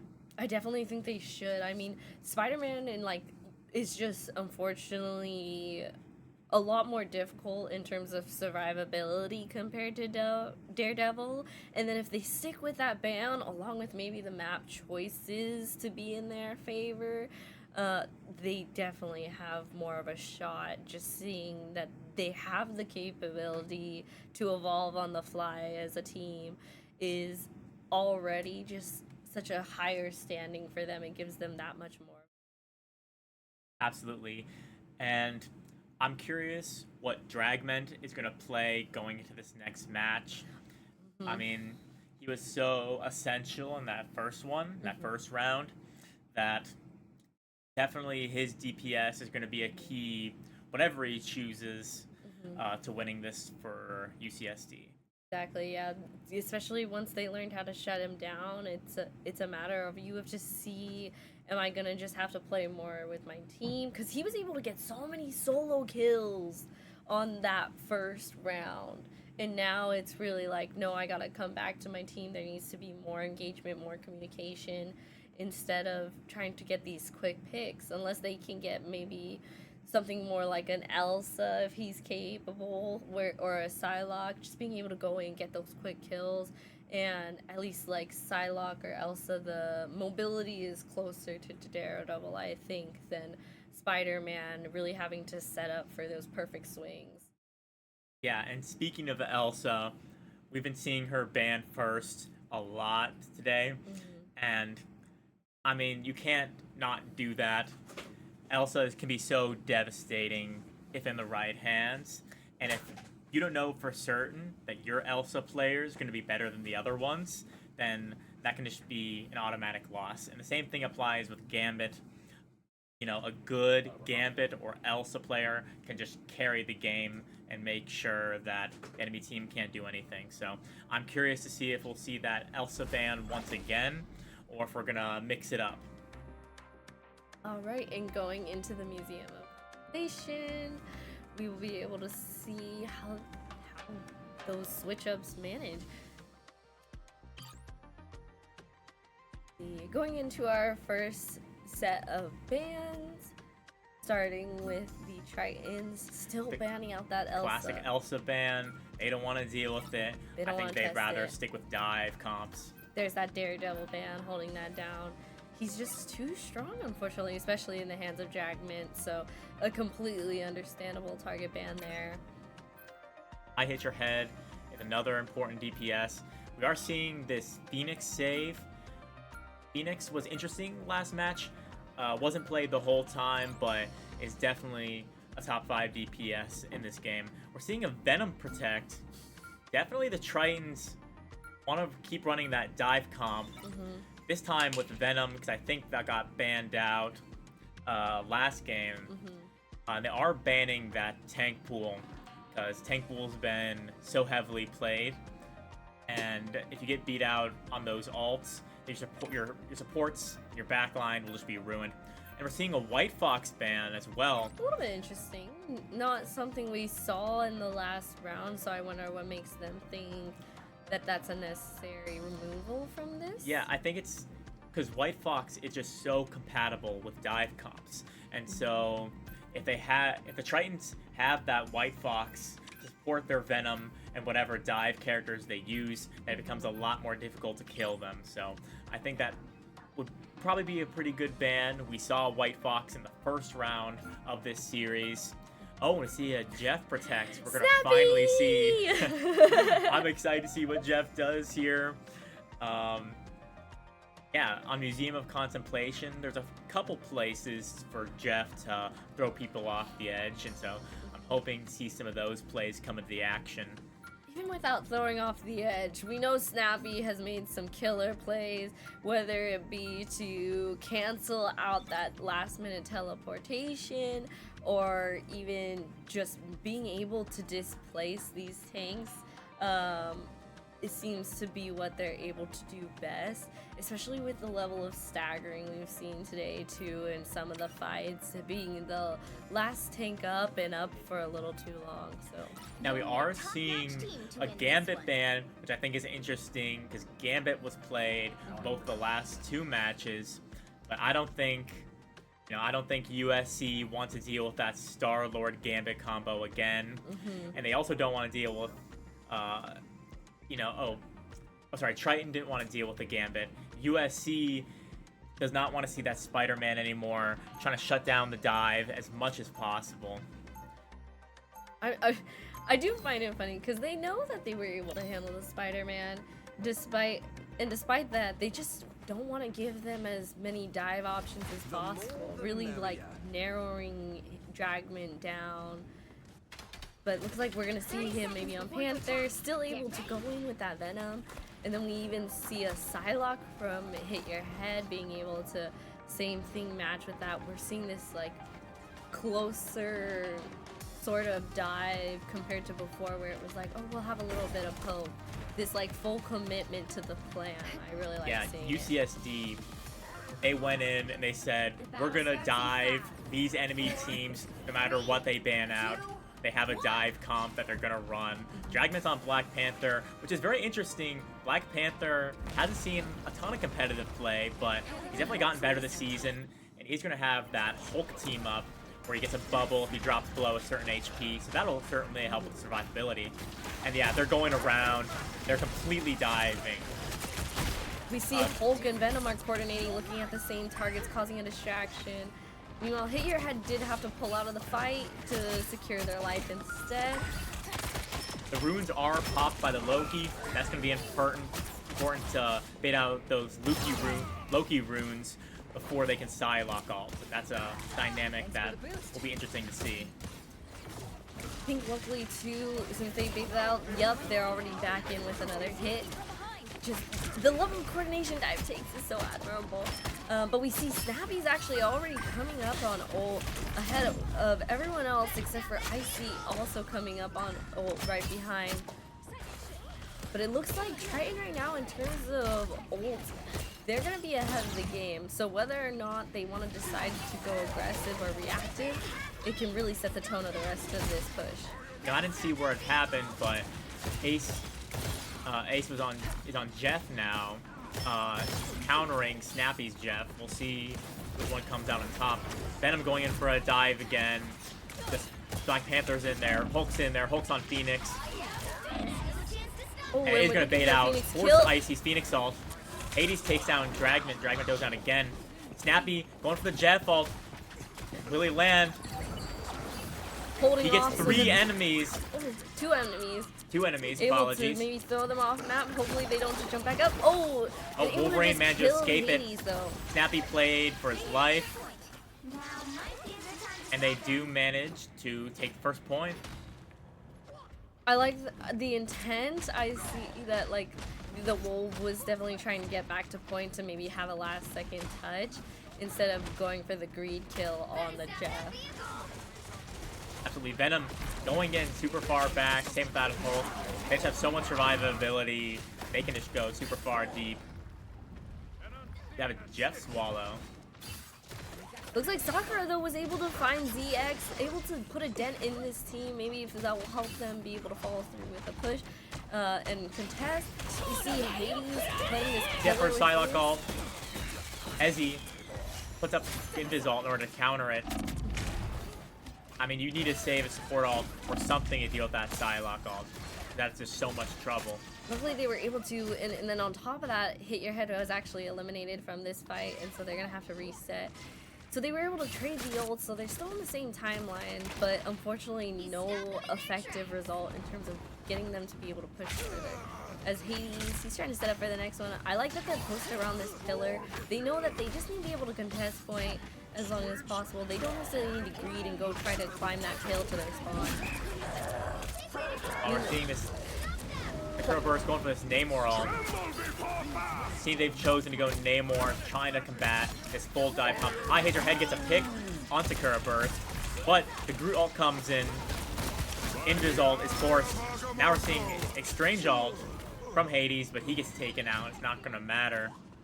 What's insane is you're seeing Hit Your Head literally just go down. Luckily, finally died. They were just out in the open because this dive is so distracting that he can just walk out in the open and just essentially play aim trainer while they push the cart. We do see some counter picks here, although now Snappy has the Invisible Woman. He's gonna try to find a way to kill her. Dragman's on Punisher. We see some counter picks. Hella Namor in order to deal with the dive. But then Dragman needed to get off Black Panther because Black Panther just can't do that. I think Super Ego on the front lines, trying to take down, get some picks. As we see Invisible still planted up top, luckily kind of playing away from the fight as much as possible.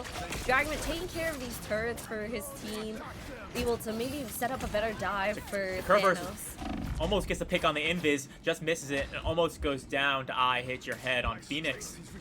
You see USC is stabilizing here. They don't have ults coming up. The next closest one is going to be that Namor ult. But I don't know if that's going to be enough to deal with a Hulk or a Phoenix ult. Especially with that Invis. Both Invises are around 70%. We're probably going to see those pretty soon in the next team fight. Hulk's been holding on to his ult for quite a while. I think a Hulk ult is really good for survivability. It brings you up to 1,000 HP. Oh, I Hit Your Head takes out Sakura Burst. That's Notice going to be a the good wide pick. swing as soon as Hulk jumps in, just taking advantage of that distraction to be able to capitalize off of it. Hulk able to ult, chasing down the Invisible Woman. Namor's trying to walk out, but he knows it's too much of a threat. They're just going to have to stay back while this cart moves forward. Yeah, and we're going to see the Tritons take that point. And USC, you're trying to contest. Namor trying to hold it down even. Two invisible woman ults. The curl burst going for that kill on the invis, doesn't quite get it. Oh, and Dragman's down.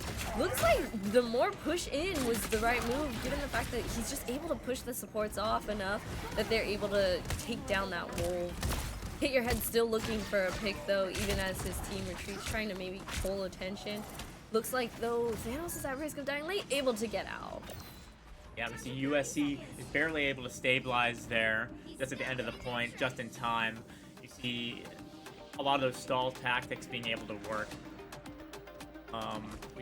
Snappy does have a Jeff ult, so that'll be a key to this fight. So I hear Super this. Ego goes in with a Strange Portal, Where's this port? In the back line, able to and walk Dragnet up does along kidnap and takes out Hades on Strange. Griswold is going to try to Here stop his comes Venom. Snappy He's going to get Bolt. swallowed by the Jeff. There's nothing he can do. There's still a Namor on point though, able to contest if he has the time. Super Ego come back out to try to kill him and end it, but that Ego. bubble able to keep him to hold on. Waiting for the Namor, His takes team him out. turn. Thing ult doesn't connect. Doesn't connect, but he's able to contest. As He's we trying to also have contest, trying to Invis stall right it there. out. Getting bursted down. It's just unfortunately too much. Oh, but Hades going in and with he the gets ult and canceled by Dragment. Out of his ult, that's going to reset his ult back to 50. Free kills in the end. Oh, it's What a just huge grab by Dragment, stopping that Strange ult and allowing UCSD to reclaim point. But honestly, I mean, even if Hades managed to land that Strange ult, might have not done anything anyway. He was kind of alone in that fight there at the end. But still, really cool to see those cancels on the ults. I like these efforts of these touches, being able to like survive for so long, despite even going in sometimes solo and single, like Hades and both. Oh, and he's gonna go for the kidnap, but he is stopped. Hades is able to get away. Thanos trying to distract that back line, but almost getting killed for it. As Super Ego is also pressured out, they have to hide behind cart for cover. Hit Your Head still looking down the straight, like. He's not even needing the off angle because they're so distracted. Going in for a Phoenix ult. ASU Thanos takes out Ezzy Bezzy. Soccer is quick to follow. Hades quick to follow, and now maybe Grizz on the way out. Titans are just running them down on this third point. USC can't stand to gain their footing. They do have a Namor ult, but I don't know if that'll be enough. They have no support ults. Meanwhile, the Tritons, they have 4 ults. That includes 2 support ults. Although Sakura Burst does get a pick on Snappy the Jeff. Now the Tritons are on 1 support in this final fight. And he's going to go for the Namor Squid. Oh, does not Swallowed kill. and missed the wall. Well, Ezzy Bezzy gets taken out by Super Ego. Dragman with a big Wolverine ult. Venom kind of contesting on point, looking for something. But we see Snappy staying safe in the back line. Keeping his own, making sure that even if his tanks die, at least he won't be dying late. It looks like USC is going to reclaim point, and they managed to put a stop UCSD right there on that third point. And what a great start to this first game. I'm curious to see if they can get a little farther than that, and if we'll still see that dive comp, and if they'll run that back. UCSD has been relying on that dive, but honestly, USC's Hella Namor has been doing wonders in stopping Dragment on Black Panther. And so we'll see. Dragment is hovering Wolverine. He'll probably try to stay on that because playing Black Panther into that Namor is just impossible. Ooh, we see a Jeff matchup for chance from Ace matching that. And I am a little worried in the sense of that this is same thing as the last convoy where they going back, it's a longer range map, and that dive, it does seem to be struggling a little bit. They were able to get more on this map than last, but at what cost in the sense of they also only got 2 points. This is losable for them, unfortunately. Absolutely, and especially that third point. I mean, this map can be really tricky at certain parts, and the third point's a little different with how the cart works. You can't just stand next to it, you need to stand in the cart in order to move it forward or to contest it. So I'm hoping we get to that third point so we can see a little bit of a close. Oh, seems we have a pause here from Dragment. We'll see what that's about. But in the meantime, just looking at these comps and how they've changed, USC is now running Bucky, and that's undoubtedly to counter the hard dive that UCSD has been running this whole time.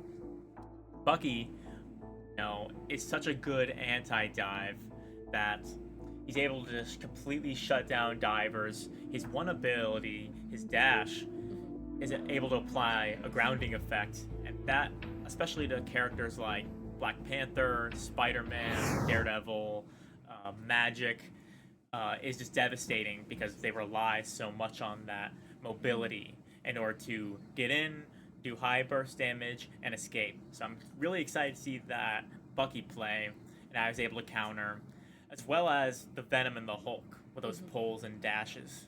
I mean, they were just so distracting. I'm waiting for them to notice that Phoenix is free down the line. It's literally just a matter of, unfortunately, you have to weed out those distractions first, and the Venom Hulk were not making it easy for them. Absolutely. Those Venom and Hulk were going really far back into the back line and definitely leaving their own back line a little more open, but how much resources can you really put towards diving them when you're worried about your own supports being killed off? They quite literally had them turning their heads a full 180 because of it. But I mean, now that they're rotating sides, that approach just may have to be different, especially since they pulled out the Emma from Grizz. Maybe they'll be able to just put a full stop to it. With those grass, Emma just demands attention in the sense of she'll be able to grab them, and literally it's a point for her team of like, we need to take advantage of this. I'm not using this cooldown for nothing. So maybe we'll see a difference in that too. Maybe some less distractions and more quick kills. Absolutely. And that Emma, those grabs are going to also be essential. Emma as a character, since she was released back in Season 2, was created as a counter to dive. And so we're going to see a lot of that, those grabs being necessary to stopping the pressure, the constant pressure that UCSD is persistent on making those dive brawly characters work. And that seems to be their main strategy going into today. I mean, it's able to work. If only they were able to hold on point. They were this close. So it's definitely still winnable. They're definitely still putting in the pain for USC in terms of having to figure out how exactly can deal with this. Because we're seeing a lot of swaps. They're all pretty much working. It's just little tweaks that they're making to where hopefully they'll settle and fall into place. But then again, it is a best of 5, so that continuous evolution that they may have to go through can also just be mentally exhausting. Yeah, and we're getting back started here, unpaused. ASU Thanos getting ready for a dive on that high ground. This time on defense, he's looking for that dive. He's running along the wall. Unnoticed, too, as they walk through this doorway, assuming they do, it makes your supports very vulnerable to the surprise. And we see at the end of this, the Jeff is peeking out. Maybe if he can go in, but his team isn't there to follow up, and I feel like he notices that. And he's just going to stall the cart. He's not even going to dive the healers. He's going to take a couple seconds, swing out, regroup with his team instead of going for that dive. And now we also see Sakura Burst off of Bucky, this time on Wolverine actually. Still a big counter for that Strange and that Venom. Dragman gets a kidnap on Icy. Nice. He's going to help get that pick. Now Super Ego goes down to Ace. Okay, your head looking at Grizz. Grizz was one, but able to stay alive with the help of Hades, also shielding off some of that damage. But she's creeping up slowly on her ult, and depending on the angle, maybe she'll be able to get that back line, especially if they keep peeking out at her like that. Phoenix just huge damage, being able to get an off angle and poke that back line. Gonna apply a lot of pressure, even if not directly in the back line herself. Emma using shift a little bit early to where she's and not have Dragman a goes grab for on the this kidnap lockout. on Hades. And Hades is gonna go down because of that. Ooh, and Snappy both looking Jeff for an ults ult. Maybe happen just at to once. get them back off. I don't know who that Jeff ult got, if anyone. It's not gonna matter here. Back, unfortunately. Not much value there other than at least their team is regrouped. Phoenix is going around. Icy probably wants to start poking that back line, maybe use her ult here. I Hit Your Head also has ult, so see which match ends up working out here. Hades goes down to Dragman again. Just Wolverine, able to take down tanks is so important. Always Venom's looking for the pick going in on Phoenix Fearless, but maybe also will just pull out unless he wants to ult while he's down here. He can run the wall, stick around here. Still has that ult. Venom can just survive so much damage, even if they do have Wolverine and Phoenix. We see Ace get off of Jeff, go to Loki. Loki's gonna give him an additional Invisible Woman ult. I think that's a little better than that Jeff little healing pool, which can be pretty easily killed through. So I'm excited to see how. Oh, we're getting Emma ult and Magneto ult. Able to find Phoenix. Icy takes out I Hit Your Head. The Phoenix ult. Well, they trade for Invisible Woman. But given that USC is down a support in comparison, maybe if they'll be able to. Oh no, they are toppling on the side of Triton. Venom even having to get out with the last sliver of HP. He has Snappy sneaking away. But UCSD is getting pushed back. They do have 4 ults. Let's see if. I don't think they're going to go for that strange recontest, although they do have Captain America, who was really good for stalling. They're going to commit some of these ults to try to win this fight. Loki runes from Ace go up. Try to block that Phoenix ult. Yep, Snappy holding on point, getting that heal sustain. Might get dunked on. And he's going to dunked on by LeBron, Hades, James. As we see, I Hit Your Head continuing to try to contest. The Captain America coming back out just to run around point as much as possible while Venom looks for a pick. Unable to, as Loki is on point even with them, maybe trying to provide some runes or some splash healing, and they're able to cap that first point. Yeah, and the USD tried their best to hold on there, committed a few ults, and it gave them a little bit of time, but they did lose the fight in the end. We see Icy trying to get a little poke damage in, maybe wants to build that ult and apply a little pressure. Especially given the fact that they just use support ults, they know they have time to build up. And Emma actually may have more of a free ult than she knows, maybe, or even Phoenix, given the fact that they don't have support ults up yet on the side of Triton. This might be a very great position that they're in the sense that they can be as aggro as possible, especially if, they got that Invis shield out. Snappy has swapped off Jeff and gone to Loki. I think having 2 Invis ults is definitely going to be more valuable here than that Jeff ult. As good as it can be sometimes. Venom's going to dive that back line. Dragman's going to try to kidnap Hades here. Hades gets out with a bubble. The Icy still holding onto that ult, maybe looking for it, but I think it's going to be a little delayed to where now they have the Invis ult up. Frost ult. Icy's ult isn't quite enough to get a kill. ASU Thanos' Venom ult is countered by Loki runes. At least getting them out, maybe he sits up. Hades going to help out with the bubble. Icy's going to go on that flank, try to get that pick on Loki. Ooh. That's big. And it's going to allow him to keep cruising through. And will the Tritons have time for a recontest? They're not. Now we're on to that 3rd point. They still have 2.5 minutes left. Let's see how this 3rd point goes. It's on auto right now, so they can't make it speed up anymore. But when it does, they're going to need to stand inside of the Batmobile instead of just next to it, as it was with other convoys. Luckily, it looks like they have 3 on, trying to take as much space as possible while Triton rivals are still trying to set up. Hit Your Head already looking for some pick. Super Ego walking up, trying to be able to get up there and contest point as much as possible. The Tritons we see have 4 ults, but USC is quickly catching up with 3 of their own. I think Super Ego going for a Mag Rock, lands on Icy.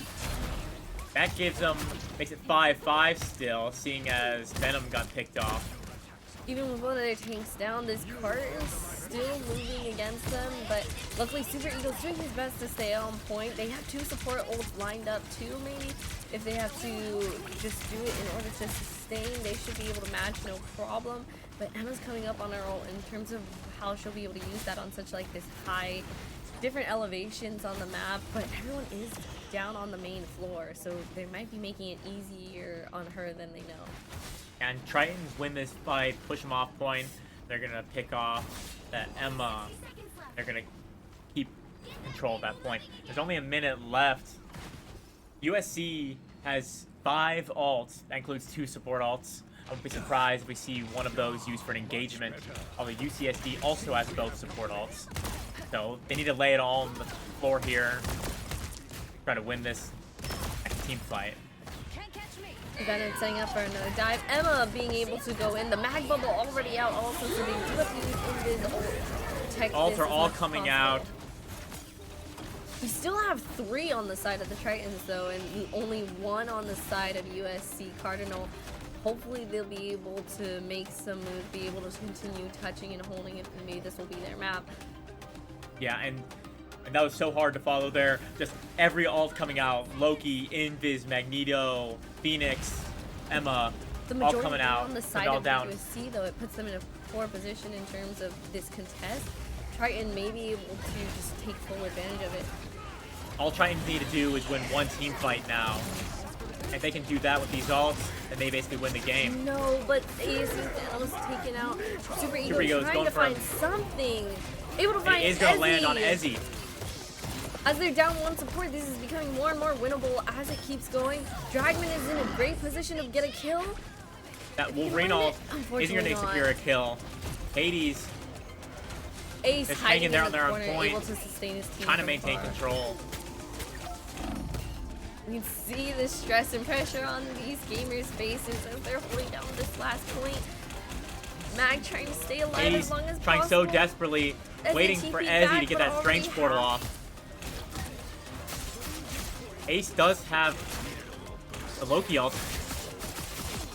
And there is a kidnap. USC is getting picked off 1 by 1. There's only 3 people left still. UCSD looks like it's going to try to clean this up.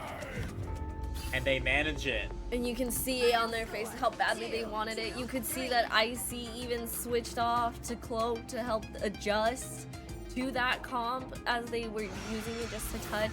But unfortunately, it was not enough. Yeah, not quite. That was a great, really close match. Okay, Super Ego getting that MVP, putting those work at Mag. And if we can see the stats in a couple seconds here, I mean, yeah, Super Ego with 13 finals on Magneto and the most damage blocked. And of course, Venom, I mean, 20 finals.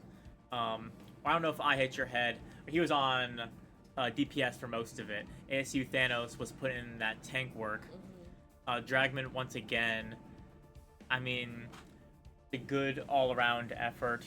Those 20 final hits from I Hit Your Head, I just know at least 75% of them were just down the main and just for free, as the Tritons have had to evolve their dive comp in terms of the exact characters, but the fact that they're able to still maintain that same play style just shows the level of mastery and understanding for what they're doing.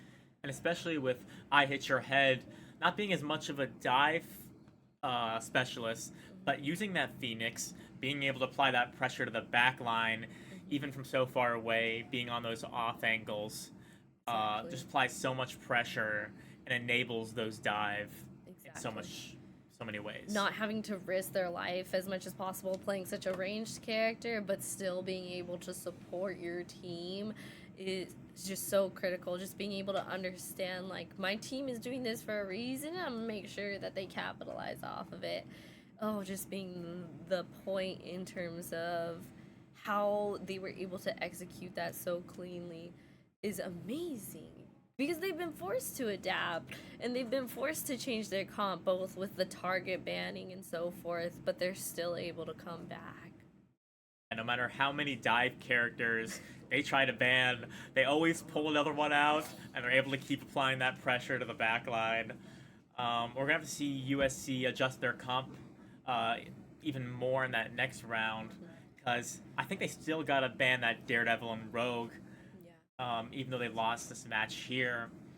I think they had some success with that Namor and Hela in the midway there, so maybe we'll see a little more of that. Maybe we'll see a Bucky. Didn't see any Bucky gameplay there, even though he's really one of the best counters to dive characters. So I'm kind of hoping that see that. But yeah, looking forward to the next match. Hopefully, we can either this will be a match point and we'll move on to next, or we get a full 5.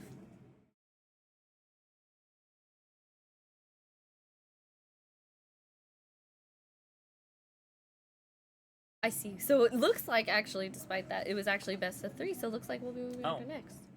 Well, there you go. So that means UCSD is advancing. That's the finals then. So we have dive specialist team potentially against teams that are known for running CSULB being known for running their triple support, which might be harder to combat in terms of dive trying to get those kills when you have 3 supports just being able to take care of each other. Or we'll see SDSU and it will be another San Diego versus San Diego match who gets to take the pride of the city. Sure, and you know that Long Beach triple support is obviously very difficult to deal with by a dive comp, but an SDSU versus UCSD matchup would also be very interesting, especially since I know that San Diego State have often utilized a Hela Namor comp, and they're pretty good at that, so they can apply a lot of pressure, they can do a lot of damage, and for now, to see who makes it to those finals, we're going to have to see SDSU versus Long Beach in this next match, one that I'm very excited for, especially seeing the results of some of these recent tournaments where SDSU won at the GG Long Beach tournament, and Long Beach was not there. They had to forfeit because they couldn't be there. So SDSU won on Long Beach's home turf.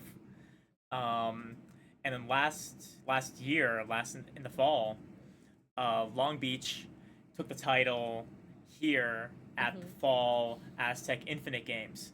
So this will be an interesting matchup here, colliding in the semifinals. It was quite wild too. Last semester, it was Long Beach walked in and literally took the ground. Yeah. It was a shutout match after match for them against all the teams that were playing that last semester. But also the semester before that, SDSU had actually beat Long Beach in the finals at Aztec Games. So it's just a back and forth at this point between those two. So maybe they will be able to settle that, and then maybe UCSD will just put an end to it overall.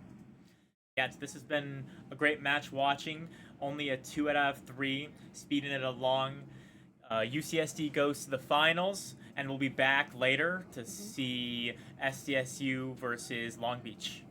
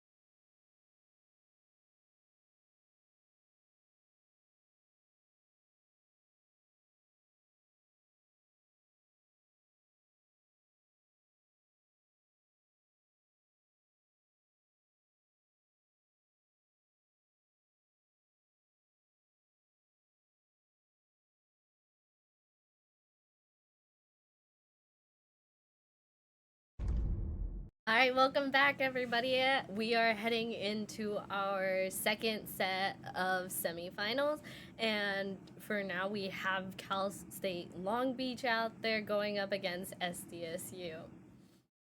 Yes, very exciting match we have. That last match we had on the final point was absolutely insane between USC and UCSD. UCSD came out on top, and now they're heading to the grand finals. And this next match is going to determine who their opponent is. SDSU and Long Beach. Be a really interesting match. Both have come out really strong in the first rounds, and I'm excited to see what's going to happen when they come face to face in the semis here. Yeah, not only that, but these teams are definitely familiar with one another. They've run into each other competition after competition. So seeing how they're going to either be able to adapt to each other, what new comps and plays they'll bring to the table, we have a lot to look forward to with this matchup. For sure. I think they have bans in mind. I think they've prepared thoroughly and have a strong idea of what they're going to counter. Right off the bat, we see an Elsa ban, which makes sense. She's been banned pretty much every game. And then we see a Daredevil ban, actually, from SDSU. Clearly not wanting, looks like Wishing God was hovering Daredevil, so might not want to let him find his character or find his spot. And the next is going to be important is the save, and that's going to determine how SDSU is going to play around. They're going to save Invis, undoubtedly, for Willie, who's been so good on Invis throughout the day. And then saving Gambit on Long Beach's side, so it looks like we're going to have Invis and Gambit backlines, unless Cloak and Dagger gets through the ban phase somehow. Same with Loki. Loki goes banned if that Cloak and Dagger is banned as well, or if SDSU goes to something else. Mm-hmm. And an underrated hero, I think, today, despite seeing it so much, with little talked about it, we see that Kinetic is hovering over Phoenix, which has been such a strong poke character throughout this entire day, and despite that has gone untouched for either a ban or protect. I did want to talk about this too. SDSU opts to save Psylocke, who is Royals' main, and so Royals is probably going to be on Psylocke and looking to make some big plays there, especially since Loki is banned. And that means there's going to be no runes to counter Psylocke ult. And also a rogue ban, which I think is interesting. And then Long Beach is closing it out with a Star-Lord ban. And then finally, I'm curious what this last ban is going to be. SDSU is probably going to play Tank Pool with Juiwi. He's incredible on that. We saw a lot of that during the Cal State Cup. Some MVPs from Juiwi on Tank Pool. So, and then Punisher gets banned. I'm just surprised too, honestly, by the Psylocke protect for Royals, given he is a Psylocke player, but honestly, he's served kills on a silver platter this whole day, regardless of whether he stays on Psylocke or is forced to swap off. So I'm surprised they go with that protect, but I also think it helps in terms of a sort of keeping their comp a secret too. Because he doesn't necessarily have to rely on that, despite maybe it being maybe his favorite to play or maybe his comfort. That's right, and it's interesting to see this comp. It's not full dive, but it's not also full poke either. It's and also we're seeing from Long Beach teams are running 3 tanks, which is a bit unusual, and we haven't seen that from them today yet. Although last semester, I know they were running a ton of triple tank, and so we're going to see how that plays out and what SDSU might try to adjust to counter that. Yeah, especially they did already play triple support today also, so even if they have the extra DPS instead of a triple support right now, maybe they can also switch that up, knowing they have very flexible players on their roster. It looks like Long Beach is going for a portal.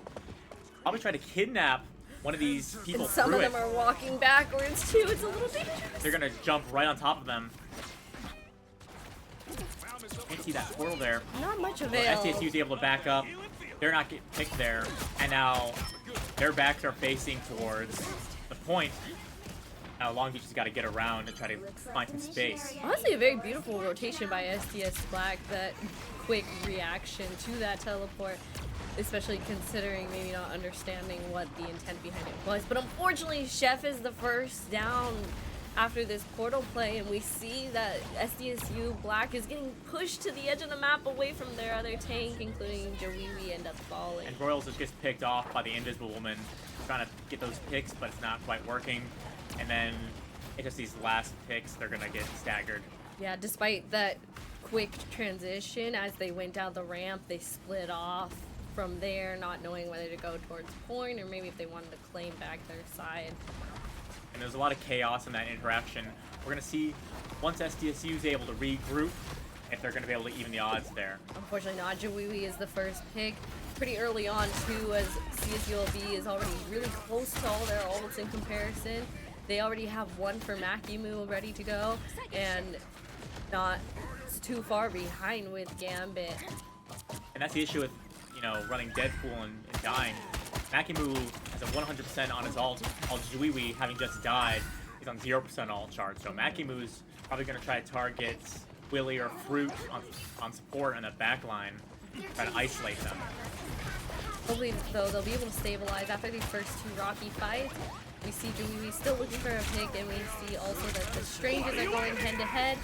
Chef kind of struggling And Sneaky gets by hit himself. with the Deadpool ult. He can't miss, or else he's going to take some damage. Will they manage to live it? Siphon goes for an ult, and it does secure kills on Chef Jowiwi. That's going to be a triple kill for Siphon. Huge play right there. On through that Invisible Woman ult. We saw, CSU Long Beach has a very early advantage here. though, maybe more like our last matchup, we might see like a high level of adaptability coming into this next round, or maybe it doesn't evolve until the next map. But I still have hope, luckily for SDSU, as they hit. We're seeing that Psylocke and Gambit combo is doing enough to kill through. Royals gets the kill on the Gambit, and now SDSU is cleaning them up. Sneaky with a double kill. Now it's got to clean up that Deadpool. Yeah, I mean, Psylocke and Gambit. Gambit with anything is just such an incredible combination.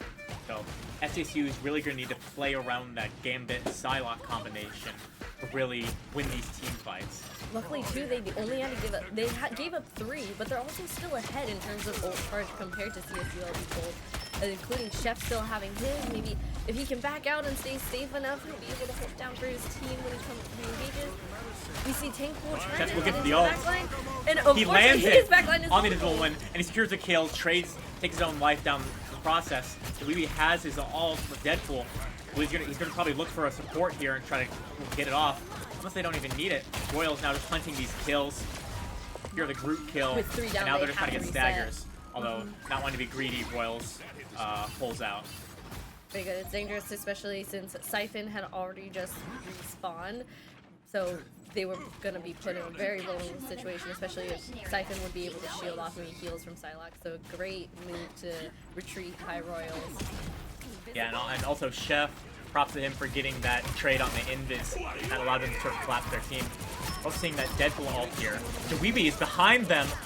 Like double KO on the healers. What a huge play. He's going for that triple kill. He helps take down that other Deadpool. Man, he just came in behind. Phoenix killed at spawn doors. Yeah, Jowiwi with a huge play. Again, that tank pool ult is just so good at isolating healers and just decimating a backline. SDSU coming back. They're coming up close to 99.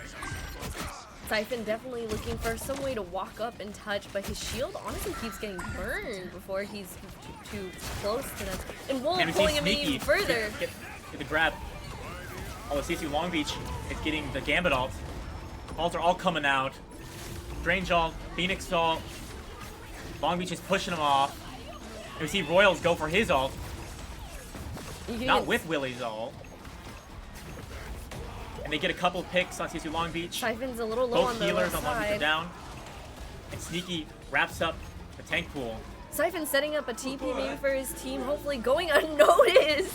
And we can see SDSU celebrating already. They knew they had that. They knew they didn't have time for the recontest. And SDSU takes this first point on domination.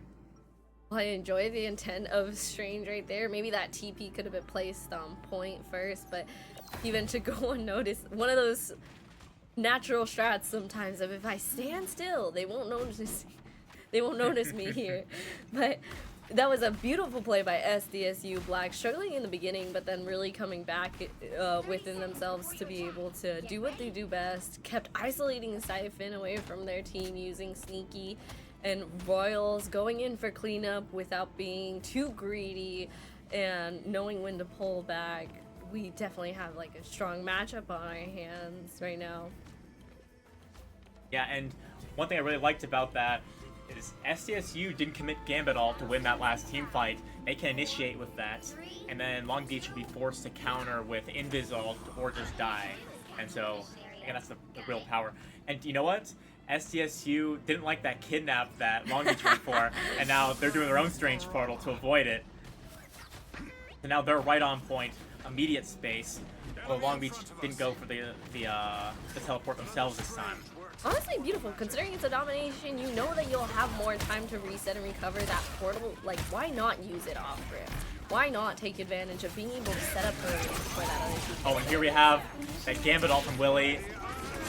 And Chet's gonna go for the Eye of Agamotto, but he's not gonna be able to secure anything with that. Invis with the push from Frutinari and just being able to protect their team beautifully. And we do see that Deadpool tank ult, again trying to isolate them. He's on the Gambit, putting so much pressure. Matched that Vanguard Deadpool ult. Actually, we're not trying to let them walk through for free using that transition, but Chef's getting pressured heavily on point, especially blocked off by that wall, maybe not able to get healed in time, and unfortunately gonna have to reset. And we see Frutinari is up on ult, but unfortunately they just don't have the space right now to use it anyway, so it's gonna be something that's held on to for the next fight. And SDSU is so close to claiming that point, but Long Beach just did not let go, and now SDSU has no progress on it while Long Beach is gradually rising. Exactly, we see Kinetic looking for them off angles, maybe even thinking about going up on the balcony maybe once they push forward. Just being able to kind of poke them from the side and not let that walk up be so easy. But Sneaky's trying to do exactly as his name implies. Royal's hopping right on the point, but Thing poking her out, making sure that she doesn't just get to sit there for free. Yeah. Oh, we're seeing Siphon go for the Strange ult, does not connect. Trouble. Oh, but Wishing God was able Fruit to goes get for two the Invis also. ult. They're Oh, but down Fruit gets 4, killed out of it. and the supports go last. Fruit got killed within the ult. They all just targeted him. That was some trouble. Now SDSU is going to need to get their ults charged, while Long Beach already has 4 of theirs ready. Might have been an imperfect ult from Strange on Long Beach's side, but that team coordination can't be beat. The way they followed up on it, Wishing God able to confirm 2, and then the team as a whole cleaning up the rest. Oh my gosh, And they're going for that early Gambit ult. Royals maybe trying to go touch, maybe distract. Unfortunately by They take themselves, them all so out. just kind of resetting. If you're going to do another reset, Royals with the Psylocke ult, Willie with the Gambit ult, are we going to see that combination again? If they do it right, they can kill through an Invis, barrier, Invis shield, Yeah. and that could be the key to winning this next team fight. Hopefully, even if it comes to that, maybe Wishing God can stop that as much as possible, maybe with his ult, or try to cancel out Gambit. But no, they Alright, popped here's it that early to Gambit be ult, able to run on in. and the Psylocke ult. And there it goes. Oh, they're stacking it. It's not going to be enough. Beautiful, beautiful, beautiful. Oh, and the Thing ult is going to stun Sneaky. Sneaky's going to go for the ult anyway, and he gets killed before he can secure anything. Chef's committing his ult as well. Going for the Phoenix. Not going to secure it. I'm hoping Joey do not claim that. Oh no, because if they lose this point, they just did a full ult reset into the next round. Yeah, SDSU put everything on the floor there, and Long Beach was able to completely counter it. That Invis ult, the Thing ult, they were able to just completely shut those down. The ambition is great, but I think there might have been some communication disconnect. We can see on the cams now SDSU trying to regroup their thoughts in this break time before the next round starts, but I think that's one thing that Long Beach always seems to have in the bag. Struggling or not, it's always together. Every time we cut to the cams, you can see that they're communicating heavily. Everyone has a voice on that team, and yet they managed to bring it all together. But we see some wasted food on the ground. This is a very sad day. I see Chef off of Strange into Emma now. Sneaky is going off Wolverine into Phoenix, who we know he's very comfortable with. In fact, they had a couple saves back in the previous round in terms of saving Phoenix in order for Sneaky to plant. Because he can just be so lethal on those off angles, pressuring the back line. I think this version of the map, or this stage of the map, is quite interesting considering this has a longer walk up, and you see Wishing God on Thing, like being able to close that gap. And then they also have the same battle to play in terms of on SDSU Black with Royals and Dewey, but they also have Sneaky to poke from afar. So I like that switch off of Wolverine, understanding the difference of this particular stage. Kinetic also doing the same thing, looking at Sneaky, taking this 1v1, but also using the walls for cover as they approach point. And it looks like Siphon is able to step on first. Chef maybe able to grab and isolate, Chef's but forced to go diamond. unfortunately hidden behind the Gets wall. killed through that. Unable to be seen by their support. Regards coming on ult. He's going to save that for the next team fight.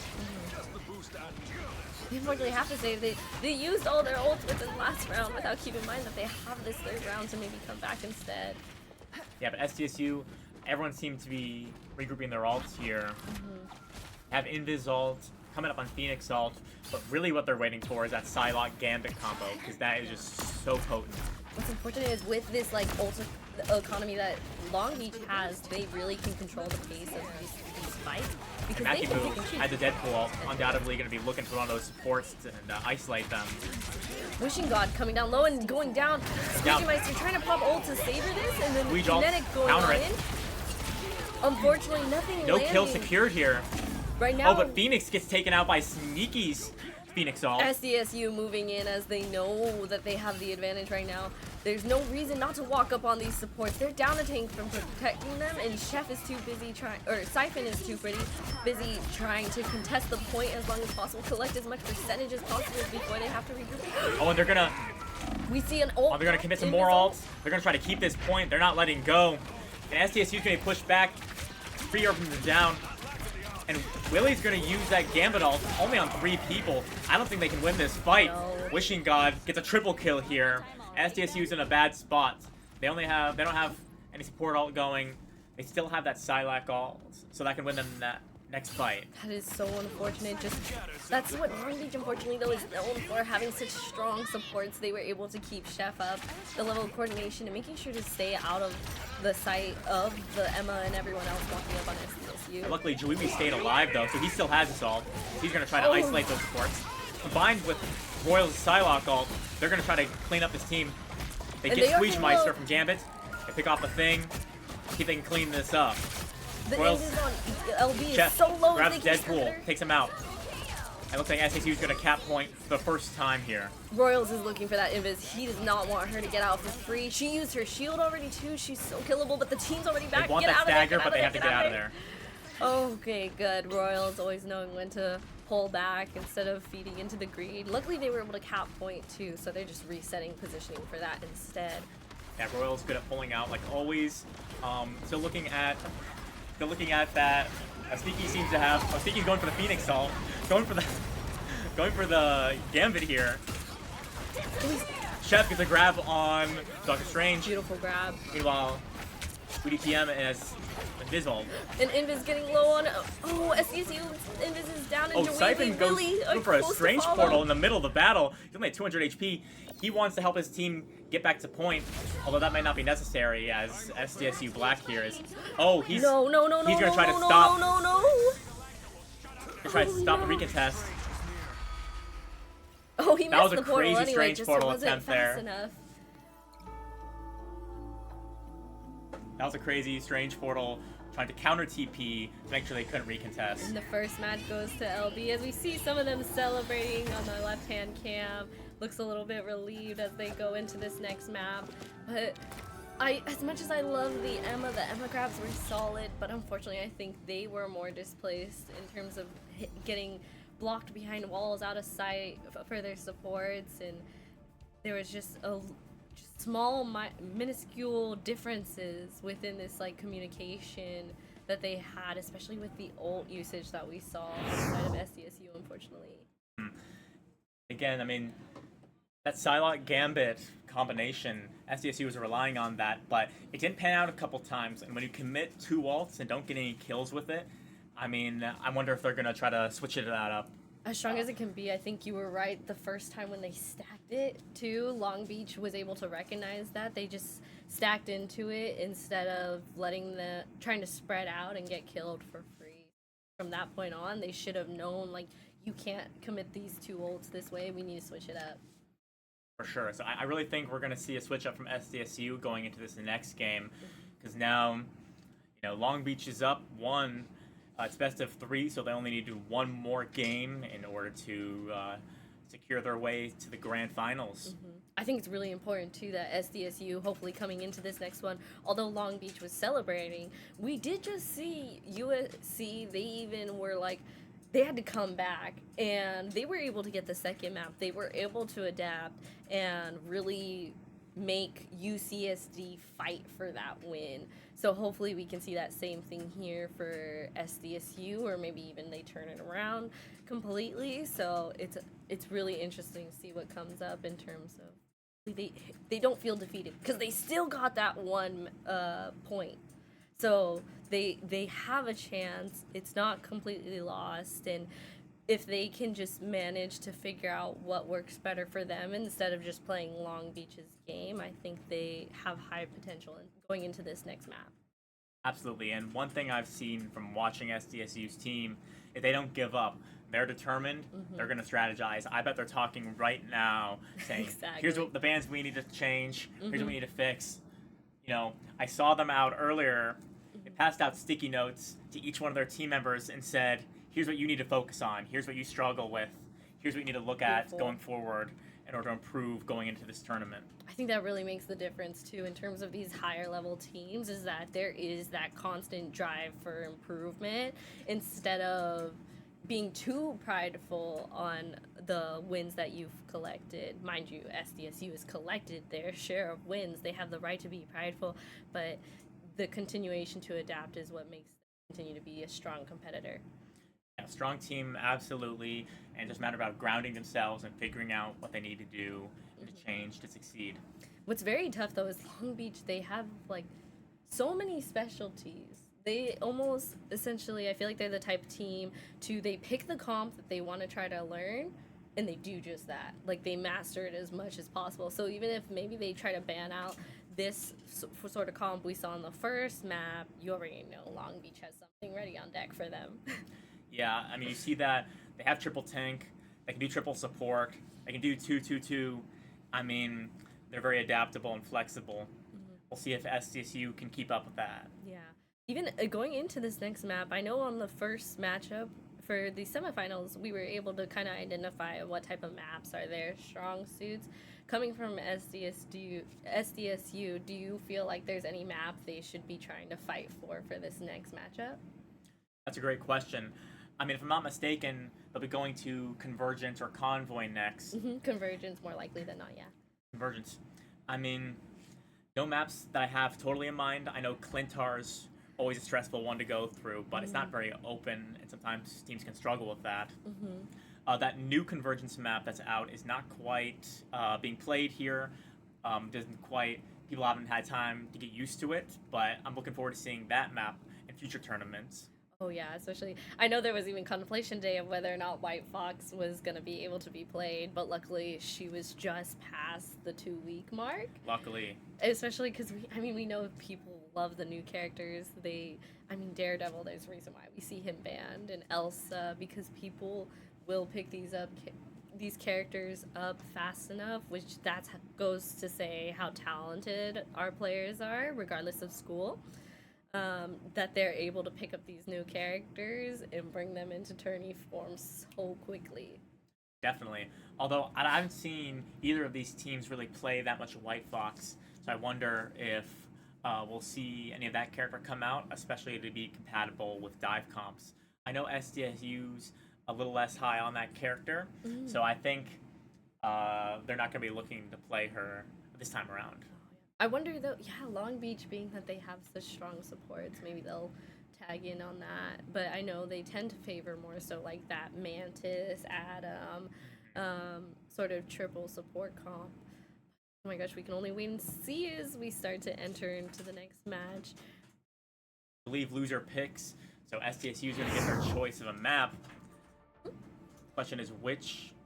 This is going to be Convoy, it seems. Or maybe they're... Maybe we'll see Oh, what it they looks like choose. it's at the decision of Willie. Yes, Willie. Fate of his always- team. Let's see. It's hovered over Museum of Contemplation, and it is going to be Yep. Museum of Contemplation, which is one of the newer maps. Came out last season, and we saw it really intense match last time between USC and UCSD. Came down right to the wire. That final point is insane because you need to be in the cart in order to be advancing it or contesting it. You can't just be next to it. So that requires some strategy and playing around.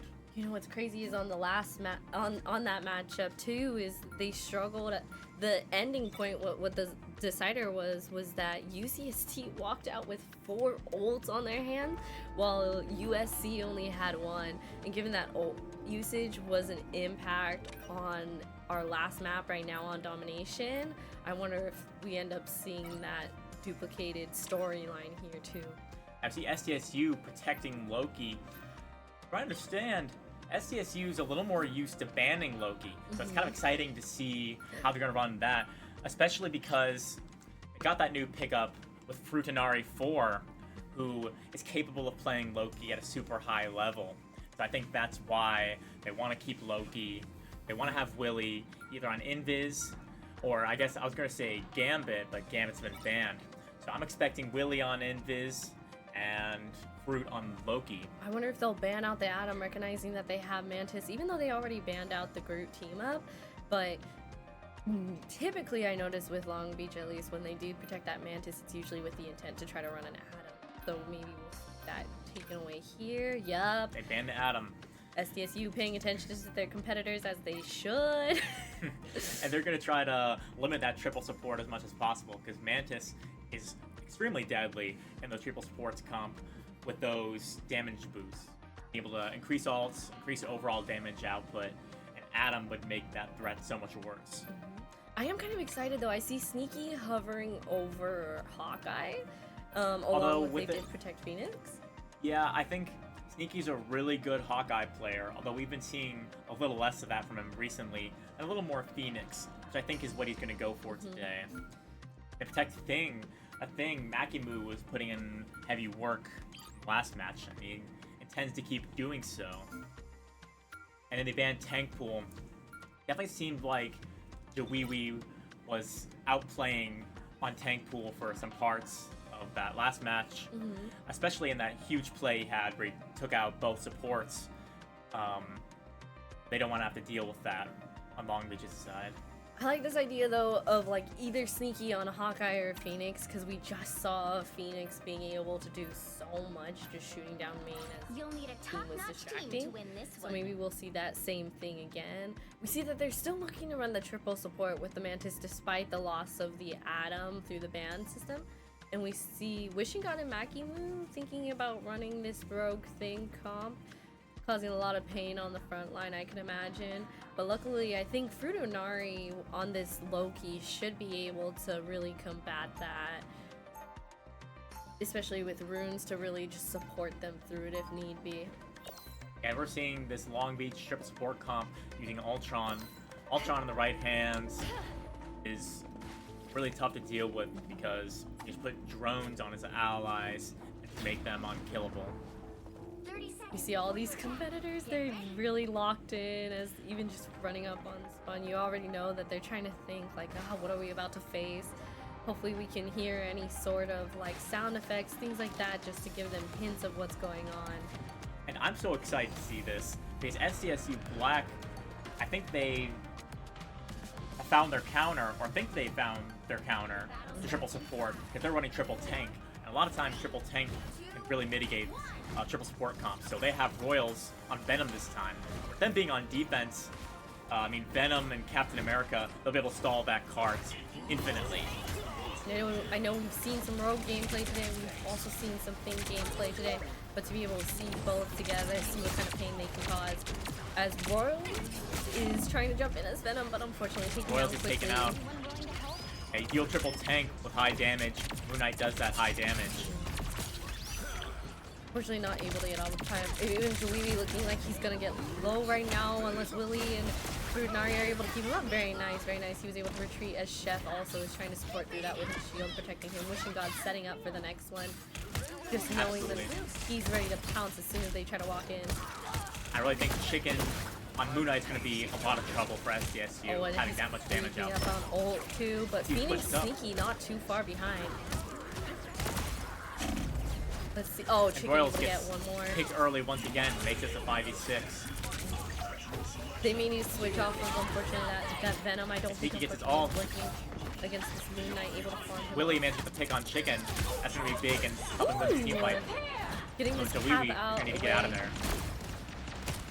Water able to find a pick on Jawiwi, making sure that he is not Ultron still pinned in the unpunished. corner, gets taken out. Sneaky trying to get out. Chicken coming back. Royals back on point. He's taking over the cart. He's going to finish off that Mantis. Willie using his ult, dying anyway. And Fridinari able to help support and recover as they just managed to stop Hart from continuing on. I think the thing the Aztecs need to worry about here, if they don't have any support ult, Long Beach is coming up with Invis and Mantis.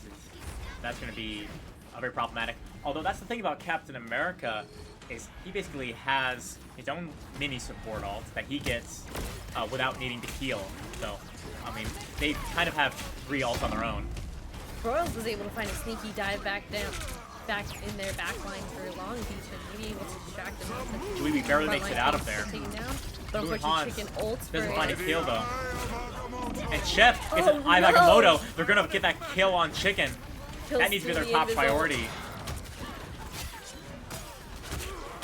Makimu able to take down Chef, but Wishing God traded out too from. Phoenix Ult doesn't find a kill. Unfortunately not. Jawiwi still trying to contest point as much as possible. He knows they're off of it, but then he has to come back. Looking at that Mantis, trying to get water out of there. Jawiwi needs to get that Captain America ult very soon, that he can stall that point. But he's gonna go down, and so he's not gonna have time to get that off unless they go for a understand strange. to back They get a off. strange TP. They're gonna fight to the bitter end on this point. Might be able to TP enough though that Jawiwi does have his ult, Royals going down the chooses to use it. With Jawiwi also, yep. They stall point. Loki clone duplicate ult on Invis. Mantis is in a dangerous position, but able to sleep that Captain America before he gets to capitalize Royals on is her. still pushing up that on that Mantis. Willie gets his ult. These supports caring for each other through it. Wishing God not able to find one. Neither is Makimu as they have to reset with only 40 seconds left on the clock. Man, it's SDSU managed to hold them off there. They had to put in everything. Strange Portal, Loki Copy, Invis ult, and Captain America all just to win that one team fight. And now they have to deal with Ultron ult coming up. I mean, Long Beach is at least halfway on most of these. And Sneaky is at least almost charged up on his ult. Maybe he can get some sort of early pick sort of situation with that, unless he wants to wait for some further support. But Chef is down early. Sneaky going in for hopefully a We're trade. seeing that Ultron ult. Water down Jawiwi early does kill also. the Mantis. That's going to help him out here. And Makimu able to find 2 with Chicken getting 1. One more from Royals, Wishing oh, God. and they managed to cap the point. Good time to stop them. Even Royals though dying Royals and late. Chef are alive, they back it up. Ooh, no, he and they got- got to there he reset. goes. Royals does get picked by Squeegemeister. That sliver of HP unfortunately was not enough against Squeegemeister finding that last tap. See, as they walk back up, Makimu actually is coming up on ult to where maybe they will be able to continue pushing this cart without delay, especially considering that point took a little longer than planned probably. So in terms of trying to get there as fast as possible, able to slow them down. I mean, they have no support ults to go through it also, so if they're able to follow up even with a lesser amount of damage, I mean, if Chicken can maybe find a good onk to put down and farm off of that. We also see that the Invis on Long Beach is coming up on ult, or has ult, maybe able to Chef getting survive heavily the pressured. Royals. He's going to be able to make it out. He makes it out. Take a look at that ult on the back There line. we go. Looking at maybe But he two got to right retreat. there. He's going to be able to finish off any of those picks. Wishing God goes for a big. He gets canceled out of it before he can do it. So Chef unfortunate. goes to the Eye of Agamotto. Can't secure anything. It was a beautiful attempt to follow up, but it was just a second too late. And Fruit goes for Loki copy in Dissolve. Water keeping her team up also, looking for that ult, making Oh, Chicken, they're able to he's walk gonna go up for this. off it. Oh, here, looking to kill that back line. Ooh. Frutinari and Willie are gonna go down. Looks like Long Beach are gonna win this fight. These DPS supports, they got Squeegee Meister. All of them, each support on Long Beach managed to secure a kill. Angry. There's still a chance to stop them. And so Chet's gonna go for this recontest. They should be able to get it off. There's one more team fight in them. And Captain America ult right on the way. Will Trying to block WWE them use as it? much as possible. Chef isolated, Royals isolated. Also, Royals actually able to get some overhealth, but ultimately one of them are put to sleep, Jawiwi, and Jawiwi, trying to just keep one going thing. back in. 30 seconds. They will manage to stabilize. Able And to win stop another team Cart in fight. its tracks also. I mean, talk about that Captain America ult. I mean, that third support ult is so great without needing to have a third healer on the Machine God field. looking for a cheeky little TP, seeing what he can do. Making Machine sure God, he they'll puts earn his themselves one team more in a good fight. position. But they don't have support ults. No, and we see Squeegee Meister is actually coming up on an ult also in terms of being able to Backing follow up on move this attack. has Sting ult. Royals also has the ult, but he's putting a dangerous position. Doesn't land it. Royals. Goes to Able Venom to ult. maybe get the Strange out of there. Looks like they're down 4. This is looking quite winnable. Ultron having And they're to gonna ult finish by off. himself just to do something. They have no one to contest anymore. SDSU managed to hold them at bay. 2, 1. This is looking quite winnable for SDSU. We might have more of a back and forth, and then we'll take it to match point. You'll need a top-notch Ooh. team to win this one. But the way they are able to, just these supports, they're so fun to watch on Long Beach IKLI. Even though they weren't able to get that second point, just the ability to know that despite being a support, you're not isolated to only being a healer. They were getting their share of picks throughout this round, so hopefully maybe they can do that in reverse and really hold it down in terms of keeping SDSU from getting too close. But we will see, especially with Royals managing to come back on that Venom. Yeah, he I had a was couple- expecting a switch off, and he held it down. Yeah, and he had a couple early deaths where he was the first to die on the team, and they Yeah. lost the first 2 team fights. But then he really turned it around, just being able to apply so much pressure. And I'm really happy about how SDSU managed to mitigate that Moon Knight, because on paper, Moon Knight counters Loki, Moon Knight counters triple tank, but they really, I think they communicated, I think they knew that was going to be an issue. And now, Long Beach has swapped off Moon Knight here. Yeah. It really is crazy how they were able to adapt to that. I wish we were able to hear these like comms in terms of what the conversation looked like. Just whether it was that like the supports try to stay in our sides more, or if there was Royals just adapting to having a bigger hitbox and knowing when to get out faster. But as they go into this first one, we see Jamili already taking quite a bit of damage along with Slinky, but able to still be held up by Willie and Funari. Makimu actually put in a dangerous position, but they're just trying to charge ults as much as possible in this neutral fight, trying not to give up too much space. Oh, Royals are going to Royals TC. getting a little He low. can't make it out. It looks like Water was able to confirm that kill before he was able to leave, but Chef and Joey both trying to keep holding this corner, using it as cover as much as possible, given they're a lot more vulnerable compared to some of our like more bulky shield tanks that are able to kind of go in back and forth a lot easier with less vulnerability. Yeah, and we're seeing Chicken on Phoenix now instead of Moon Knight. Still able to apply just as much pressure, doing so much damage to that front line. I like this idea Chicken has to though try to look on this left side for an opening in terms of So being able to Wee pick up those and back Royals supports. going for a dive, they get those Loki runes out. I'm just gonna back out. They got the runes, they're gonna back out, and they're gonna dive again, probably in a couple moments. Really trying to keep them up on this corner, staying out of sight of his enemies. Such a beautiful support positioning we got there. Oh, Royals unfortunately knocked down. Royals didn't have the E shield up quite in time to Oh, survive that. and we see Jawiwi was a little bit too out in the open also. More likely than not, they're either going to have to retreat or decide to die fast so that they can recollect themselves. They're getting held in spawn here. So much pressure. And Long Beach has 4 ults. They're coming up on the last 2 as well. Certainly at an ult advantage. Oh, a thing will try to get out, but there's not much in view for him to work with. Willie They goes for the try to push invis ult, forward on trying to it. make some space here. We are And Squeege is gonna counter ult here. We see actually Wishing Weewee's Guard gonna use having- that ult. Trying to survive. Will be enough. There we go. Fruit manages to live. He's gonna use that invis ult.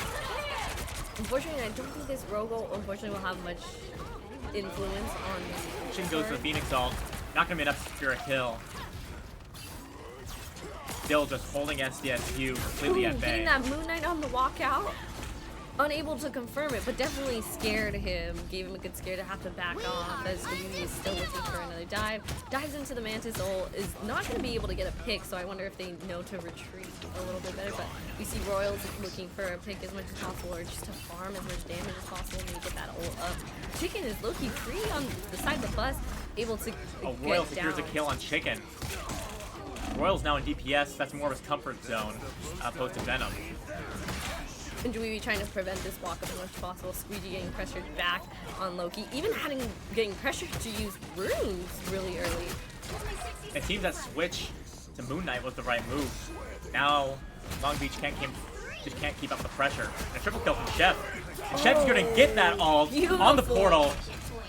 Beautiful, beautiful. Even thing, like, he got out, but there's no way he's able to touch, and it was a hopeless loss already as soon as that point just clicked and the doors start opening. Yeah, that's gonna give them 3 more minutes. They have a chance. They can either team's game here, as Fruit and Willie both have the support ults. As Long Beach is still trying to get those support ults up. See, that's the issue with triple support, is they kind of feed off each other. You know, they need to all heal, but there's not enough healing numbers to go around. I'm honestly a little bit nervous also for SDSU Black on this next point, considering the fact that they are in a little bit more open terrain. But luckily, I mean, Makinu is already going down, almost so close. There he's gone. The invis ult being popped just slightly too late on Long Beach, but maybe used for another purpose in terms of just trying to keep Wishing God up, get him to ult. See, Chicken Royal has ult. going in for an ult, trying to get a kill on the Loki. Getting pushed out though, and Oh, and he actually goes down. falling. Just before Willie gets his invis ult off. That was unlucky. Unlucky. But we do see both teams are coming up on their ult. Oh, and we see a thing Mickey ult Moo taken goes out. for the thing ult. Helps them push the Aztecs off here. It looks like Chef may have been left behind on thing if he's able to back off a little bit. Wishing God trying to follow up, but unfortunately taken out. Chicken has an ult and definitely can have a plan for this. I mean, if he can manage to land maybe on either, have Fruit use their runes early on, maybe give it a better opportunity in terms of the kill condition. Chef Water goes for trying that to ult. walk Stuns a up. couple people, but they counter with their own support ults. Rogue's going for that ult. Cap gets his off before his charge gets drained. Now they're gonna push with Cap off. Once again, seeing how useful that is, having that third sort of support ult, even without triple support. And we see the two things fighting right on point, and Makimu having kind of try to run away as much as possible, but Wishing God Chicken being goes for low. Royals once again has ult, I see the vision there. There was so many low. It's just the second too late. and Royals gets picked by Makimu. Willie's gonna use his ult, but they are down 1 here.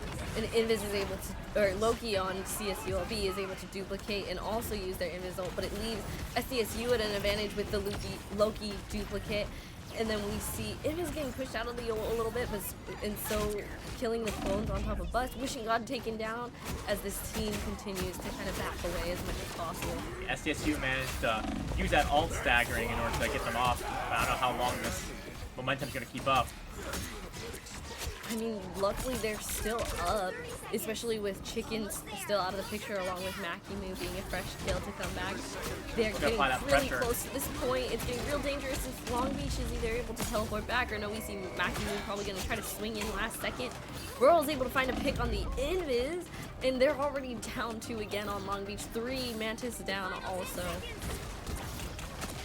Now Makimu's on Venom, just trying to stall for time. Oh, and the They get the teleport portal off, last second. and once again, Chef goes for the thing ult on the portal. Strange gets killed. One of those portals, unfortunately, where the payload is almost to your demise because you're stuck in this corner and you just Long Beach collapse trying their on best to stall. Fruit secures a kill. Now they're gonna push forward. It looks like they're about to cap. And they get it. And SDSU celebrating their well-earned win. Very excited. You see Billy, who is casting before, hyping up Sneaky there. He's very excited. What a beautiful team in action, actually. Just seeing how hyped they are. Even if your opponents are right against you, they didn't give up, making this a 1-to-1 and going into match point. And Frutinari, the MVP, you love to see that. He's so new. He's played with them a couple times online and in scrims, but I think this is the first time he's been with the team in person, and he's met all of them in person today. And to see him get that MVP, so happy to see that. That's beautiful. Especially, I mean, look at him. He was up there. Support, but not just a healer with those 31 kills. Just able to support his team and the amount of assists, too, with 37. This matchup is really exciting, actually, because I don't know who to bet on anymore. I know it's anyone's game, really. That first match was really exciting, but Long Beach took it. Now SDSU takes this one. Can they maintain that momentum and carry into the third round? Or will CSULB be able to counterpick them and come up with a new counter strat? Yeah, especially I think even in this match, like that Thing matchup, seeing those two Thing players go head-to-head is something relatively, I would argue, uncommon in the tournaments that I've seen. And so to see that matchup along with Royals able to change to Moon Knight and really adapt from there, and it was really such a close call because we saw so many ults that were used and didn't really have any payoff right away, and it was the follow-up of that fight right after following it. Instead, it wasn't just free ult kills. So these teams are really fighting tooth or nail for this. Definitely. And I'm really intrigued to see how things are going to change going to this next one. It should be a convergence map for round 3. Again, I think it's anyone's game. I wonder if CSULB will stick with this triple support or if they'll go back to triple tank, which I think was working a little better for them in that first match. I think chat is very funny. The thank God Royal swapped Venom isn't for him. I think it's for him. I think it is. I think it's that he needed just an extra second to recognize his hitbox was a little bit bigger. He's not as skinny as Psylocke. He's a little He's getting blown up. Yeah. Yeah, he's a little bit bulkier. We can appreciate that, but it just takes some time. CSULB is going to go with Empire of Eternal Night, Central Park. We've seen this played a couple times already today, but it always gets stopped on second point. I really want to see that third point. I love that third point. I don't know if we'll see it because especially depending on what side they're on. Long Beach is very great in terms of sort of like a bunker type comp, and I feel like Central Park really manifests that with how the map is built, especially that entrance. So, but they're on attack first, so they're gonna have to at least they don't have to give their defense strats away right away, but I don't know if we'll see that third point. Elsa Ban once again cannot let that character through. I think Sneaky, No one wants to see it. yeah, no one wants to see it. If Elsa did make it through, I think Sneaky would be playing probably would be playing pretty well, but Long Beach doesn't seem confident in their abilities with that character. And once again, SDSU is saving Loki, because Fruit was doing so good with that. I mean, those clutch runes are vital to team sustainability. And then let's see, going in, they still want to protect that Mantis. I know they were able to secure some kills, but I mean, if they ban out that Atom, it makes the comp just... I love the triple support that Long Beach tends to run, but it always seems to pay off the most when they're able to get that Atom through.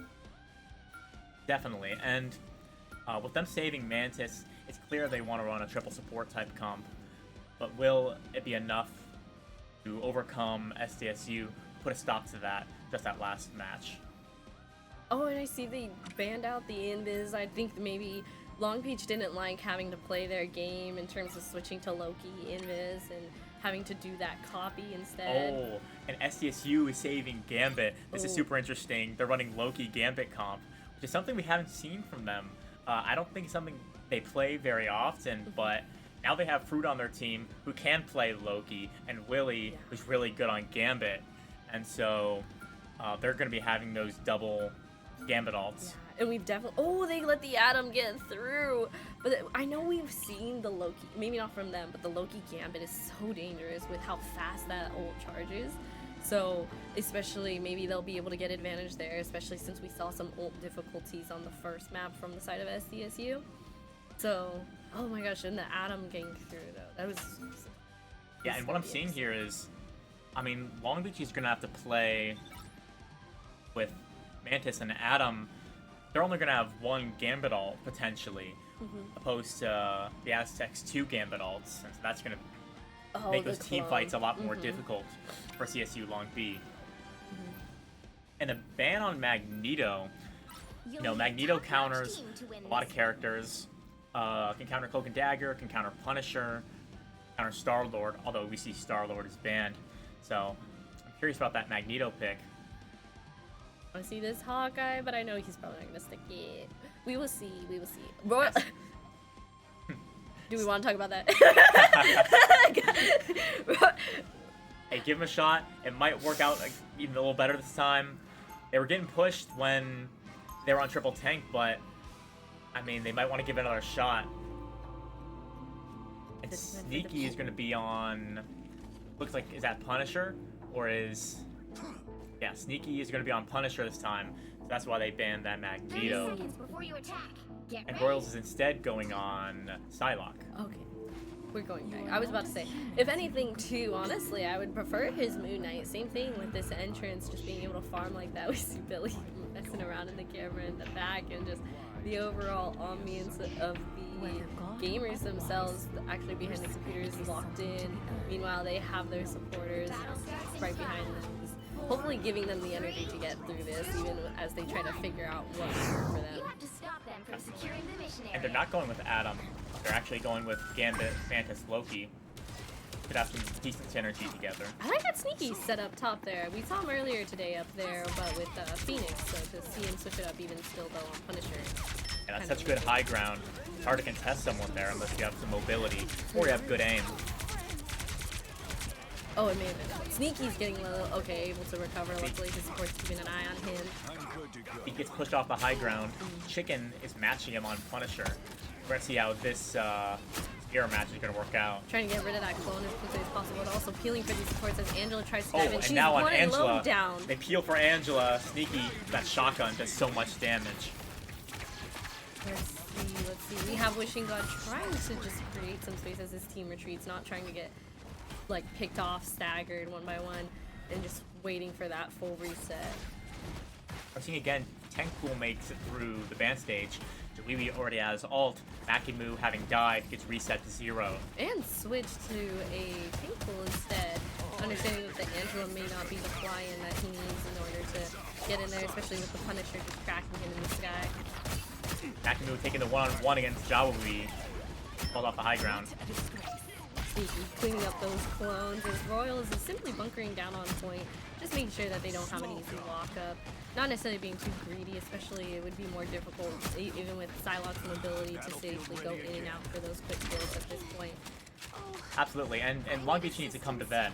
So Royals can play a little more defensively and just work on building his ult, especially if they want to do that combo with Gambit. We see Wishing God also is on the Moon Knight, probably trying to farm that ult too, but Chicken's already ready to go. Maybe if they can walk up with even like the Mantis ult for that damage boost, and they also have the Loki to maybe boost different ones. The Squeegee go for the ult, combining with Chicken. But Chicken gets Deadpool ulted by Jalewi. Boyle's going for the Gambit combo. I mean, that was beautifully done by SDSU. I mean, that Deadpool ult on the Punisher just absolutely obliterates him. Any shots he missed does damage to him. And Rose's gonna finish off that Gambit. That was such a late death, unfortunately, too. Honestly, it would have made me even more work, because even if you try to transition, he was in such a vulnerable spot that it was inevitable. But now we see Furinari actually has their ult ready in terms of whether or not we'll see them either duplicate the Gambit or maybe try to reach all the way for copying something else in terms of that level of aggression. Really could go either way. I hope So Gambit Punisher, we're seeing that. Although Sneaky gets taken out of his ult by Wishing God, or by Chicken, I mean. Wishing God looking Jet's for gonna an go ult, for that unfortunately it ult. falls. And then Wishing we God have gets picked. Water ulting for only 3 people on their team, unfortunately, with the hopes of being able to even touch, maybe fight for a tick, but unfortunately it looks like they're going to need to reset completely. I think we're looking at that stagger game again, where the Long Beach, unfortunately, they're just not understanding that they can reset, and better to go for the full push at that point. Definitely. SDSU is doing such a great job of holding. Royals Nakamuto's going to go for the ult, and he's going to get a double kill, taking out Royals and Frutinari, while Sneaky takes out the Mantis. But he does go down to Wishing God. Oh my gosh, and Chef kind of burning on point. Now see if SDSU, Royals is going for the Strange TP to try to recontest. Looks like they have one more team fight left in them. Jawiwi hiding out, ready to touch as needed, but letting to wait Jawiwi gets the ult off. Beautiful, beautiful. Let's see if he can get this pick here. Base out the Loki runes. Sneaky just firing on as Moon Knight through the portal. Jawiwi able to find Squeaky Meister, and then also the Loki on Long Beach going down. They may be able to hold this to where they only need to get 1.5 ticks. They do use that, Willie's Gambit ult comes out. Will they use that? Wishing God And down, it's over. Down, and yeah, they're just gonna need to cap this point. They just need to cap the point. Can Long Beach full hold them the way they got full held? Long Beach is looking a little nervous on the cameras as CSU is really celebrating this sort of change in mentality, just not playing too far into Long Beach's game. I think Long Beach with their triple support tends to get into a lot of teams' heads in the sense of they feel like nothing's dying, but SDSU just knew that they just didn't have to, as long as they didn't let up, they were able to hold, and it was Definitely. a beautiful, beautiful play. And I mean, I think where SDSU is really succeeding here is in that band stage where they pulled out the Loki Gambit. Long Beach let them get that through, and that's so much more effective for them. Meanwhile, Long Beach, they did use a save on Adam, which looks like we might see here, played by Water. Yeah, able to get that respawn as needed, hopefully, and even we saw some critically used soul bonds the last time they were able to play Adam too. Maybe able to either cancel out some ults just with a simple ability. I mean, that's the beauty of Loki and Adam especially. They have these certain abilities that are able to just completely combat ults rather than having to use a whole ult to try to save your team. 3, Definitely, 100%. And now we're seeing Royals switch off of Psylocke, go on to Moon Knight this time. And again, having those 2 Gambit ults combined with a Duelist ult, so powerful. I am concerned though with this Moon Knight, if he's not able to fully confirm the kills, then he may just be feeding this triple support comp the ults they need to sustain. Oh, and Sneaky burning on top, 2 Punishers looking eye to eye, and Jawiwi and Chef both trying to walk up, but both very vulnerable in this situation. Yeah, they're coming out. Have Chicken going up on the high ground as Punisher. But he's getting shot at by Jawiwi. I think this walk-up's going to be very difficult, especially because Jawiwi and Chef, they have to be able to close that space. And look how far they had to try to jump just to try to get at Chicken and not even land it. Deadpool ult already. Oh, Soul Bond being out, though. And Runes, so this puts Chad has to back it up. Royals in a good position. Hopefully Royals they can use the find Moon Knight ult, something takes out a beautiful. Chicken. Sneaky goes down, but Gambit and Loki on Long Beach goes down as well. And that Adam Res isn't quite there yet. They're going to need a Strange Portal right now. Wow. They're celebrating early. San Diego just And they get ruined it. this tournament. final score. And they're celebrating, they're hugging, they're excited. Well, that calls it that for this finals match, we're going back into it similar to GG Beach. It's literally just a competition for who takes the pride of the city again. Yeah, UCSD versus SDSU, that's gonna be fun. Royals getting that MVP, love to see that. Fun fact, Royals is my roommate, so I'd love to see that. He's my friend, love to see that from him. Congrats from SDSU. And yeah, having the most damage, having the most kills here. Just looking at this score chart, you can just see the coordination that SDSU was able to bring, especially coming back from that first map.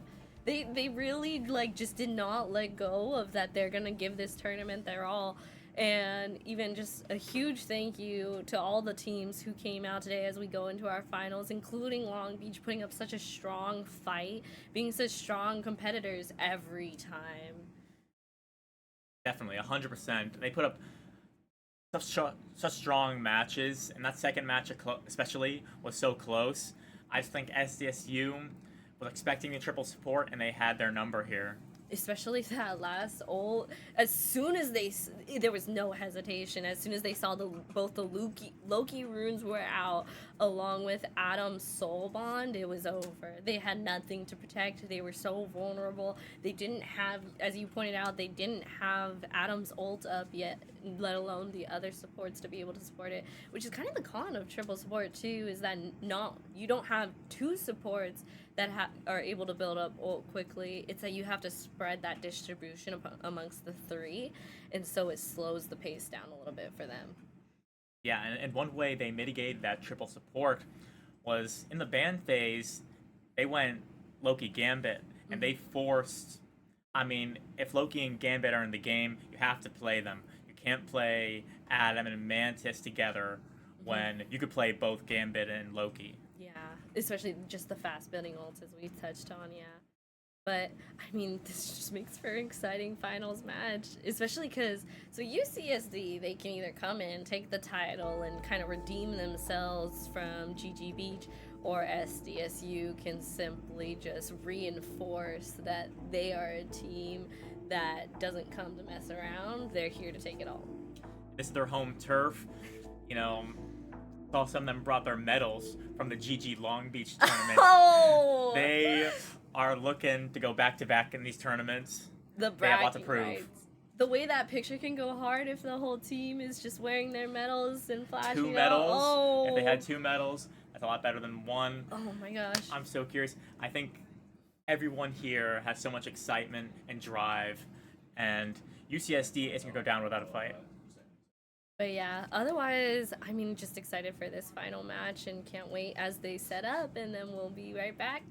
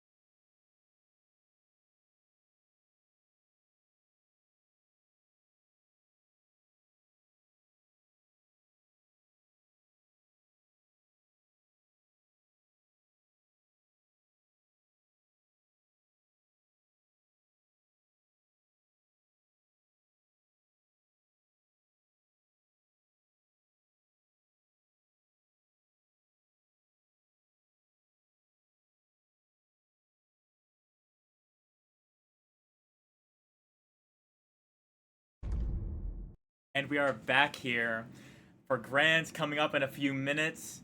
It is UCSD versus SDSU. This is going to be a battle of the two San Diego schools. Been really exciting matches so far.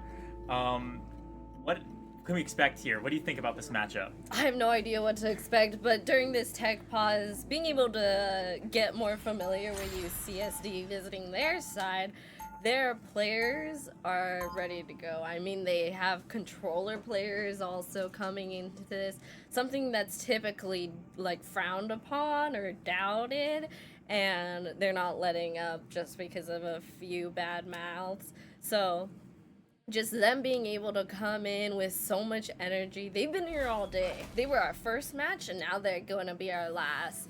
So just being able to come in as a team and get ready for this last battle, they made me not know who I'm cheering for anymore. Oh, Definitely, and these two teams have fought so hard to get here. I mean, in the semifinal matches, the best of three, 1-3 games both times, and just down to the wire, super intense matches, and now we're here.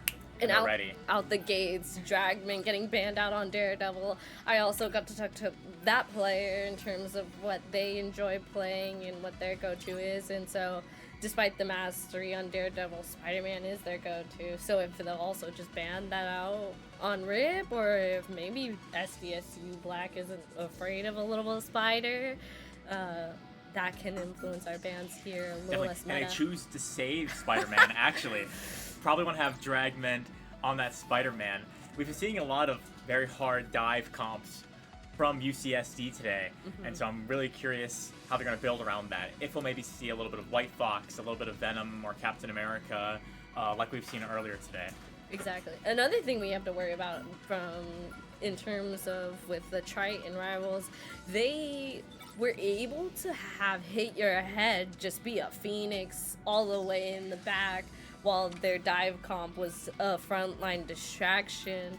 So in terms of whether or not SDSU is going to let that slide, or if they'll catch on a little bit quicker and not let it be so many free kills that Hit Your Head was able to get. Yeah, but I Hit Your Head, also good on Phoenix. Sneaky's also really good on Phoenix, and so if they want to try to do a mirror match of that, it's really interesting to see.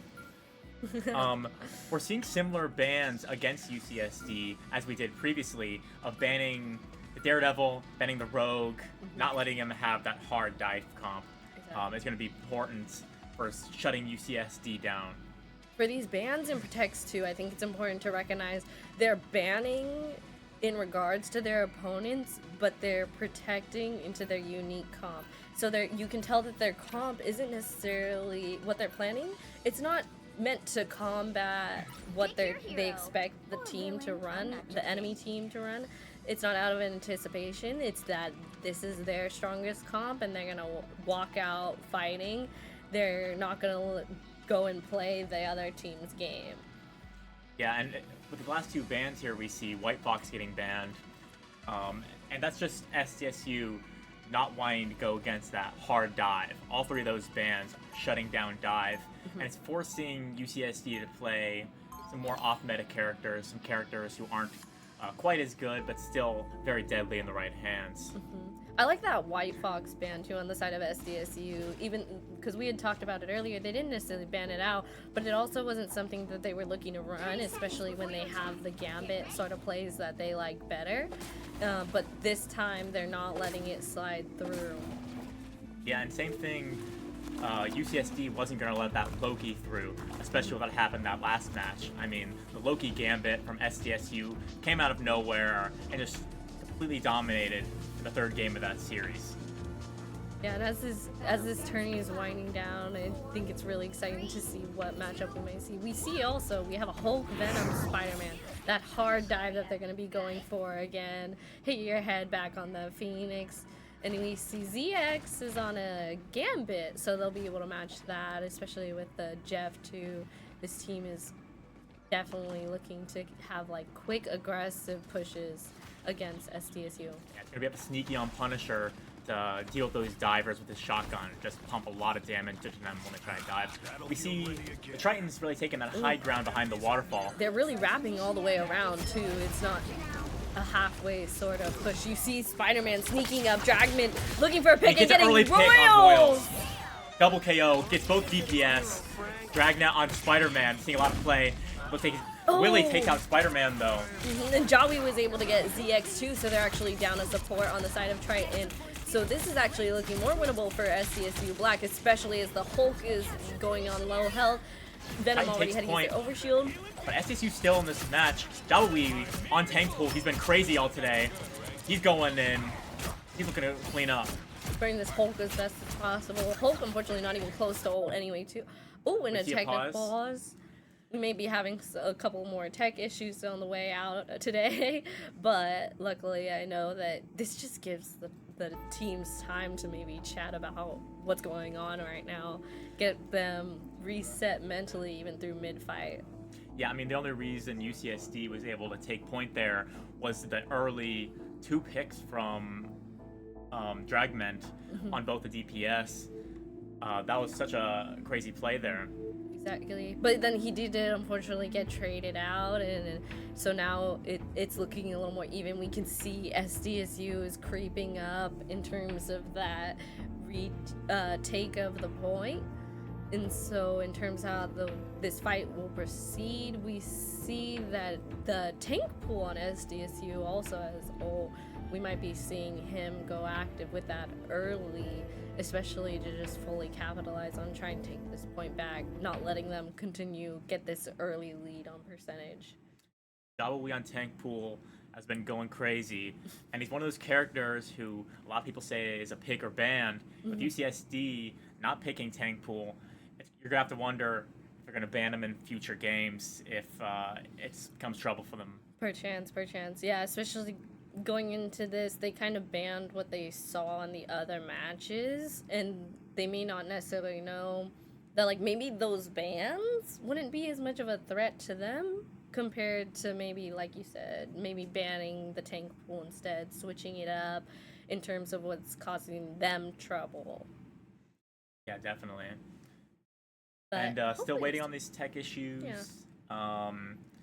Again, we're still seeing. I mean, Hulk Venom is such an interesting tank duo. You know, there's no shield tank there. You can pump a lot of damage to them. Here we are getting back started. Coming back to the Hulk actually getting knocked out.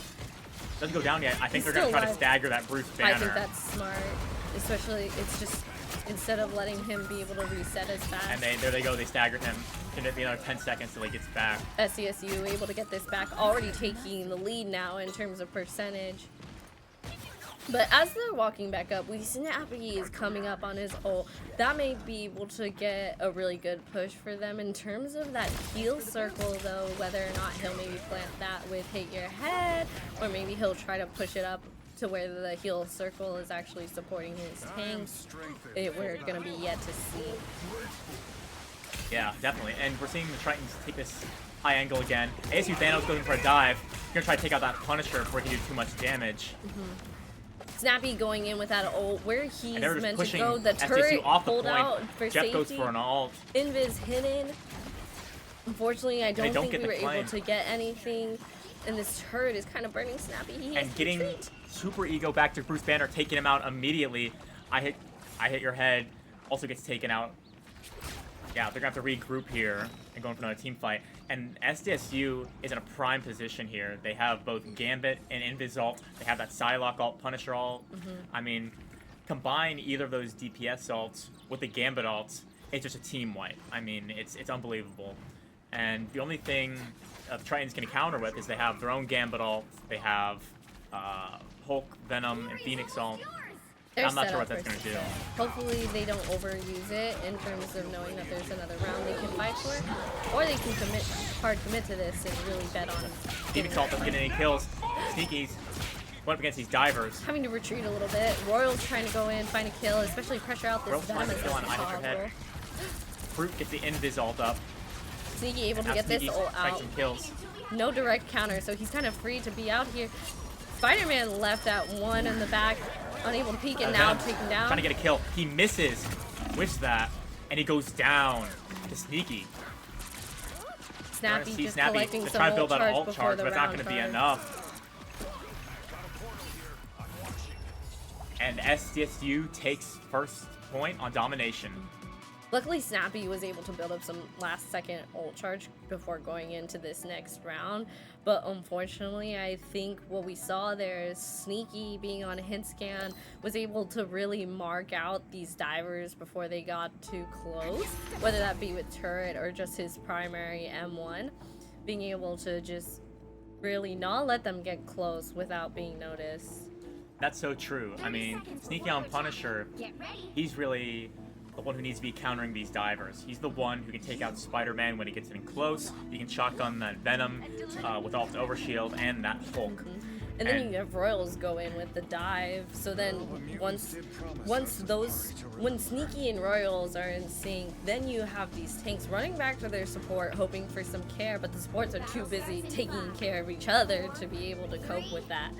So maybe we'll see that continue into this next round, or how they may adapt. And like I said, coping with that tank pool is just nasty. I mean, so much pressure, especially on that Gambit. He puts an alt, you know, the gun alt, makes it so that you can't miss his shots or you're gonna take damage, and it prevents his team from receiving proper care. So I see Dragman and ASU Thanos both trying to set up and be able to peek early, see what they can find, but unfortunately this point is so Sneaky condensed. looking to shotgun this Spider-Man again.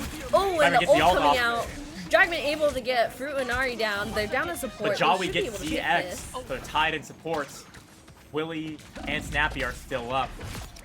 If Dragman Snappy can keep them up, kills Royals, especially with his but primary. Jawi is a kill on Phoenix. Still a pretty even match. The Tritons will take point. We just saw this play out in the first round though too, where UCSD was able to take point first, but SDSU quickly takes it back. If we'll see that, maybe Snappy looking for an ult, just going to safety instead. This is that ult on the Willie. Oh, and Chef's looking for that kill on. ZX almost died again. Oh, and able to get Jawi. confirmed. Sneaky getting two, Chef getting Hulk. Oh, Chef killing. And that's nearly a team wipe by SDSU Black here. I mean, again, Jawi, so much pressure. And now they have Gambit ult, they've got Punisher ult, and they're coming up on Psylocke ult. Those combos are going to be crazy. I think they unfortunately aren't finding what they need in terms of how to cope with Sneaky. Especially, you can see that like ASU, Thanos, and Dragman are both kind of struggling to where to find those dives and which ones they'll actually be successful with. Even though we know Dragman is such a pro at those combos to get those quick kills. Oh, and we might see one right now. Dragman. Oh no, she got This is the kill. away. Sneaky with the Gambit. Oh, not with Gambit ult. Oh no, Venom burning right here. Not quite Thanos may be a goner. Oh, he was able to get to the Medi though. ASU Thanos going for a Venom ult. Doesn't get any kill with it. Now we go with Gambit ult. And they're trying to run him down. And will Royals go for his Psylocke ult? It's not going to be needed. I'm noticing this too. This happened just again to Thanos, where he got stuck at a low sliver of health, and they waited just an extra second to actually kill him. It's these micro movements that are just able to completely mess up their game because they're not able to reset as quickly. And I don't even know if it's on purpose or just unfortunately they get out of sight only for that extra time and set themselves up. Royals is set up behind them. He's going to try to make a play, possibly with an ult. He whiffs the With shot from Snappy. Jeffs. It happens to everybody. A little slippery fish, but Thanos trying to set up again for this dive. Oh, and blocked Thanos by gonna miss the his dive. blocked And he's gonna by get, you know, shotgun again is so much damage. Oh, Jawi has his ult. Is he gonna use it on Gambit? He Oh. will. Gambit does get his ult off. trying but, to run away and not oh, fast and enough. ZX6 gets killed in his ult. That's a huge play for SDSU. Phoenix looking for an ult. If hopefully it doesn't break first. Unfortunately, not able to confirm anything. No one We still goes have down Snappy also. Snappy going for the ult, putting the heal circle on his point. And Sneaky Oh, uses and the the turret turret! to avoid it and No! kills Snappy. The clutch overtime. Overtime's going down. They get the portal off. But it's not gonna matter. First game, SDSU takes it. And Royals, you can see he puts on his sunglasses. farming over That was here. very intentional. Billy, of course, supporting his teammates. Oh, what a beautiful match, but so unfortunate at the same time. Oh, to see the Snappy fall like that. I mean, yeah, what a great match. And Zhao Wei, again with that tank pool, I think we're gonna see him banned next game. But then if you ban tank pool first, they might save the Elsa. So I'm curious if we can get Elsa in these future games, because she's been banned first pretty much every single time. So I'm hoping to see that. Yeah, especially like we said, like that switching up to their game, especially the Elsa ban almost seems unnecessary. Both teams were planning on banning it anyway, to which it's essentially they're not anticipating needing to play it on either end. So I could see that ban stopping during this best of 5. Yeah, I think if it's open, I think it's going to be played. My main question is, if UCSD bans tank pool, then might SDSU save Elsa and try to get sneaky on Elsa, or do they like what they have going with that Punisher? I think too. Oh yeah, the sneaky. He doesn't necessarily need the Elsa, especially his Punisher was doing so well. Even if his ults didn't necessarily always get the biggest kill number, it definitely always put pressure. Especially like we were talking about, they don't have that shield tank. They do have the bubbles from Hulk, but I mean that's such a quick cooldown to be taken away that even Venom, it seemed like he was having a hard time to recover. Always ended up a little more isolated than the other tanks too. Totally agree. And you see, they've been relying on a lot of these dive strategies, the Venom and the Hulk. And now that Sneaky's able to counter that with the shotgun, I mean, I'm curious how UCSD is going to adapt or maybe switch up their strategy. It's also kind of funny because Punisher, he's a very basic character to most. So even like as a past Overwatch player transferring in, when Marvel Rivals was new, he was kind of seen as like the soldier of Marvel Rivals, very easy to pick up. But the way, even in this high comp level, he's utilized because he's able to put so much pressure is pretty iconic to bring it back. Just going back to basics, there's no reason to overcomplicate how you can counter dive instead of necessarily relying on perfect hooks or turrets that mark them out well enough. You just go back to old reliable. Yeah, I mean, inherently in this game of superheroes, Punisher is just a guy with a gun, but it's so fun to see him doing that and going out and just with a shotgun, taking on all these dive characters. Yeah. I wonder though, I wonder if they'll switch up their tank comp, because we have only seen like the Hulk Venom all day from them because combating dive was so hard for the other team. So I wonder if they'll have to maybe have to pull out a shield tank.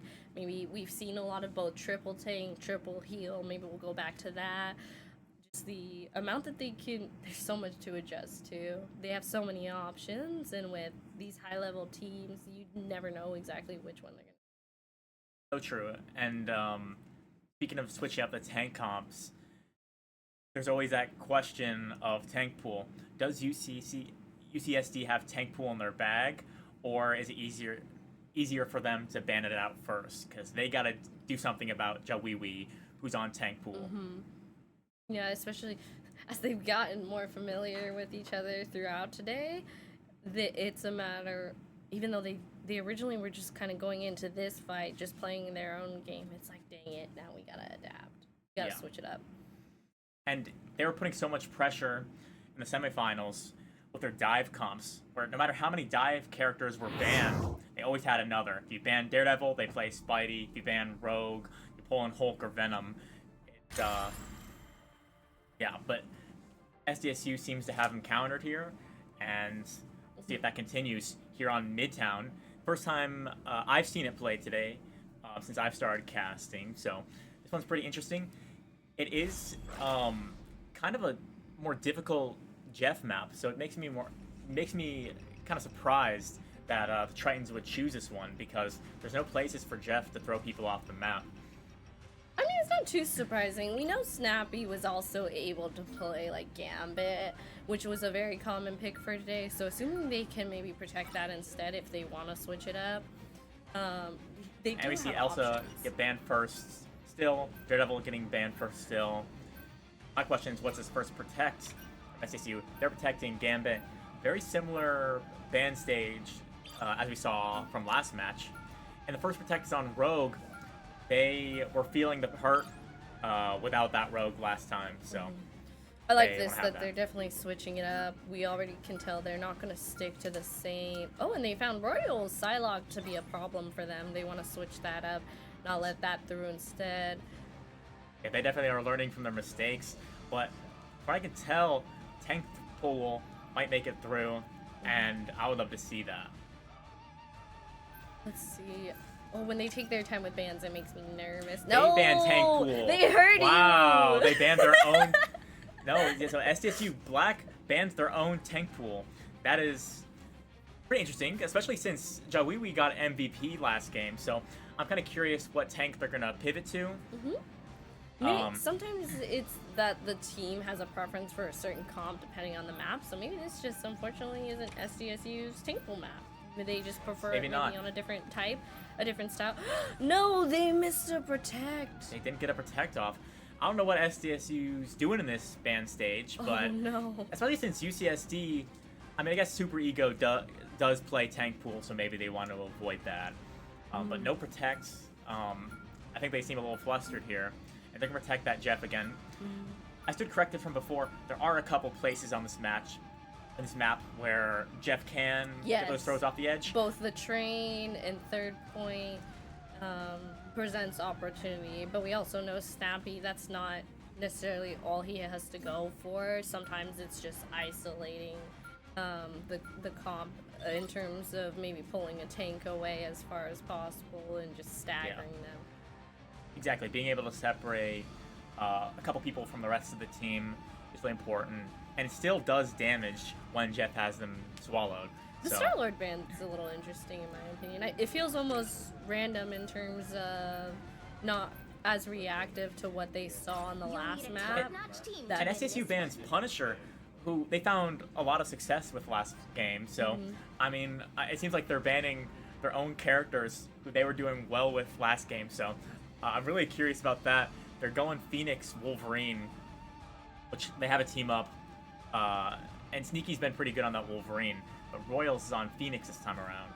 This is really making me think they're playing these bans and protects to this specific map and what they want to run. Still same thing of like, I'm not going to feed into the enemy's game. Not as much as in terms of what we see UCSD doing, where they like ban Psylocke specifically. They don't want to see it. So maybe we're going to see we kind of already see a whole new comp. I mean, just seeing the Magan play now. We've been seeing Loki, Gambit throughout today, including Phoenix, along with that Strange. It seems to be hit or miss, but I think he can be pretty strong on this map, especially for double shield. Just being able to trade off who's really taking the brunt of the damage. Using cart as cover on this first point is so critical also in terms of being able to hold that first corner. So I think SCSU is honestly pretty set up for success. Yeah, but missing that save was a little bit rough. But I still think they have a chance here.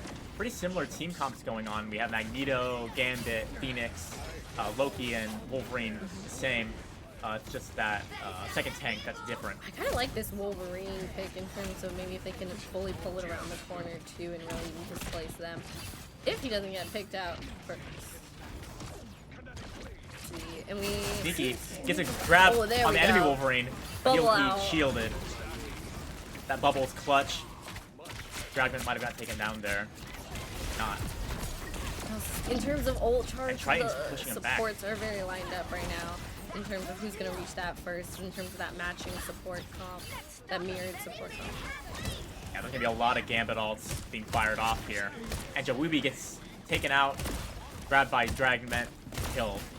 And we see runes are out too now, so this is giving Triton a little bit of a boost in morale to be able to push forward as much as possible, look for those kills, pressure them back because they know they don't have as much security to walk up and sustain. Royals trying to swing wide as much as possible, looking for a pick, unsuccessful from on top of the bus. Oh, looking at Lady Loki, maybe he Royals can is get looking those at runes Loki. out. No, she's not peeking. She understands that she doesn't have to be out there to heal her team. Now we see both Lokis have the ult. Are they gonna do mirror match those Gambit ults? Oh, when it looks like Sneaky got picked Who's up going first. down first though? The Royals going for the Phoenix ult. He does take out the enemy Phoenix. I hit your head. ASU Thanos still up, has an ult coming up too, maybe to help hold after I've this seen mag ult. the If we second can set. find something. No to no Ooh, luck, Chef but gets Chef taken still out. fell. Second set of Gambit ults have come out. Oh, and another. Oh, huge Wolverine ult by Dragman. That looks like it's gonna win the Tritons this fight. Still, the point is pretty dang close to where they need to make sure. And yeah, and Aztecs couldn't get that recontest. Yeah. They have room to push forward up now. They also. Jeff was just on Strange, no? He Yes, was. but now So now they're going to think. that Wolverine and that Rogue CC is a little bit rough for Doctor Strange to deal with at close range. Having that thing who's unmovable, who can't be taken by Wolverine, is probably going to help. And we saw some thing play last time. That was pretty good. We see some ults pop, including Thanos. Hey, pulling Thanos the charge, takes out Nari Groot. down. He barely escaped with the help of the Loki runes. Those runes are so good. Just being Royal able is to- searching for the pick. Still running back as much as possible, respecting the space as Jawi walks up. I think he goes. The Wolverine ult doesn't get the he's kill. so low. He needs to get His that passive pack. goes out. He does get away. The Wee going for the ult. Beautiful. And he kills. I hit your head. Oh. Dragman goes down by Chef. Dweeby's looking for that last pick Snappy's on the looking very Gambit. vulnerable all by himself in the back line and down. And now we have fastball special. Sneaky can now be thrown around by Chef. That's another big benefit. Ooh, of playing ASU things. Thanos And they staggered. pick out the Rogue.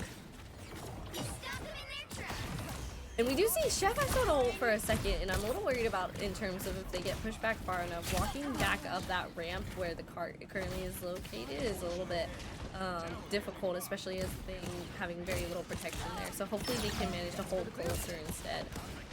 And the big thing that happened here was ZX had his ult first. He could have gone for Gambit ult, but then he got picked. That gives SDSU time to catch their ult charge up. So that was a really big play there. Yeah, I think that's especially the hard thing we noticed in some matches earlier too in terms of the Loki duplicate is that you need to be able to duplicate on time without being put into a vulnerable situation. You're also at risk of not being able to put out runes if they end up being necessary. There we go. That double Gambit ult. Once again, we're going to see a lot of these. Multiple duplicates Royals. too, no runes Phoenix out. ult. Not connect. Sneaky was able to find a pick on Dragman. Super Ego. Oh, Oh, from way downtown. but Does not unfortunately bang. missed. But runes are out. This makes them a little bit more vulnerable, especially for Triton to He's be able to getting walk thrown up. in. As I Hate Your Head has his ult, looking for maybe Fruit Royals on the side, misses. He kills Oh, Willy. Willy! Down! SDSU is down a healer. 5v6. Sneaky has no passive. He's got to get out of there. Gambit now they wanting have to run that in and Gambit get ult. that kill though. And they're just going to run over SDSU here. Still looking sneaky out of the fray, but Royals unfortunately falls. Yeah, but now they have Willy's Gambit ult going into this next fight. Tritons don't have a counter to that. They're left very vulnerable. If they play this right, they play this fast, they should be able to contest. When and he's maybe hiding, he's take doing it that behind the card as wall. Not putting himself in a vulnerable situation, but still supporting his Loki team. runes Beautiful. need to try to counter this. Sneaky Gambit ult thinking is of so- maybe just holding this corner, making sure they just don't even get the opportunity to touch if they try, or maybe throwing in via Chef. Gonna throw him up, Taking get the some high height ground. instead. Okay. I like this. I like this. Ooh, and Snappy was a little Dragon's bit grab vulnerable there, doesn't but connect. Sneaky didn't overcommit. Royals trying to apply pressure at the front. I believe that's ASU Thanos hiding behind cart, trying to play cover as much as possible, but also knowing he needs to go in with his looking to See now, take Joey's some charge away from them. Magneto ult. Oh, Oh, ASU's Rogue goes down. Dweeby gets the Phoenix. SDSU is really stabilizing here. with 30 seconds left and down 3, Triton more likely than not will have to just reset And he's gonna and go maybe aggressive, go for a portal throwing play. in sneaky, trying to get that pick, trying No, to get that the kidnap late on the pick on the mag. Super Ego. And he He's does stuck get in it. the corner, Gets out of no! Buggle. Now they need a portal. Sneaky's gonna try to cancel that portal. He's not gonna get it. Dragonet's gonna pull him away. Oh, and So there is time for a Sneaky's down now. recontest. Maybe they can recontest, especially these guys have to walk all the way back and try to catch back up. They left the cart vulnerable, knowing the portal play was a possibility. Double Loki Gambit ult once again. Oh no. Phoenix ult doesn't. Oh no, oh no, oh no. And we see Oh, 2 Chef gets down the kill on SDSU. on ZX. 1, 2 He's down clobbering on time Triton. through the cart. I hit your head Oh, getting low, but has ult. grabs Maybe the able to find a Wolverine. pick. Oh, that Oh, Phoenix ult I gonna hit be your head bounce. huge. Sneaky Huge and ult takes out Chef. the Sneaky and Chef. And that's gonna be enough time for the Tritons to get the second point. We're going down to the third point. SDSU almost clinched that. Oh my gosh, I understand that today we've seen some crazy portal cancels, but to fully rely and put that pressure on Sneaky was so unfortunate. They weren't able to come back and contest on time. But at the same time, it's like, what could they have done? Left one on cart, who would have died even faster too once that TP got out. Oh, there's really no winning there, unfortunately. That also means that the Tritons don't have the TP anymore for this final stage, while SDSU should still have it. That is true, that is Oh, and true. Sneaky gets grabbed by Dragman.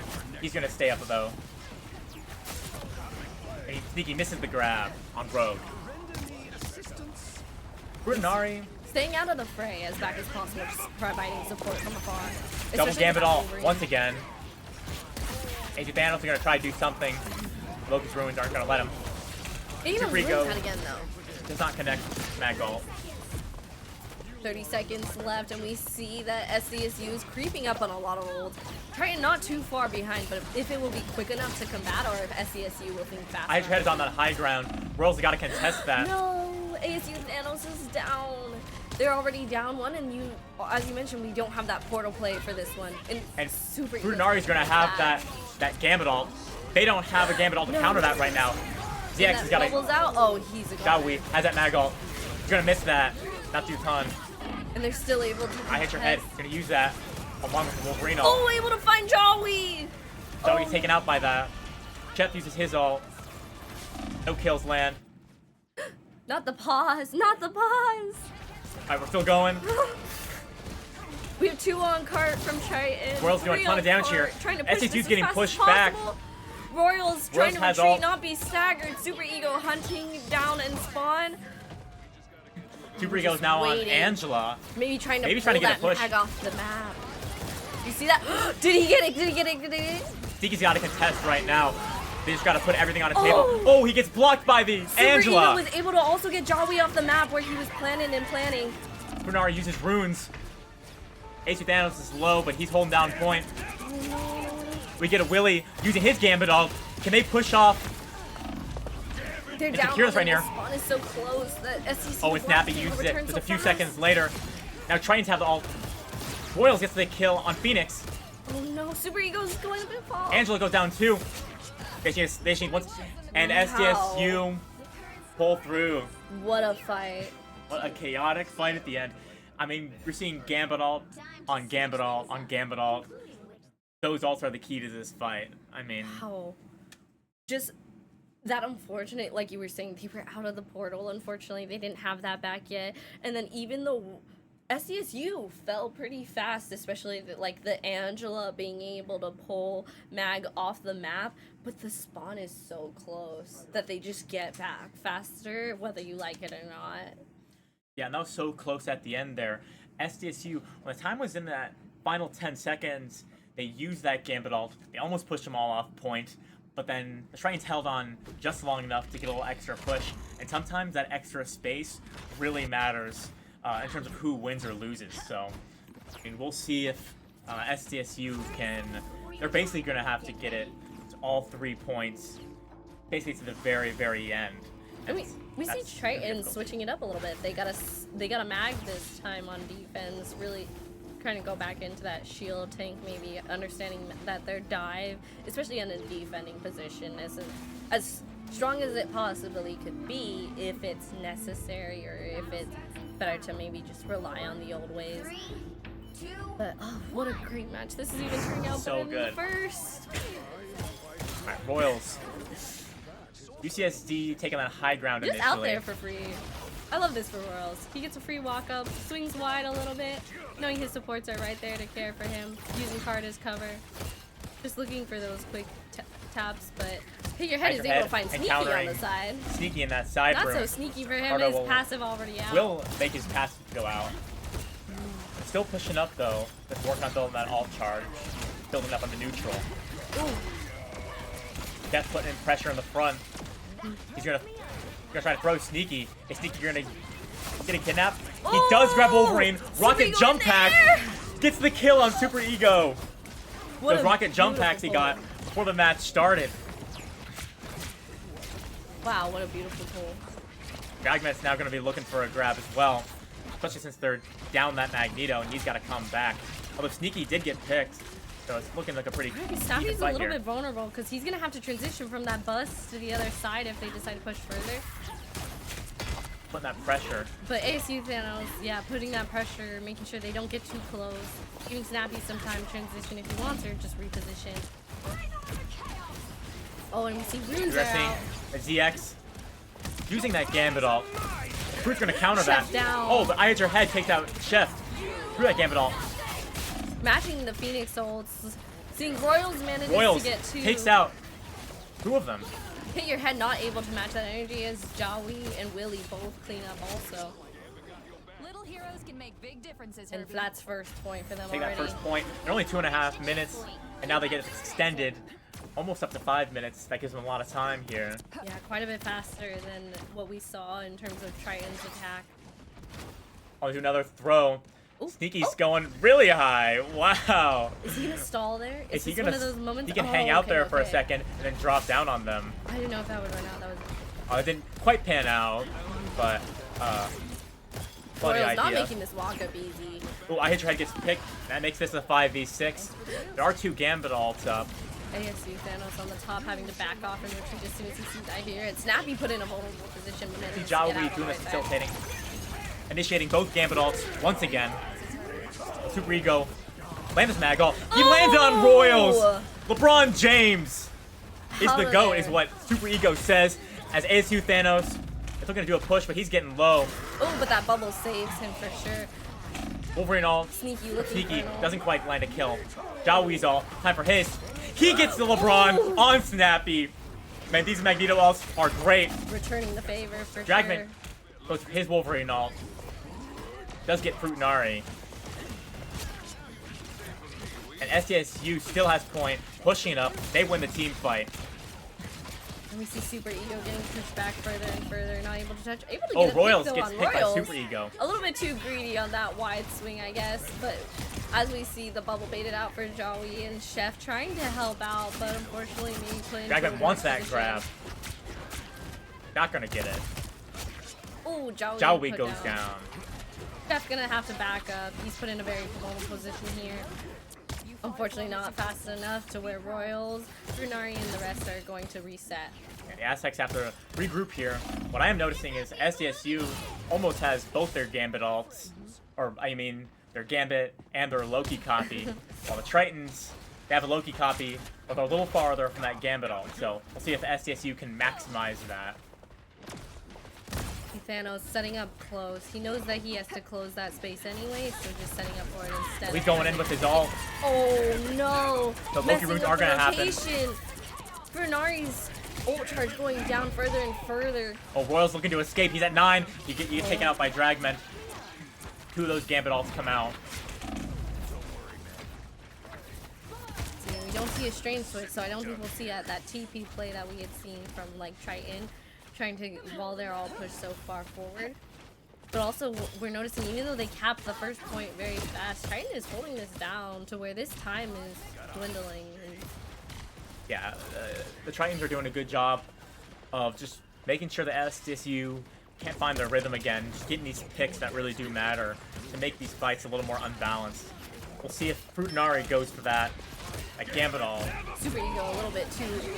We're gonna get another double Gambit ult. Will Royals with Gambit ult Oh, be enough? he And it finds kills it.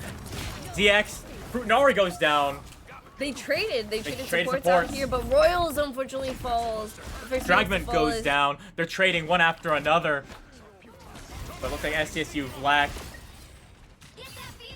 hurt the most. And Triton's holding on that bay. Yeah, without their DPS, they're not really able to make a full push to where they can guarantee they'll be able to confirm those kills despite the beautiful ults by both Phoenixes on this last fight. But we see Wolverine, Dragman, and Sneaky both have their ults, and we'll see which person they maybe decide to displace. Oh, Thing ult and Magneto ult. Super Ego goes for it. Helps with the kill on Jawi. Dragman Sneaky gets a ulting. kill. Or Dragon Royals, Sneaky 1v1. unable to find one. Hide your head. Escapes there. Willie had that Gambit ult. Tritons don't have counter to that. Will this Gambit ult be enough to secure this team fight? Guess that Gambit ult wasn't enough to push the Tritons off point. SU have it. They need to get to the second point in the next 30 seconds. Oh, and Jawa weak. He's gonna get grabbed by Wolverine. Then he's gonna go for the ult. Loki's gonna runes. Gonna nullify that. Beautiful runes. Super Those Ego Loki able to runes are find so Chef. impactful. Super Ego takes on Chef. No ults in sight for SDSU Black unless Royals can maybe find something. But Chef is especially going this Doctor tunnel Strange is to gonna get that be very recontest. And now they have a Gambit ult. It's not looking good for SDSU. They do have that Strange portal, so they might have one more team fight left in them. I think Royals is still gets up it off. and alive. No, They're he here. had found both of them. Dawi respawning in 1 second. It's not going to be enough time. And that UCSD takes the second match. 1-1, best of 5. Wow. Despite taking that first point so fast, then the Triton team was able to just adapt on that second point, not letting them through. I was even more nervous in terms of these DPS matchups. They kept trading back and forth. We saw the Magnetos also trading back and forth. It really was anyone's game for that one.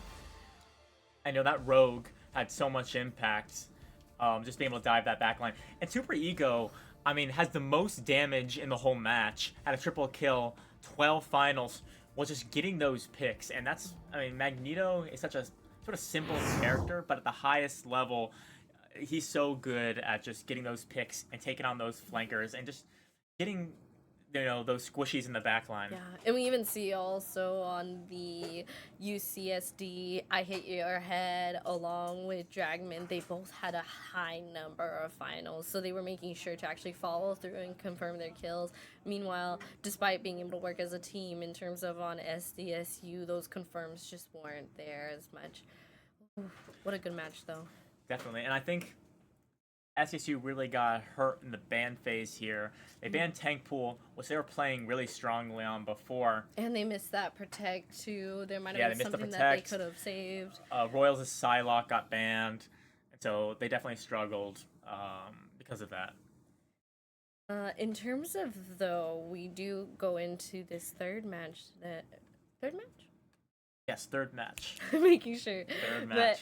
But in terms of what they'll manage to switch up, it's anyone's game. They start mirroring each other compared to the first map where we saw two very different comps. Yeah, and I mean that mirror of the Phoenixes. I think I Hit Your Head, Arda, as he also goes by. He, as you saw, was Lord Phoenix. Royals has a little less experience on Phoenix, so there's definitely a little bit of struggle there. Yeah. I think they're gonna wanna. I think the Aztecs are gonna wanna try to regroup, and I bet they're strategizing right now about how to win in that ban phase. And that's one thing the Aztecs are great at, is they're really good at adapting. Because in that best of 3 in the semis, they lost the first one, and they locked in, and they won those next 2. So Exactly. I mean, I think it's anyone's game at this point. I'm excited to see what happens here in this third match. You know what makes me so nervous? Because I don't know which way it's going to go. And oh my gosh, I'm glad, in a way, that we didn't have Jeff again. Seeing those ults just unfortunately get the turret counter to the Jeff ult was so tragic to see, just seeing him burn so fast. Yeah, as much as Snappy loves playing that Jeff, you can't play Jeff into support into Loki Gambit. Yeah. Sometimes, I mean, this match really partially came down to who had the Gambit ults at the right time. And also the like critical aspect of the Loki having those runes. There were times during the Phoenix ults where they already used runes, and it was almost like you knew it's like they're gone. But luckily, on the opposite end, when they did have runes, just being able to counter so much that you can't get out of the Jeff pick instead. Yeah, so I want to see if UCSD is going to try to save that Jeff again, or if they're content on this current healing comp. They can go either way. Oof, but I don't. Anything can happen. I don't even know what to think at this point for this one because it's so close and like just these guys have been playing all day, but they all are just still fighting their hardest. Like they're really trying not to let up as much as possible. Like they don't have a long drive home. They should be okay there. But in terms of who gets to have those bragging rights at this end of the day, it's just something to look forward to and be nervous about. No, I'm certainly nervous. You know, I gotta say, I'm a little bit biased. I'm wearing this Aztec shirt. I go here. And also, Royals is my roommate, in case you didn't hear me mention that before. So I'm excited to see how he does, and hopefully he can lock in. I mean, I'm glad to know either way, despite which way it goes, they'll be able to. I think both of these teams will be able to rest easy tonight, in the sense of knowing they came out here and gave it their all, and on top of that, just this one tournament won't define them. They'll be able to continue competing against each other, and I think to have a city that is able, this city took down everyone else in this tournament. And so just to have pride along that in terms of your guys' community and neighbors being able to truly be each other's own rivals is something to be proud of. Marvel rivals, yes. Exactly. And so we're gonna see what they do here again. Still waiting on what's gonna be next. Will next be domination or convergence? Or do we not know that yet? I don't believe we know that yet. I think based on how they had the maps laid out at Coco either way. However, I know tournaments like to pride themselves on the map variety, especially because it keeps the teams on their toes too. They can't just rely on the same old comp. We won't see the same game twice. So more likely than not, I would imagine we're going to see that a convergence map. But in terms of what that looks like into the comps, it's really hard to even try to predict that, given the fact we keep seeing them switch up. Why are these talented players using the whole game roster? Like,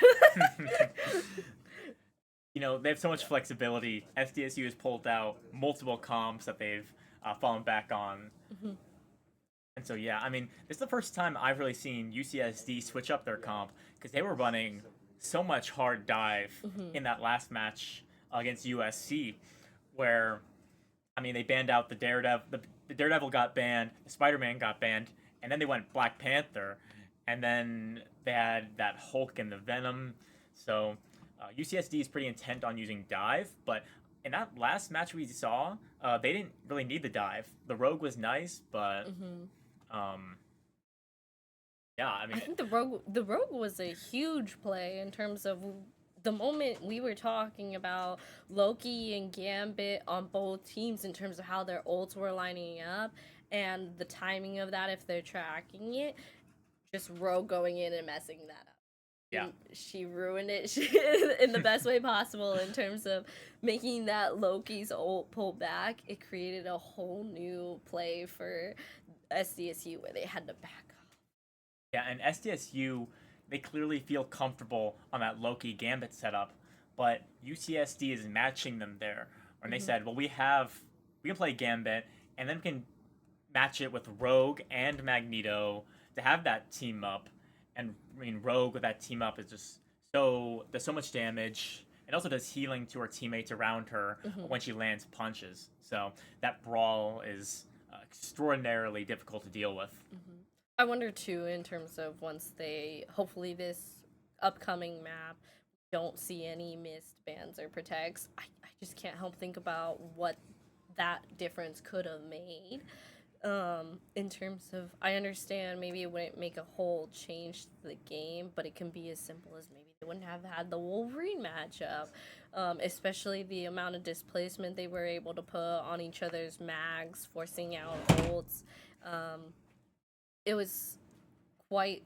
It can make the difference. Definitely. And again, with those heal comps, SDSU seemed pretty comfortable with Loki Gambit in the last matches, but just reiterating, I think they might try to switch that up. I wouldn't be surprised if we see a Loki or Gambit ban. I want to see Elsa. We saw haven't seen her Elsa. earlier in the day. We haven't seen her since. We haven't seen her barely at all. I mean, but no one wants to deal with that. If you're not confident that your DPS player can be the best Elsa, you gotta ban it because there's a risk that the other team's DPS is gonna have the better Elsa, and then you're screwed. They tried every dive in the house. They even pulled out a Black Panther, and you're telling me they don't want to try them. And even Royals. Royals plays Psylocke. Very similar in terms of Elsa mobility, being quick kills. So, like, I know one of these teams can do Both it. Sneaky Let it and through. Royals play a little bit of Elsa, and I think UCSD doesn't want to deal with that. They can't match it, then they're screwed. But they also have Trackman. He's a great dive player. I mean, he's playing Wolf because he knows how to go in and out as quickly as possible and cause that displacement, distraction. I know. I just want to. Can they stop banning? I feel like a lot of these tourneys, I'll request things on stream and listen. I don't think the players hear me, but I think I manifest it for them. Manifest gets in my head. Elsa this next game. We're gonna see it. You're manifesting it right now. I mean, especially just it's such a crazy old. I mean, that's why they played Wolf. They wanted that displacement, and with her ult, the way she can manage to pull so much of the team out of the way too, it's like it could be a game changer. Just getting them off cart with that ult, or there's so many options.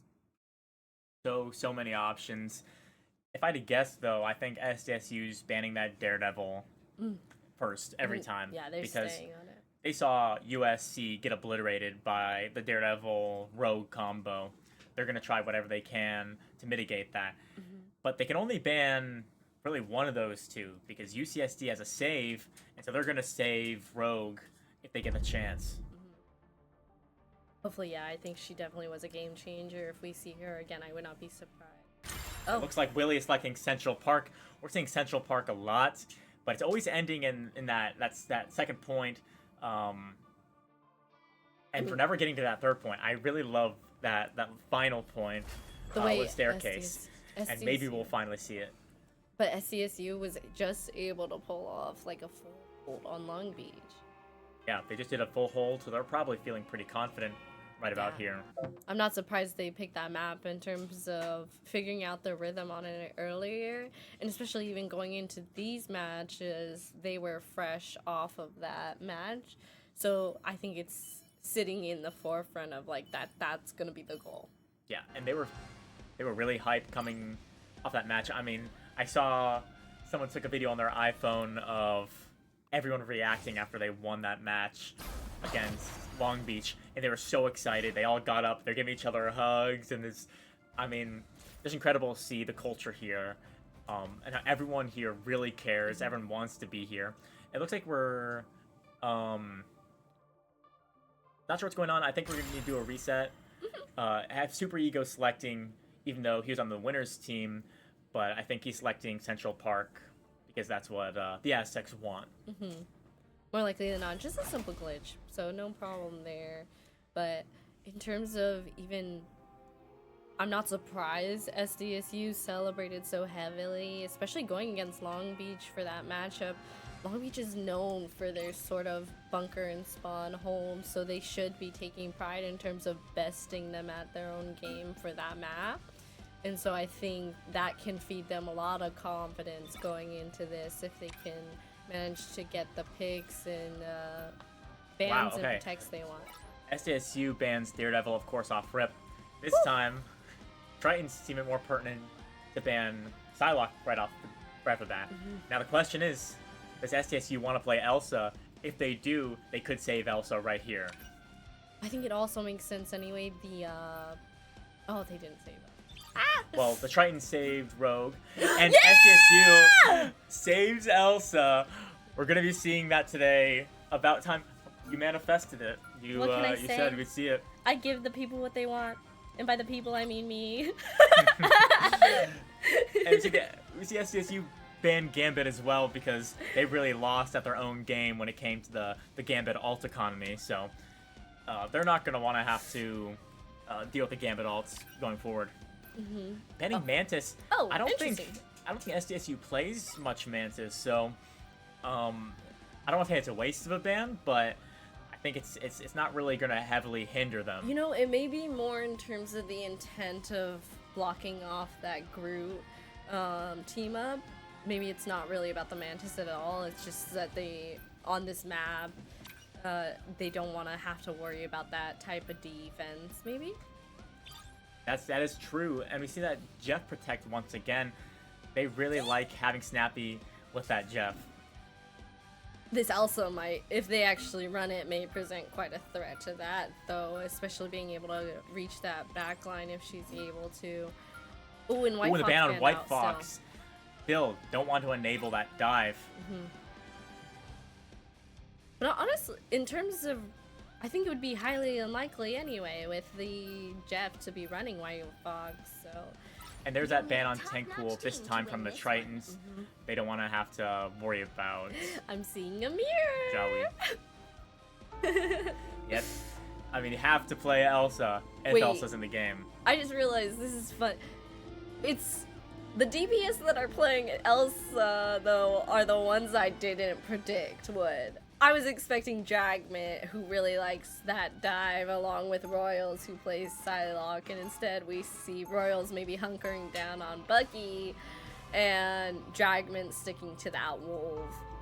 Yeah, I mean, Sneaky and Royals are both such capable DPS players. I spoke to Royals earlier today, and he said that Sneaky's a little more confident than Elsa, and that if Elsa was available, Sneaky would be the one playing him. So that's what we're seeing right here.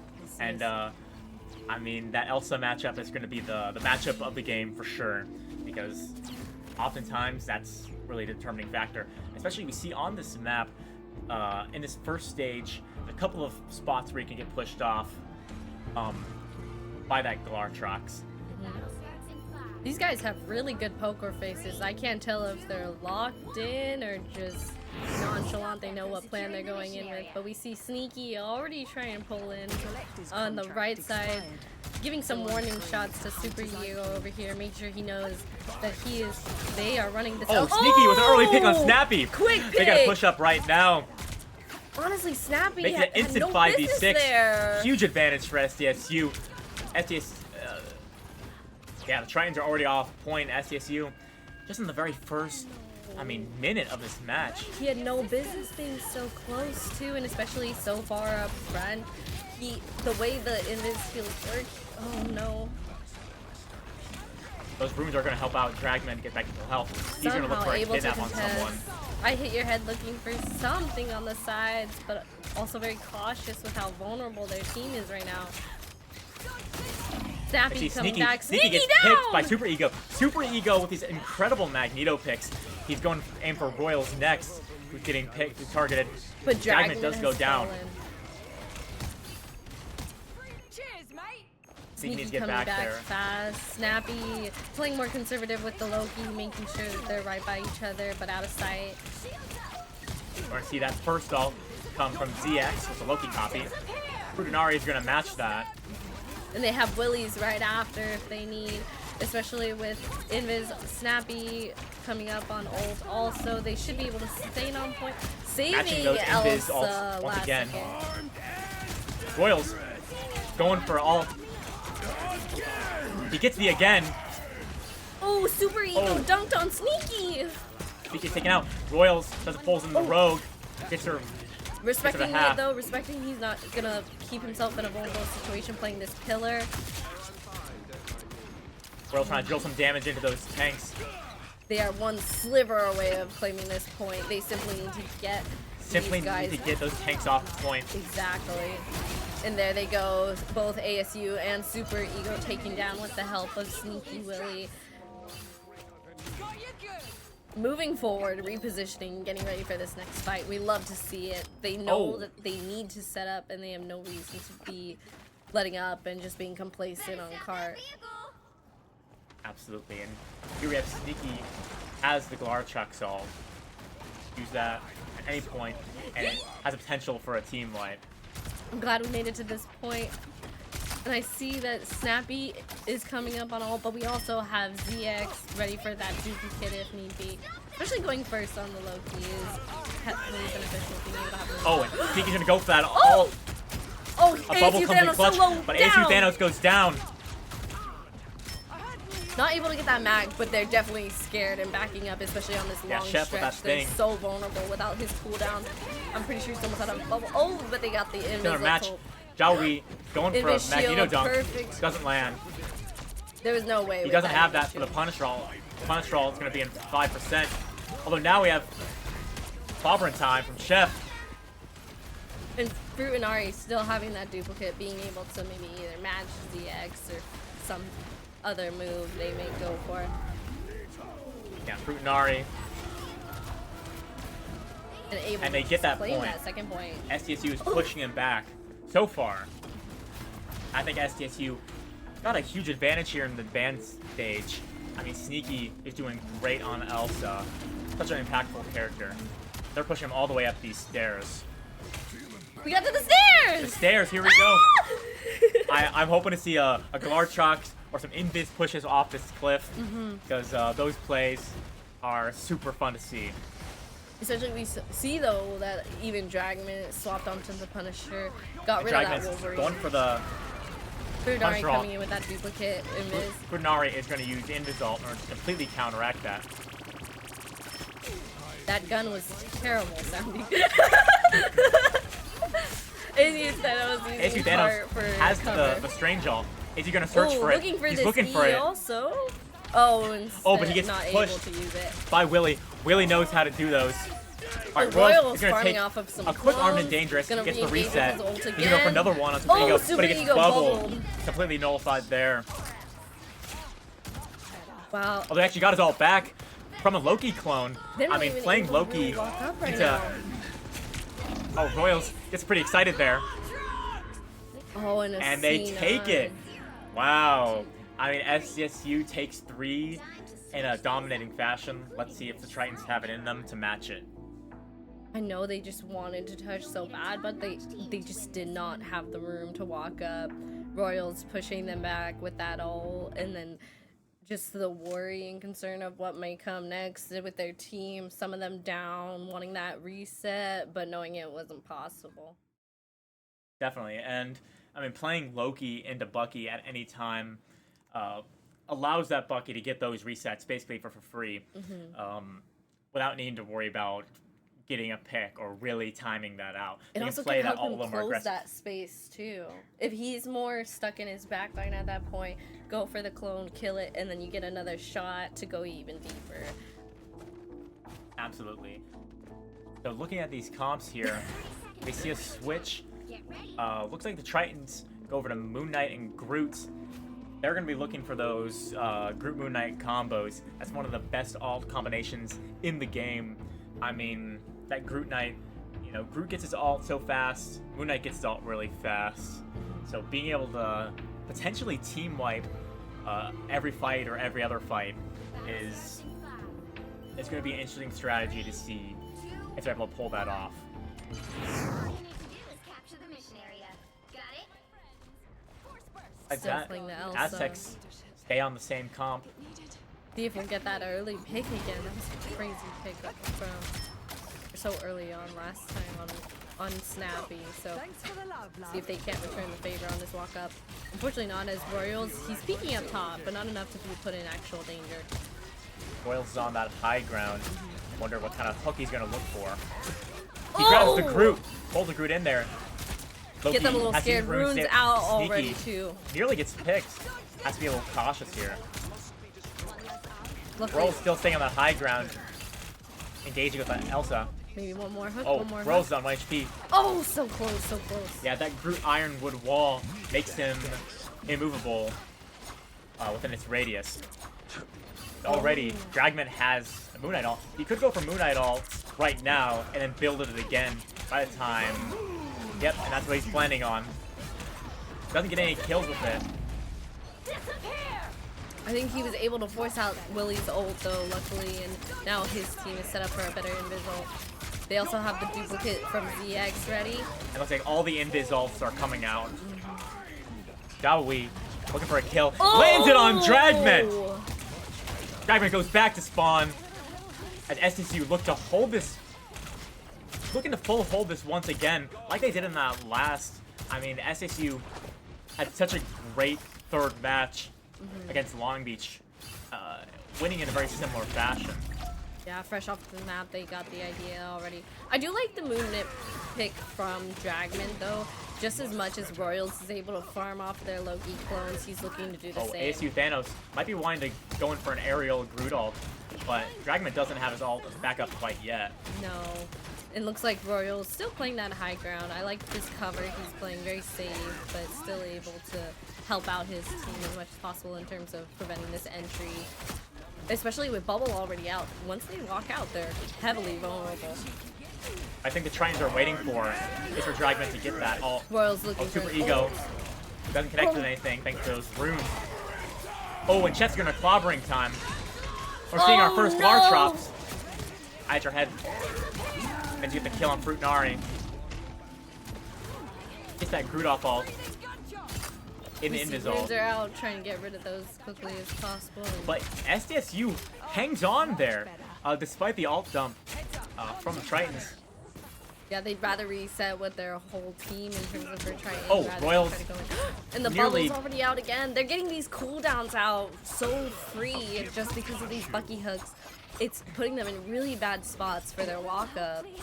You know, I'm just surprised that Dragman and Thanos Oh, and aren't we see coordinating their Sneaky on ults the together. left I mean, it's side. such a They're trying to powerful walk up to combo. him, maybe.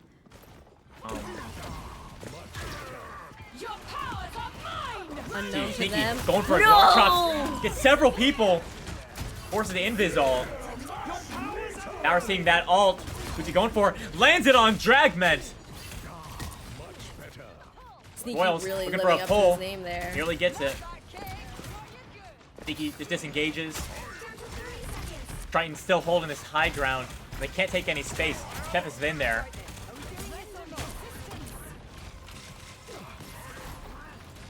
And there's engaging here. Just tanks going back and forth. We are going to see that Invisible Woman ult. Oh, and we see the Loki on Obviously another ult from Royals. SDSU pressured out. He does not have the again. Hasn't landed a pick. Willie is so close to Getting ult low. if he stays Trying to get alive Sneaky. here. Willie pop it, Double, nice! Doesn't get a kill. Kef is taken out.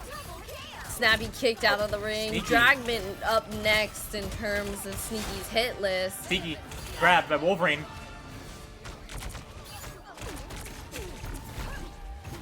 I think if they TP back, they still have a chance. They do have this portal from I Hit Your Head, aka Arda. Super Ego's looking for that pick on Fruit. They have a mag ult from Super Ego they may use. There we go. Super Ego's Find looking something, for, find something. he's looking for support. He's looking for someone. Doesn't She's too land. far Can't find out of it. anyone. Brunari Super was Ego's free up struggling top, there. too. Does get the kill on the thing. SASU has point. They're looking to wrap this up. Sneaky Sneaky trying to gets take down grabbed. Dragman. Dragman Dragman. 1 HP. Dragman Dragon's down. taken out. And SDSU takes the third match. SDSU up 2-1. They just need to win one more in order to take it all. Yeah, taken into this match. What a beautiful hold. Oh my gosh, what a match. Another full hold on Central Park by SCSU. Really getting the managing MVP. to survive that last fight. He was so low. Just having his own shield be able to heal himself with their Loki down was just such a beautiful play that he was able to keep himself safe. Something many supports sometimes forget. Maybe they swing too wide. We saw it in the first part too, where they swung so wide that they were killed off rip snappy on Invis. So that difference really played out in terms of the outcome of this map. Yeah, and you know, now that I think about it, if you ask me, I think that's the only Elsa game we're gonna see of this series. I got my one. I mean, UCSD, I think is gonna learn their lesson, and they're gonna ban Elsa first. I mean, I know that it didn't get a confirm for that one from Sneaky, but the way he just hung out on top and dropped on them, if I was in that game, I would have been screaming, because I would have been like, where did this beast come from? Quite literally.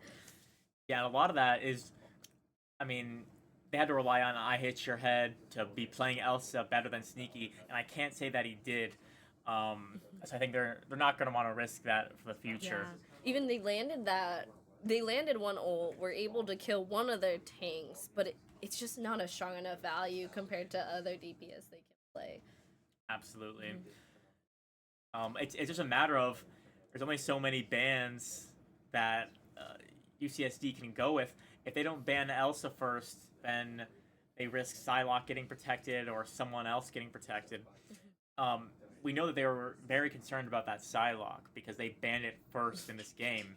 And so, if Royals' Psylocke gets to the ban phase, we'll have another pretty interesting match. What I love about the character Psylocke in particular too is kind of one of those staples that I consistently see throughout tournaments, not just from Royals. I know there's plenty of other Psylocke players that pull up in this competitive scene. There's something about her, they just don't like it, especially like we saw earlier when they tried to combo with like the Gambit, Psylocke Gold. It's too powerful to risk getting through after a certain point when you know that there's a one trick who's confident in their playstyle. Absolutely, and Psylocke is so strong, both in base kit and in ultimate. I mean, there was a time where Psylocke's base kit was a little weaker, and she relied on her ultimate a little more.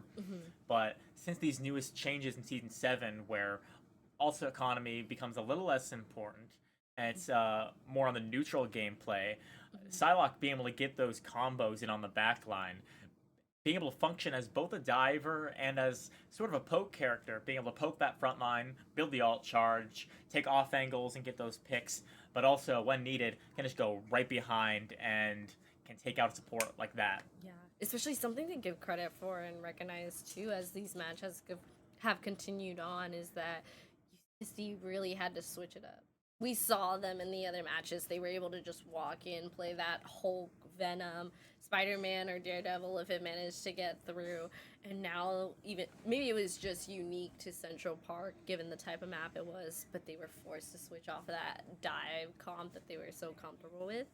I think they're put in a more stressful position in comparison to I absolutely agree with you. It seems like UCSD is most comfortable in those sort of brawl comps where they have Wolverine, they have Rogue, Rogue with that Gambit team up as well. They were very comfortable playing with that. And when the Aztecs force them off that, if they're able to ban Rogue, when they ban Daredevil, it puts UCSD in a bit of an interesting spot where it's unclear if they can adapt to that. Yeah, especially, I mean, SDSU clearly has the power to match their dive also, so it's like, oh gosh, we gotta play their game. But those DPS are so flexible. I mean, Royals and Sneaky know what they're doing. Sneaky being very effective on Phoenix, on Wolverine. He's also a really renowned Hawkeye player. We haven't seen that at all during this tournament. Ever since the Hawkeye nerfs, I think Sneaky's played Hawkeye a little less, but maybe eventually we'll see it. Here we are on another domination, Celestial Husks. Potential match point for SDSU. Is this our first time today seeing Clintar? Yeah, Celestial Husk, I mean, it's an interesting map. Here we are, we're seeing another Daredevil ban, like usual, not letting that through. And here's that Elsa ban. Not gonna risk Sneaky having that Elsa once again. Match it. Respect to Sneaky showing off in that last round, really coming through for his team in terms of that pressure to beat Elsa. And my guess is that they might want to save Rogue here, but I believe they've Loki actually. I mean, Loki worked pretty well for them in that second round, so they clearly feel comfortable with Loki. But I know Fruit also feels very comfortable on Loki. He MVP'd with that character earlier, so SDSU is perfectly willing to match that. Not only is he comfortable, but your DPS on SDSU definitely have this level of competence to know how to farm off those Loki clones to their advantage, to where it's not as much of a threat. They have the patience to watch for runes and then capitalize as soon as it's out. And there's that Psylocke ban. Once again, not letting Royals use his main. But that might not matter. Royals has been fairly effective on other characters. We've seen on Moon Knight, we've seen on Bucky, Phoenix. Wolverine too. Did we see? I think Sneaky was on Wolverine, but I do know Royals can play it. Seeing a tank pool protect. Coming back. I see. Tank pool protect from the Tritons.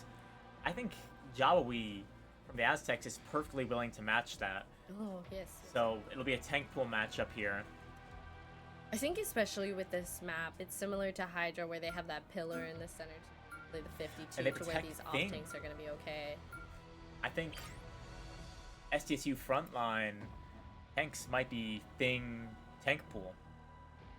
Oh, perchance in terms of the selection they may have, especially I mean we have seen them.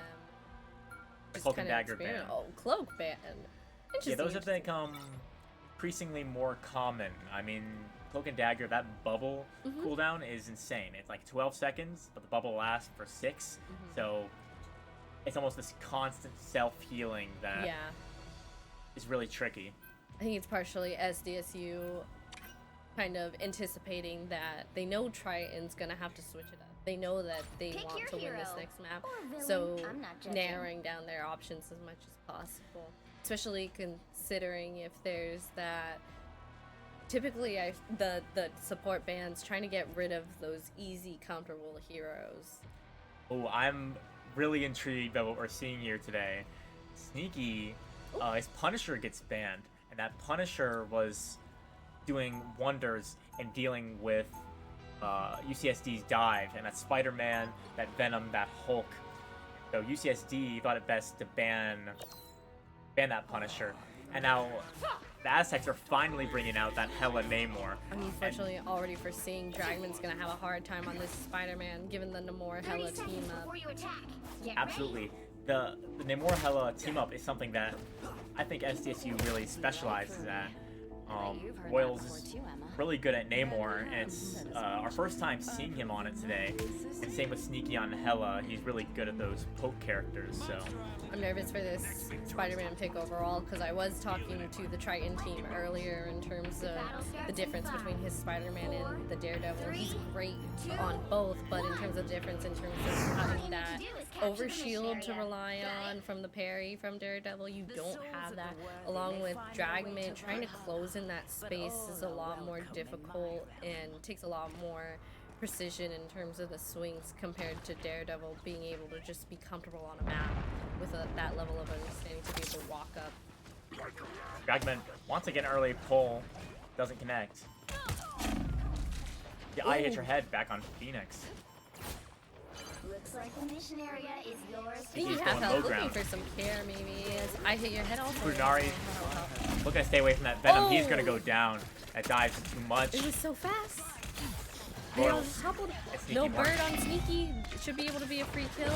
Right next Dragman. to Joey. Finish off Jawawi. Titans, they take it with minimal Nervous, effort but here. Maybe I had no reason to be. Dragman, that got cleaned up quite quickly. Dragman pulling in Sneaky too, maybe for some sort of staggered kill. Unfortunately, she had bird again to be able to get back out. Keeping up that poke. Royals need to keep an eye on that Spider-Man, especially. He Just spots that Venom Venom. chilling in their back He's looking line. to blow him up. Kubrigo has that Deadpool ult. He's going to be looking to put that in the back line. Or maybe even on Sneaky, if you can isolate him right there. Not letting him get this off Oh, I angle think he's for free, putting him forced the back bird in his away. place. Ooh, And a Sneaky 1v1 may with fall ASU by Venom right Thanos. now. Jeff managed to take out Dragman. Sneaky though, goes so they down have to a little ASU less Thanos in that option. 1v1. Kubrigo uses that Deadpool ult. But unfortunately, we're noticing And it looks like SDSU Dragman also might be still going hasn't gotten this towards point back. the Aztec spawn. Mission area. Keep going. We see they are coming out on ults in terms of for Snappy and ZX, slightly ahead of SDSU supports. Oh, Oh, they managed to take down Venom. Now he's not going to do some upgrades to his Deadpool. Deadpool gets stronger throughout the match. Gradually evolves to needs what the team needs.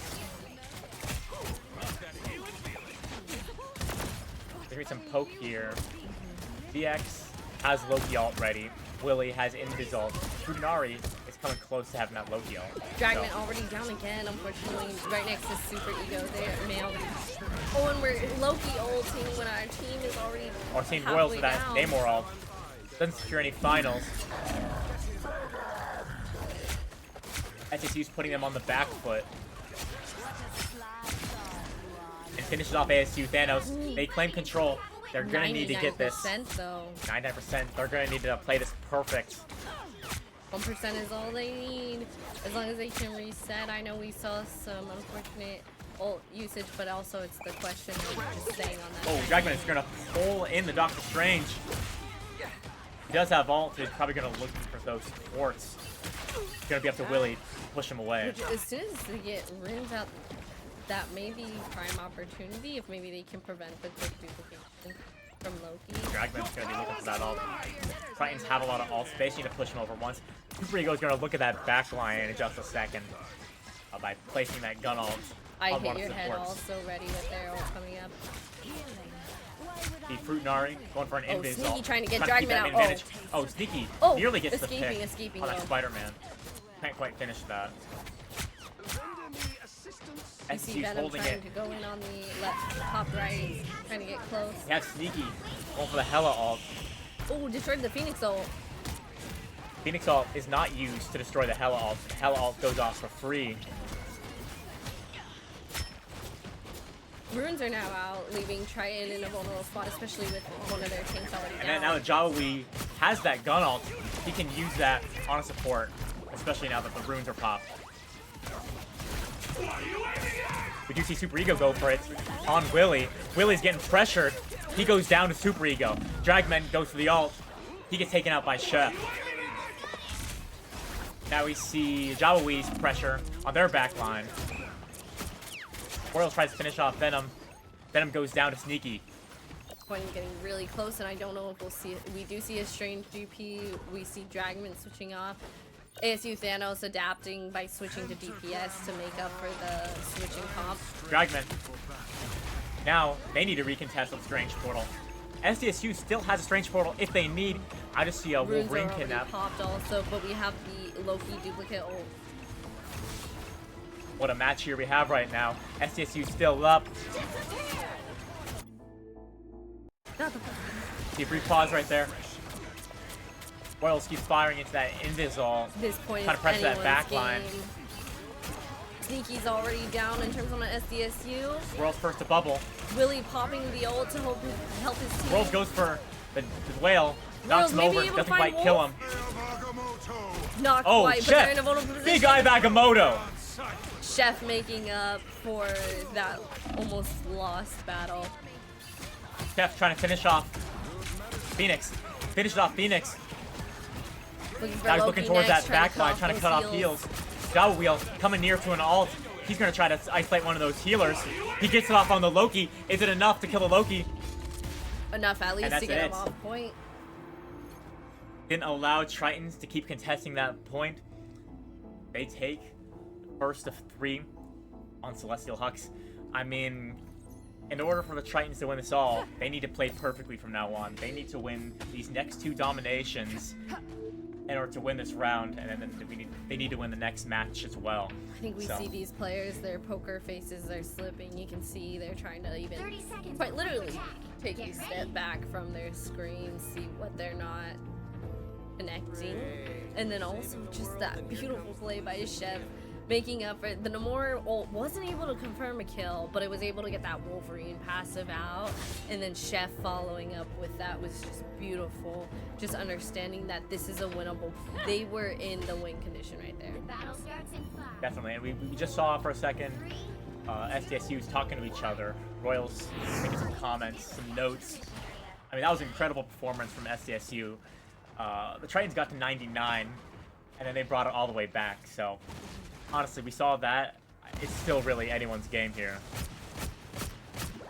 Gaui taking out a Loki clone, trying to build up that ult charge, and to get some more upgrades as well. Your god is suffering. And then we see right now Sneaky looking for a pick. Super Ego trying to distract him a little bit more while Dragman tries to fly on in. Oh, getting that Phoenix Ult Hello isn't out. available. She's Take out vulnerable that- as soon as but she it gets comes blown down. up They can anyway. find it, but the Loki runes are there.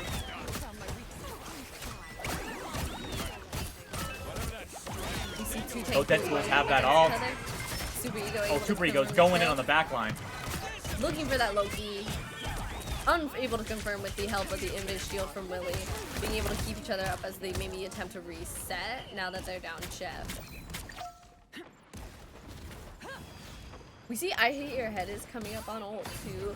In terms of how that aligns up, the supports are both down their ult, so if they can just quickly get rid of those runes, bait them out, something it sets Arta very well. Definitely agree. See, Royals has that all. Probably gonna look for a big whale on the back line. So Willie's quickly creeping Dragman. up on that Dragman. Pressure's ult. fruit. Picking up an ult. If he get, oh Ooh. no, he pulled out. Pulls out of there. Doesn't use the ult quite yet. Dragman now uses the ult. Gets killed for it though. Little did he know. SDSU's up right now. Two Invis ults come out. Royals goes to the big whale. Still can't secure any kills with that, but he is putting up heavy pressure. Oh, and we see though that Triton Rivals are down 4, about to be down 5 unless ASU Thanos can get out of there. I Hate Your Head already retreated back. SDSU claims that point. I mean, they were able to get 55%. Same thing as last time where they were able to get this large percentage off, so maybe they can manage to take this point back. Maybe we'll see a third round on this one. Definitely, that 55% is still huge. Take some time for the Aztecs to catch up to that. Sneaky positioning himself for this off angle.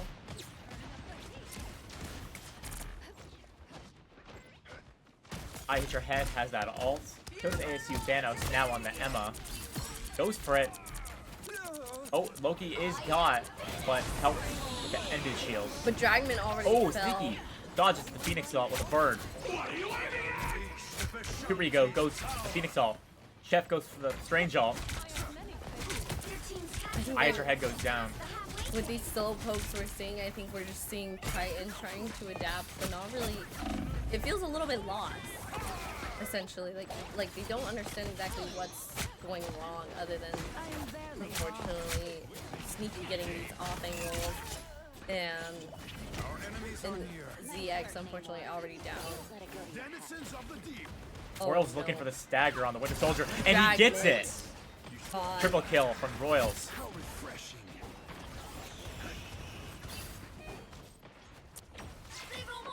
The Snappy has the Invis ult. SDSU next closest support ult is that Willie We're ult. not gonna see a TP. Oh, they're gonna hard target that hell ult. That's the issue with that. If they can, poke comp can all just look at it at once, completely mitigated it. Snappy able to pop the invisible, so maybe for a contest, but no one's on point quite yet. 3 on point, 4 on point. How many of them are vulnerable in terms of in this position? I Hit Your Head looking for the Loki, but only finding clones as they're able Royals to going match. for the whale. Oh! Secures the final. It's about time on Dragman. Super Ego takes out Fruitnari. ASU Snappy is taken out by Thanos Jawi. coming about Those to Deadpool train fall. supports. Runes Jawi popped trying to out. stay on that Loki. Oh, And it looks like SDSU is gonna take the whole thing. Congratulations and thank you so much to all the great competitors today offering us these great games, not only to cast on, watch, admire, learn from, and just the celebration that's going on outside in this room as they take home the SD pride in terms of winning this tournament. Now the second tournament they've won in terms of going up against UCSD. And we see Royals take the MVP with Namor. They've been holding on to that Namor hella, saving it, and I mean, that was definitely the right choice against this UCSD team, not allowing them to feel comfortable in that Spider-Man. That was simply incredible. This whole day has been incredible. Congratulations to all the competitors. Definitely a really hard-fought matches. UCSD put up one heck of a fight. Their match against USC was incredible. Congratulations to SDSU. Yeah, exactly. I mean, you came and conquered. They really just came in and knew that honestly, they were gonna fight for it, and the fact that they get to flex 2 medals now. If I don't see a group photo posted on social, I'll be surprised. That's all I'm saying. SDSU, such a dominant team. I mean, just last month, taking first place at GG Long Beach. Exactly. And now first place at home. Such an incredible thing to see. Again, great match overall. You know, that tank pool. I mean, SDSU, they knew their characters. They found their groove. Fruitnari on Loki, Willie on Invis, Jawani on tank pool, and just everyone. Such a great job. What's crazy is, like you were saying, they held on to the Hella no more. It wasn't like their first. It wasn't their like first go-to in terms of how to handle them. They were originally playing their own game and simply to secure the win. Then they were like, all right, coming in hard counter. We're not gonna let this slide anymore. We're not gonna pretend like this dive isn't happening. And they just held it down, especially both also on the supports clutching up. We saw Willie with an amazing play earlier, getting that last second ult, even though he was already vulnerable and put in a vulnerable position, just not being found on Central Park. Just an amazing team overall. Amazing overall. And I hear we're going to have a team interview, so if we can go to this team interview, we're going to bring in Royals, the MVP of this last match. My roommate right here. Love this guy. What's up, guys? Hello. He casted at Infinite Games last season as well. Games, and I did call that we were winning this one. So Yeah. Here he is holding his medal. Show that off. am I flipping the right way? Yeah. Is this our GG Beach medal? GG Beach? Oh yeah. Where's the second one? I didn't You get could that be one iced yet. out. Yet. I'm not certified yet. So I gotta Now, Royals, wait on that. we're here to interview you. We just want to hear what kind of thought process went into going against UCSD. Why'd you wait so long to bring out the Hella Namor? I know you guys specialize a lot in that. And what was the thought process? So honestly, Helena Moore has always been our go-to at the end. Not even at the end. Like we will roll out on it, but honestly, we didn't really need to pull it out, and we just kind of pulled it out for last game for the fun. So yeah. Very nice for the fun. Love to see that. Talk us through that second match. I mean, after you won the first match, going to the second one, you guys lost. How'd you guys recuperate for the last two? So honestly, we trolled a little bit. Specifically me, I was feeding. As you can see on Phoenix, I was feeding. But once we got on Alvin's favorite map, CP, also known as High Troy, we got on CP and we were locked in, to be honest. And that's our best map in this tournament, where we full held Long Beach, and we hold there too. So I mean, Did that also have like an influence on how you guys approach this, Oh, knowing of that you were course, able yeah. to even hold Long Beach? Yeah. A team who's known for their spawn hold, you guys just served it right back to them. yeah. So I mean, we were just locked in. We knew our strats. We knew our ban phase. Honestly, we won ban phase in basically every game or every match, and that's just how we win. Great. And for you personally, I mean, what was your comfort character during this match, during all the matches today? What was your go-to? Who'd you feel strongest with? Well, I was doing a little bit of trolling at the start, but once I got on Psylocke, it was fun. Until they banned me out like every game. So How'd you feel that they were banning out your Psylocke? I mean, it's a free ban. When we save Loki, it's a free ban. I was never gonna play Psy anyways. Oh, I didn't say that. Nobody heard that. But yeah, I mean, we go Hell no More. We can go anything. Like we just win. Awesome. I mean, incredible performance. Love seeing that. And congratulations again. Yeah. Appreciate Do it. you have any questions? Well, just congratulations Yeah, on the appreciate it. dub, especially just being like. I was wondering. I need to know why. Why don't you play Elsa? I know you have a teammate who is able to. I know your other teammate is able to, where you trusted him more and putting that responsibility on him and gifting him that. But knowing that you're a Psylocke player, where's that adaptation? Yeah. So basically, I am not very good at Elsa, and so we leave the job to Sneaky because Sneaky's our carry. And to be honest, I don't know why I'm up here. I kind of just did good, and so Sneaky's kind of our carry. And yeah. Do you have just let any him play final Elsa. messages for your teammates Final message: go SDSU Aztecs, and we'll be back. too? There we go. You heard it here from Royals. Congratulations. Very exciting. Some of his teammates watching. He's going to go meet up back with them. Such a great day here at SDSU. I just want to say a final thank you to, of course, to all the players, managers, coaches, production, casters, fellow casters coming out here, even our organizers in the front and check-in, all of our sponsors, just to be able to put this event together for our players and really be able to highlight them and showcase them in this way is such a gift to be a part of. Said that perfectly. So much went into today. Everyone came from far away. Some people drove from Fullerton, Long Beach, and Fullerton represent. I made a great time. So thanks to everybody, and we're gonna be closing out stream. So thank you all for watching and coming out to support your team or to come and watch.